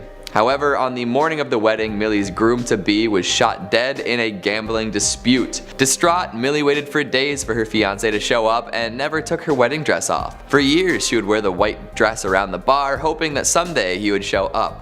Now her ghost wanders the hotel in her dress, waiting for her love. Another classic story is that of the dancing girl. A young teen has been seen dancing around in the ballroom. Many a drunk guest has claimed that a young girl helped them to their room, all the while dancing as if she were floating on air. There's also the tale of the Rebel, a ghost dressed in a dark Confederate uniform. While no battles took place in New Orleans, plenty of wounded soldiers would end up in the city for rest and recovery, and maybe a little bit of time at the bordello. This ghost has been seen pacing the outer courtyard, earning the nickname the Worried General. And of course, the bar itself, known as May's Place, is full to the brim with ghosts. Employees claim to have seen all sorts of unexplainable stuff, from glasses falling down from high shelves to locked doors opening up on their own to brochures swirling around like fall leaves. If you're looking for a haunted overnight stay, the Dauphine Orleans is probably your best bet. Don't go paying any of the ghosts for services though, you probably won't get what you're expecting. Coming in at number 2, we have Peacock Island. Peacock Island is situated in the River Havel in Berlin. In 1685, chemist Johann Kuhnau was given financial aid to build a glass foundry on the east of the island. Here he discovered how to produce artificial red glass. When he left the island in 1692, it remained unused for about 100 years until 1793. In 1793, the Prussian King Frederick built the castle for himself and his mistress. This was then passed down through the family and used for many different different reasons, including being used as an exotic farm. Although the island has a long and exciting history, there are claims it is the original Johann Kucknell who inhabits the island long after her death. It is claimed that Johann was not only into creating glass, but that he experimented with dark magic. It is believed that through his experiments with black magic, he had cursed himself. He attempted to flee the island as to not be attached to the curse, but this didn't work. In the afterlife, he was bound to the land and his old foundry. Those who have visited the island have seen a black figure with glowing red eyes. He is often seen at the stroke of midnight. When he is near, you can feel the chill in your bones. You know that you're in the presence of darkness just by being on the island during his hour. His laboratory still stands today, and some have tried to find his old lab to learn all the dark magic and secrets that he tried to hide. It is said a fire nearly destroyed the building. The police believe this to be man-made, and it's speculated he was trying to destroy the demons and spirits he had accidentally been working with in the lab. He couldn't escape the curse, and if you don't want to meet the same fate, I would avoid visiting this building. And finally, in at number 1, we have the Wold Neil Hostert School. The school was first built in 1913 and then closed in 1937 when it was then used by the National Socialism Party. They wanted to use the building as part of their euthanasia program. They wanted to make their bloodlines pure and strong, and they had the idea to use the building to house anyone who was not seen as genetically healthy. All those with hereditary illnesses or who were severely mentally and physically handicapped were classified as lives unworthy of life. They would invite the people they deemed to fall into this category to live in the facility before they would eliminate them. According to data collected, more than 260,000 people fell victim to their war against sick. This was just one of many of these facilities run around Germany. With all of the horrible acts committed here, it is no surprise that it is haunted with the lost souls. The people lost here were taken suddenly, and their spirits remain unable to pass on. Some people who have visited reporting hearing blood-curdling cries coming up the walls in every direction. Others have seen shadows darting from room to room as though they are watching those who walk there. Other ghosts have been seen looking through the windows or sitting inside the rooms late at night. They don't seem to have bad intentions, but they seem to be distraught, which can be equally as dangerous if you were to stumble across them unknowingly. Some even claim to see children who have disappeared as soon as they were noticed. The stories from those who have visited are terrifying and chilling to hear. It is enough to warn anyone away from attempting to visit the old school. Coming in at number 5, we have Terrace Inn. Located just north of the city of Petoskey lies the Victorian inn called Terrace Inn. The inn opened in 1911 and was known to be a luxury 38-room Victorian resort, though the perception of the Terrace Inn has since changed from a large number of scary ghost reports. It also doesn't help that there have been multiple deaths on the premise. Before this building was an inn, it was 2 boarding houses until they were torn down to create what we now know as Terrace Inn. During construction, 2 workers fell off a beam and sadly passed away. Therefore, it's rumored that their spirits may have settled in at the inn once construction was complete. That's not the only accident and ghost story that has occurred at the Terrace Inn though, as many years later there was a woman named Abby Sweet who was staying at the inn. Abby was pregnant and unfortunately fell and lost her life. After that event occurred, her husband Edward passed away from heartbreak just a few years later. This accident occurred in room 211, which is known to have the most reports of ghost experiences and paranormal activity. That isn't the only spirit lurking in the inn though, as there is the interactive youth, a boy between the ages of 12 to 14 who has been seen inhabiting the basement. That being said, his identity and the reason for his presence are unknown. Over the decades, there have been many reports of paranormal activity at the inn. If you ask the desk clerk for the inn's ghost files, they'll hand over a thick folder with accounts from past guests and employees. Even more frightening, it seems these reports may very well be true, as the reports span over 25 years written by strangers with similar ghost stories. Most reports from guests and workers are of hearing sounds of footsteps and voices late at night. Additionally, doors open and close by themselves unexplainably. Some have even reported hearing the sound of a piano playing or a party being held, but when investigated, the area the sounds were coming from was vacant. Plenty of paranormal investigators have spent the night at this haunted hotel, and they all agree it's crawling with paranormal activity. Lucky for the guests though, the investigators and workers all agree that the spirits aren't harmful or hold negative energy.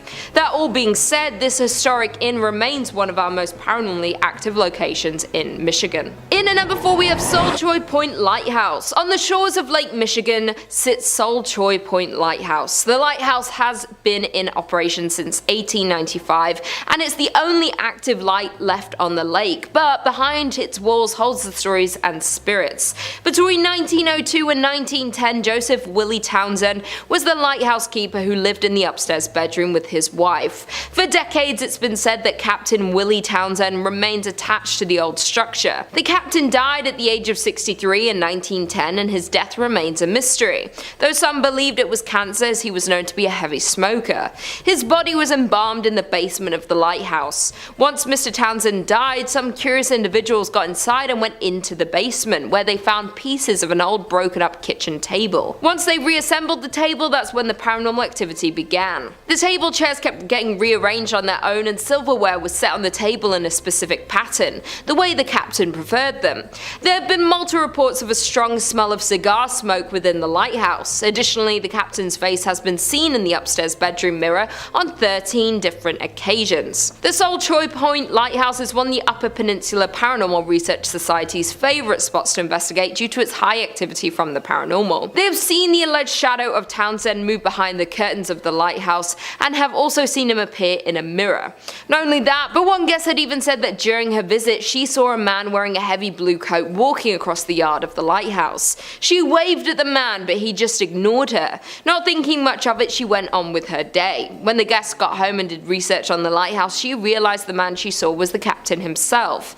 And to this day, those who visit Sol Choi Point Lighthouse leave with stories that turn non-believers into believers of the paranormal. Coming in at number 2, Myrtle's Plantation. Built in the late 1700s, this is considered by some to be one of America's most haunted homes. Made extra legendary by the multiple photographs taken featuring ghosts, you'd be hard-pressed to find an ectoplasm enthusiast who hasn't heard of young Chloe. Chloe was a young slave punished for eavesdropping on the family. She took her revenge later on in the form of a poisoned birthday cake. It was served up to the owners of the house, and within 3 hours, 3 people were dead. Apparently that wasn't enough revenge for one lifetime though, as Chloe is still said to haunt the plantation. 2 different pictures have been taken with apparent ghostly qualities to them. One is a photo of the facade of the house, and if you look carefully in the corner, a ghostly visage can be seen. Another is of 2 tourists taking a selfie in front of a window, and Chloe can be seen peering out from in front of the curtains. While famous, some folks claim that they could be doctored.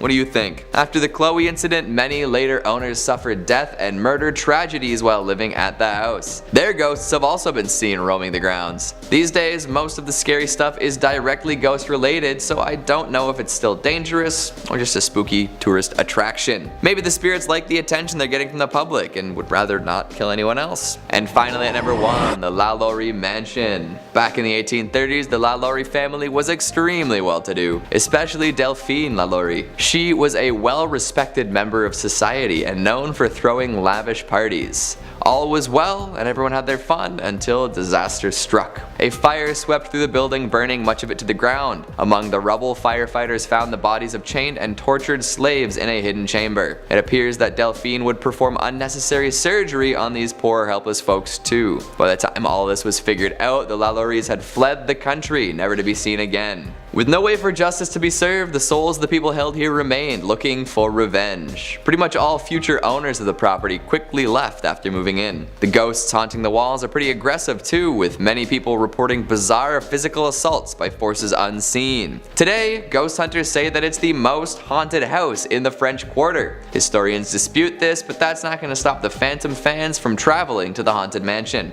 Coming in at number 5, we have William A. Irvin. During the fall season, the ship has haunted tours with actors, but the ship really is haunted. The haunted ship began in Duluth in 1992. Before the haunted ship started, the William A. Irvin was open for regular boat tours during the month of October. Historically, this month was really slow, and the DECC needed a way to generate more revenue during this quiet month. Having heard about a failed attempt by Cleveland's William G. Mather trying to become a haunted ship, the DECC decided to try their own hands at a haunted attraction. The William A. Irvin partnered up with UMD to give the school's drama department some experience on production and acting. Needless to say, their attempt was a huge success. More than 2 decades later, the haunted ship is the peak of the Irvin's yearly business. The most common sighting that employees relate is that a lady in white has been seen walking around the ship, noticeably. She is usually up on deck and is dressed in period clothing. Nobody has ever been able to identify who she is or why she is tied to the vessel. There is also said to be a former captain who is still overseeing his ship. He is most often seen in in the captain's chair and is said to be angry that the ship remains in dock and is no longer seaworthy. There are another 2 men haunting the ship. One sticks to the front of the ship and apparently does not understand what has happened to him,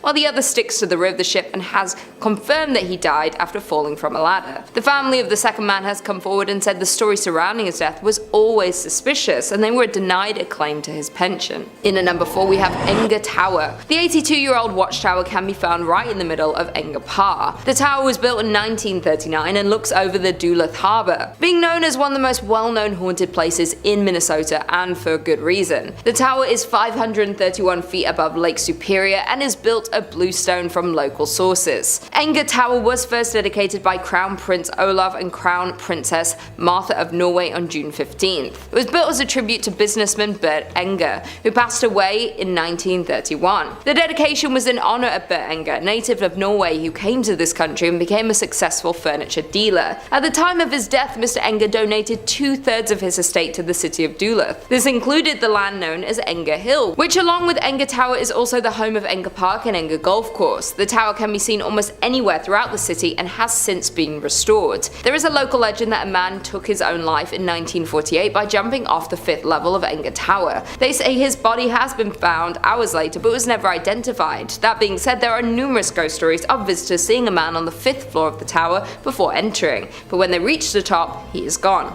Coming in at number 3 we have Van Dusen Mansion. In 1892, grain baron George Van Dusen built a monumental mansion for his family. With 12,000 square feet, 10 fireplaces, a turret, and a $45,000 price tag, the home was a symbol of turn-of-the-century prosperity. After 2 generations of Van Dusens moved out in 1937, the building had been used to house almost everything except a family since, being used as a school, training medical facility, and even a college throughout the years. It was vacant in the late 1930s and spent 20 years as the College of Commerce. It was home to Hamline University Law School, then the Horst International Education Center. In the late 1980s, the castle fell on hard times and became little more than a flop house. By the early 90s, it was headed for the wrecking ball. 2 weeks before it was scheduled to be demolished, it was rescued by Wisconsin entrepreneur Bob Poling, who bought it for $237,000. Now a venue to hold fairytale-esque weddings, the Van Dusen Mansion has had its fair share of past lives. In at number 3 we have Mackinac Island. One of Michigan's most popular tourist destinations is also one of its most haunted, Mackinac Island. The small island sits on Lake Huron, covering almost 4 square miles of land between the upper and lower peninsulas of Michigan. The island was originally home to indigenous settlements long before European colonization. Seeing at least 2 battles during the War of 1812, it has been the resting ground of many tragic deaths, making it a prime location for hauntings and paranormal activity. In a part of the island you will find the Grand Hotel. The area first served as a missionary school, but today it's known as a luxury hotel. Through investigators, there have been many reports of paranormal activity in the area, and it's known that the Grand Hotel is one of the hotspots for paranormal activity on the island. Legend has it that construction workers uncovered human remains while digging the hotel's foundation, with paranormal activity stories being recorded in the theatre, outside grounds, and in its rooms. The staff have also reported seeing a man in a top hat playing the bar's piano. Others see a woman in Victorian clothing who roams the halls, even getting into beds. Another paranormal hotspot is the Mission Point Resort, which was a moral realignment, a religious movement from the 1930s. The resort's popular ghost story is about a man named Harvey who died in the late 1960s. Supposedly, Harvey was dealing with a broken heart and ended his life behind the resort, not being found until 6 months later. Some people believe there's more to the story, that he was perhaps murdered. That being said, Harvey is often reported in the resort's theatre, where visitors have reported being pinched or poked. With the never-ending ghost stories and paranormal reports, the island is deemed the most haunted town per capita in the United States, with 16 haunted locations per 478 people. It is safe to say that there are some paranormal activities and ghosts lurking on the grounds of the island. Coming in at number 2 we have Holly Hotel. Due to the growing number of railroad passengers passing through the area, the hotel hotel was built in 1891. Many staff, residents, and haunted historians will agree that the Holly Hotel is one of the most haunted buildings in the state of Michigan. Norman Gauthier, a professor of parapsychology who is also known as a world-famous ghost hunter, investigated the hotel in 1989 and concluded that the building is indeed haunted by a great number of spirits. Throughout the years, the hotel survived 2 fires exactly 65 years apart. Many residents and guests of the hotel have talked about the weird feelings they got on the second floor of the hotel without us actually admitting to seeing ghosts. The inn's most famous ghost is said to be the former owner himself, Mr. Hurst. Hurst passed away in the 1920s, but many believe he just can't let go of his hotel. He is the most active ghost at the Holly Hotel and wasn't happy with the renovations that had been done to his inn. The rumor is if you see a man wearing a frock coat and top hat and smell cigars, you most likely have met the man himself. The other most common spirit would be with the former hostess, Nora Kane. According to the hotel, Nora's ghost is seen most often in the bar and back hallway. She has been heard playing the piano or softly singing a tune throughout the hotel, and her flowery perfumes can be faintly smelt when she is around. Those are only the 2 most common spirits of the Holly Hotel, though there are so many more encounters reported by visitors and ghost hunters. And finally, in at number 1 we have Beeson Mansion. Found in Niles, Michigan sits an old mansion that was built in 1847. The home was constructed by a local whiskey distiller who sold it to an attorney, Strother Beeson, and that's why it was referred to as the Beeson Mansion. Across the street of the mansion lies the family's private cemetery. Strother built the tomb across the street as a final resting place for his mother, and it wasn't too long afterward another family member joined the cemetery. Strother's son, born in 1969, tragically passed away, and a total of 12 family members are now entombed in the crypt. The ghost stories surrounding the Beeson Mausoleum are at least based on truth, if not completely true. Family legends about Harriet's odd behavior were cited in newspapers over time, but not until much later, accompanied by reporting on unverifiable hauntings. Jumping to the late 1980s, when working to restore the mansion, the property owner reported hitting their head on a table in the hall, but something hitting them on the back. As well, they experienced instances of being pushed forward by an unknown force. Additionally, the doors would open and close behind them unexplainably. The renovated mansion is vacant now, but no one dares to buy it due to the many cases of hauntings and paranormal activity. In at number 5 we have Loftus Hall. This place may be the most haunted house in all of Ireland, and it is said to be haunted by the devil himself. Loftus Hall is a large country house located on the Hook Peninsula in County Wexford. In 1170, Raymond Le Gros came to the county and built this massive castle, which was known as the Houseland Castle. The Redmond family replaced the original castle with another in about 1350. This second castle was known as the Hall, or Redmond Hall. Later in 1872, John Henry Wellington Graham Loftus undertook an extensive rebuilding of the entire mansion, adding many of the famous elements like the grand staircase, mosaic tiled floor, elaborate parquet flooring, and technical elements that hadn't been seen in houses in Ireland at the time, such as flushing toilets and blown air heating. Charles Tottenham became the lord of the manor in 1752 by marrying the Honourable Anne Loftus, a daughter of the first Viscount Loftus, and they had 6 children. However, his wife became ill and died while the girls were still young. 2 years later, Tottenham married his cousin Jane Cliff, and they lived together, along with one of Charles's daughters in Loftus Hall. One evening, Charles was resting in his home in 1775 with his second wife and daughter from his first marriage, Anne, while the Loftus family were away on business. During a storm, a ship unexpectedly arrived at the Hook Peninsula, where the mansion was located. A young man was welcomed into the mansion. Anne and the young man became very close. One night, the family and the mysterious man were in the games room playing cards, and it was then when Anne noticed the man having a cloven foot. The man went up through the roof, ultimately leading to his demise and leaving behind a large hole in the ceiling which remains today. Soon Anne became mentally ill. It's believed that the family were ashamed of Anne and locked her away in her favourite room, which was known as the tapestry room. She refused food and drink and sat with her knees under her chin looking out the tapestry room window, waiting for her mysterious stranger to return until she passed away in the tapestry room in 1775. It is said that when she died they could not straighten her body as her muscles had seized, and she was buried buried in the same sitting position in which she had died. After her death, everyone who had lived there says she still haunts the hall to this day. After being purchased by Aidan Quigley in 2011, this building was marketed as a haunted house that hosted guided tours of the house until 2020, when it was put on the market for sale. In at number 4, we have the Abbey of the Black Hag. The old abbey lies on a small valley about 2 miles east of the village of Shannon-Golden in the townland of the Old Abbey. One of the earliest nunneries in Ireland, it is first mentioned in 1298 and was founded on land donated by John Fitz-Thomas of Conello, who had died in 1261. Remains include the abbey church with 2 small spaces adjacent, and one appears to have been a sacristy and a vaulted building to the west. There are also walls and a gate and traces of an orchard, a fish pond and a pigeon house. Modifications to the church in the 15th century saw the inclusion of an east window in the church as well as a doorway in the north. Traces of window decoration, columns and carved tombstones remain. Burials were also located and the church plate was reportedly found in the late 18th century.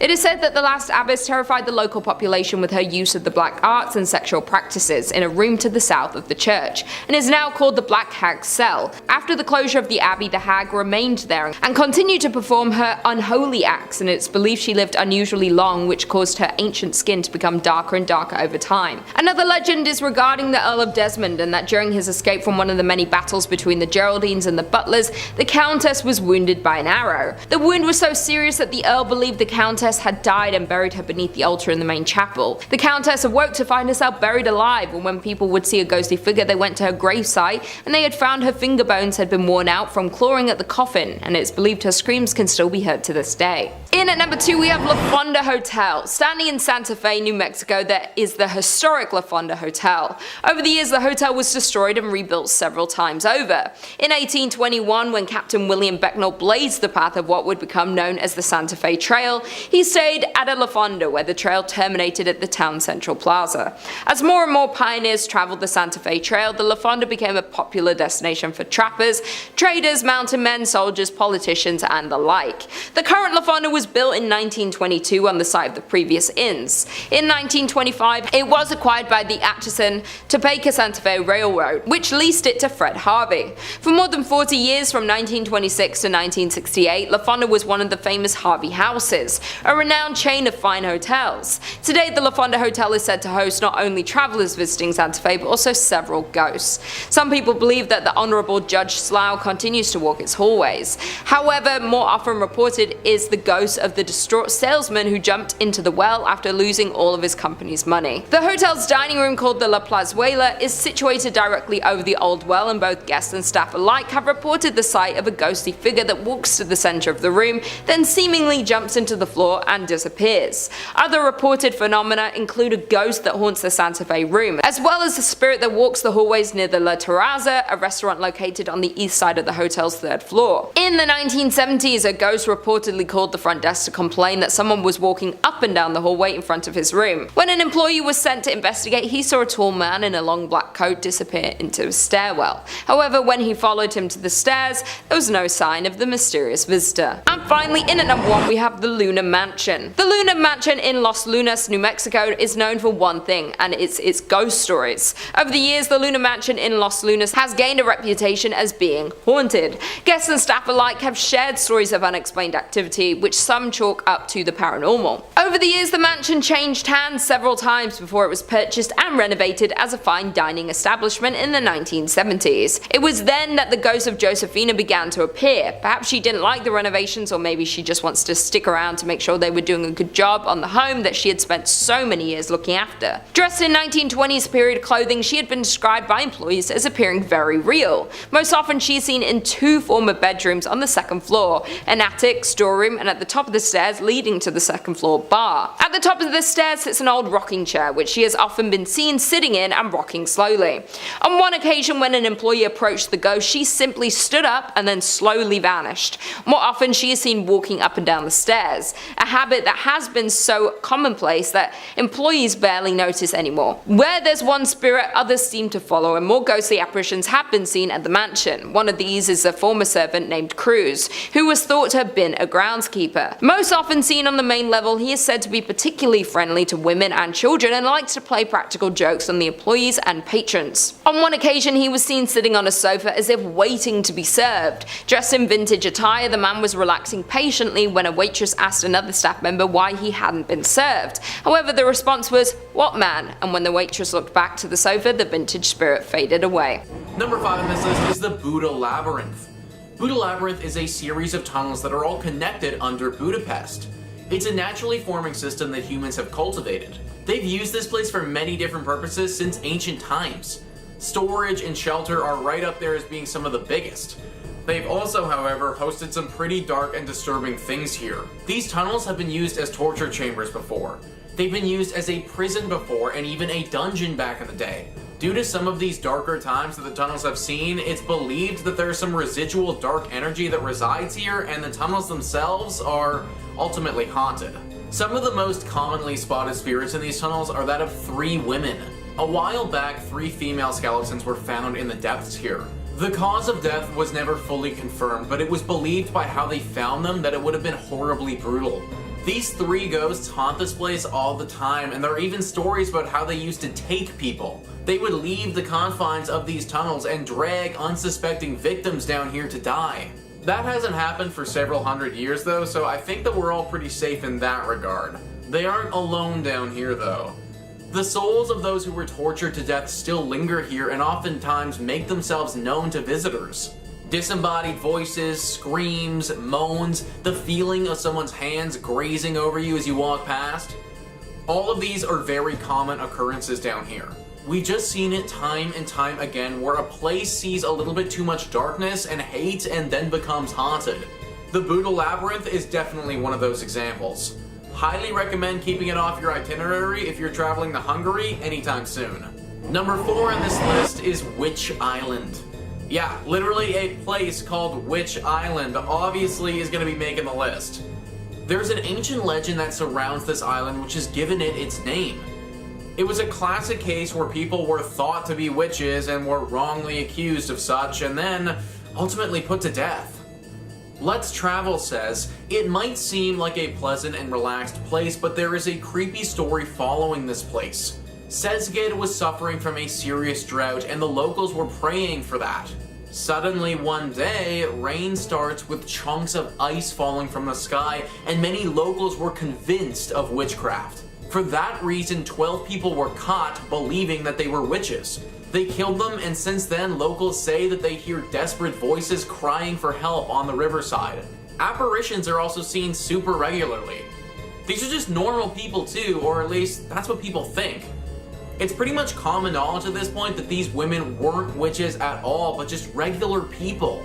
These ghosts that show up are desperate and in need, and they look really sad. They probably won't hurt you, but they'll definitely make you feel something. I'd stay away from this island if you can. In at number 2 we have Schmidt Brewery. Schmidt Brewery became the largest in Minnesota by 1860, producing 1,200 barrels annually and shipping them as far south as Tennessee. It was restructured as the St. Paul Brewing Company in 1898 before being sold to Jacob Schmidt soon after in 1900. Since its opening in 1884, many ghost hunters have visited the Schmidt Brewery to experience some of the many rumored paranormal activities. The brewery has been the site of many constant unexplainable instances, from fires to people losing their lives to terrible accidents. This place has seen a lot of scary sights. While the victims of these events linger around to haunt the grounds of the brewery. Even though the building is now used as an artist's loft, that doesn't take away the scary history of the Schmidt Brewery. While most of the ghosts that haunt the grounds of the old brewery have to do with ordinary brewery workers dying in terrible accidents, in 1896 2 workers lost their lives in an explosion. Furthermore, in 1902 a worker fell down an unmarked elevator shaft. Additionally, in 1904 Matthew Colo, a worker whose job was to light gas lamps in the brewery, lost his life from inhaling flames. Schmidt Brewery has been a St. Paul haunt since 1855 for more than a couple of reasons, when owner Jacob Schmidt took down the original North Star Brewery sign,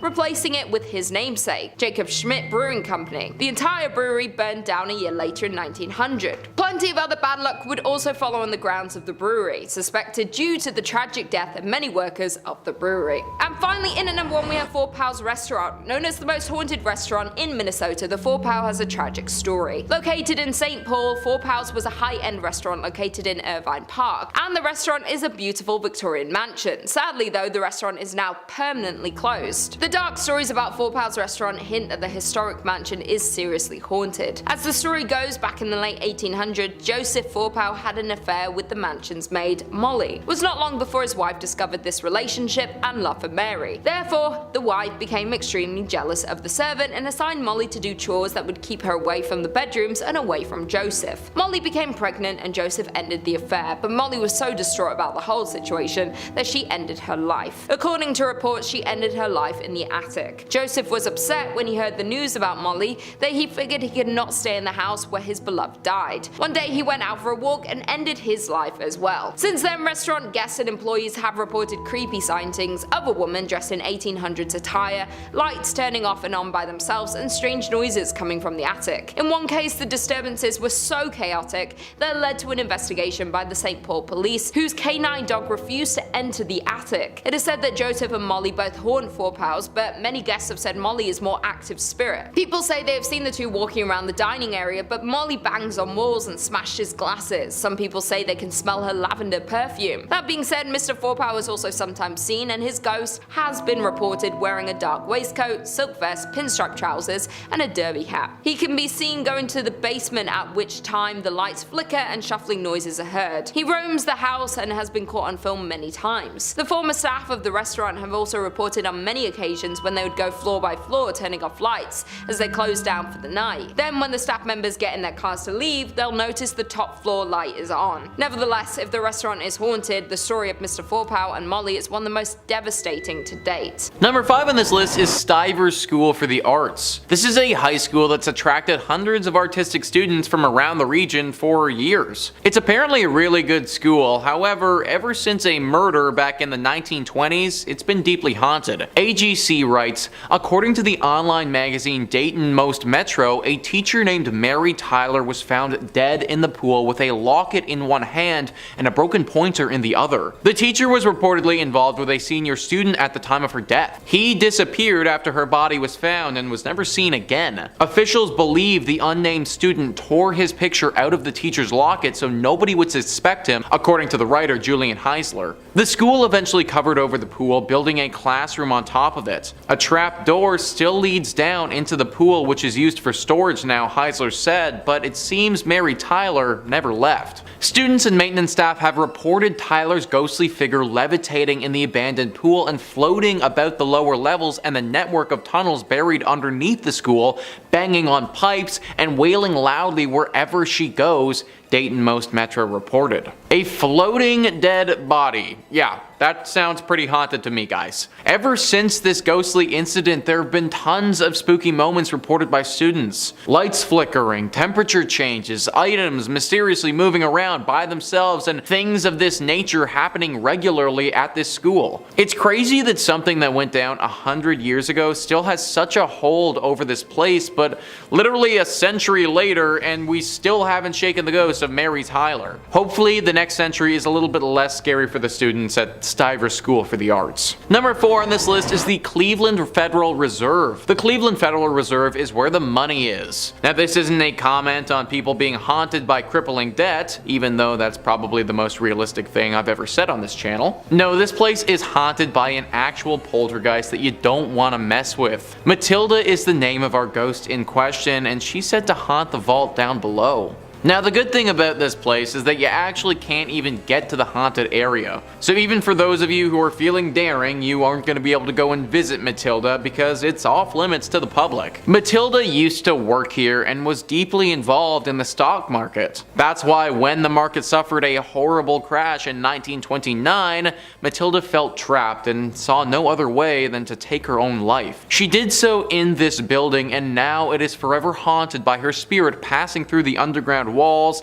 scaring all of those who work down there. It's hard to know how accurate this haunting really is because we don't really have any proof of it. That, however, is more due to the fact that it's super off limits and super well guarded vault that nobody can get to. If we can trust the verbal accounts of the people who've run into her, and there have been many, then we should definitely fear this vault. Number 3 on this list is Crybaby Bridge. This is definitely one of the most famous spots in the state when it comes to hauntings. This one specifically is the Rogues Hollow Crybaby Bridge and has a pretty sad and scary history. There are 2 legends that could be true in regards to this bridge. The first one says that the mother of a newborn child had a falling out with her lover. He abandoned her and she fell into a deep depression. She responded by throwing her newborn over the bridge and then followed that by throwing herself over as well. The second legend says that 2 parents of a newborn child were driving down the road. They got to the bridge, and on that bridge their car spun out on some black ice. The car crashed into a tree right after the bridge, killing both of the parents. The baby in the back of the car survived though, at least for a time. This road doesn't get traveled on often and it was very cold that evening. When people eventually did come upon the crash, it was too late. Ever since this incident happened, this bridge has been rightfully avoided by the locals. The horrible sound of a baby crying can be heard echoing throughout the river that it passes over. They say that standing on this bridge for too long, it's not good for your brain or your mental state. That your sanity will slowly slip away from you and any happiness and good feelings that you may have had will be sucked away down that river for good. Not a bridge that you should want to go down at all, so avoid it altogether. Number 3 on this list is Salgotarjani Cemetery. Cemeteries are supposed to be peaceful places where the dead can pass. But sometimes that doesn't happen and they end up like this one. Deeply haunted. Orbitz writes, on the far outskirts of Budapest lies a forgotten cemetery straight out of a horror movie. The tall, imposing stone gates now face an outline set on train tracks with an eerie silence only broken a few times an hour by a passing train.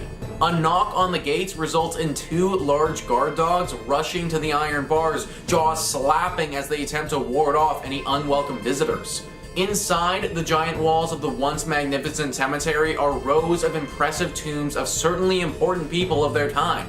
This cemetery is the oldest Jewish burial ground on the pest side of the city, but fell into ruins after most of the Jewish population was forced out of the area during World War II.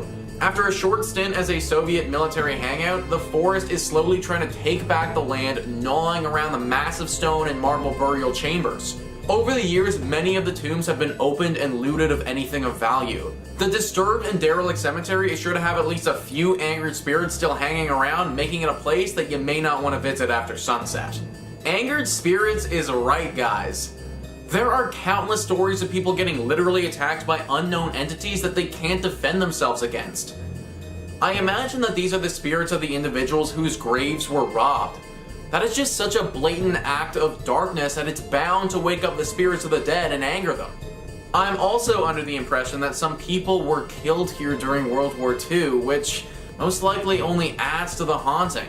The guard dogs are there for a reason, and in this case, it might actually be for our own safety. Number 2 on this list is the town of Versprum.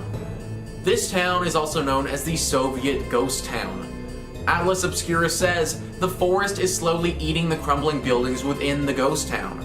Once a bustling Soviet military base, it now looks like an eerie post-apocalyptic wasteland. This was mainly built in the 1960s to house Soviet soldiers. It functioned like a tiny town for the soldiers and their families, forming an isolated, self-sustaining community. It had many fixtures you'd expect to see in any civilian town, like schools, a movie theater, pubs, and restaurants, though most of the base was dominated by large blocks of barracks. After the Soviet Union fell in the late 1980s, many of the residents left the base. The Hungarian Defense Forces were gradually laid off, and the nearby War Helicopter Regiment became defunct in 2004. Now the base's only visitors are curious urban explorers and the occasional airsoft players who dart and duck around many of the neglected buildings. It didn't take long for the abandoned town to begin looking like a scene from an end-of-the-world action thriller. The buildings have begun to fade and fall. Greenery creeps over the unused streets and climbs the walls of the derelict structures. Nature is reclaiming the site from civilization, slowly clutching it within its grasp. So to begin, the town is already pretty freaking creepy. However, there's been rumors of an entity that lives here as well. In the time since it's been abandoned, people believe that a beast or monster has taken up residence here. The few people who have gone here have reported the feeling of being stalked, as if something similar to a predator lives here now and it's out to get them. Talks of a potential werewolf have been thrown out there as well, which I can honestly believe. Whatever this creature is, it's dangerous. Stay away from this town at all costs. And finally, number 1 on this list is the Isvantelic Train Yard. This is an abandoned trade yard where old cars rot away. Some of these cars rotting here, though, have seen their fair share of horrors. Atlas Obscura says, more than 100 locomotives and train cars rot away, some in deteriorating depots, others out in the field. Among these are some very rare train engines and a few cars that are said to have transported prisoners to Auschwitz during the Holocaust. Built at the beginning of the 20th century as a repair yard for the National Railway, only a few southern parts of the train yard are still in use, while most of it is abandoned. 2 large depots, a few smaller sheds, and open-air areas are scattered with locomotives and rail cars, some of them very ancient, others more recent, from Hungary's time as part of the Soviet regime. Some of the trains were brought here to be repaired and then were to be put to the Budapest Railway Museum, but never made it to the display and were instead left behind in the train yard. Now, one big reason that they never made it is because these cars are haunted, guys. The literal car that went to Auschwitz. Just think how many horrors that tiny box has seen. The souls of those who were forced in there still linger, and this train yard is haunted because of it. I feel for these souls too. They never asked for this, and now they've just been forgotten by the world. Hopefully, one day, they can find rest.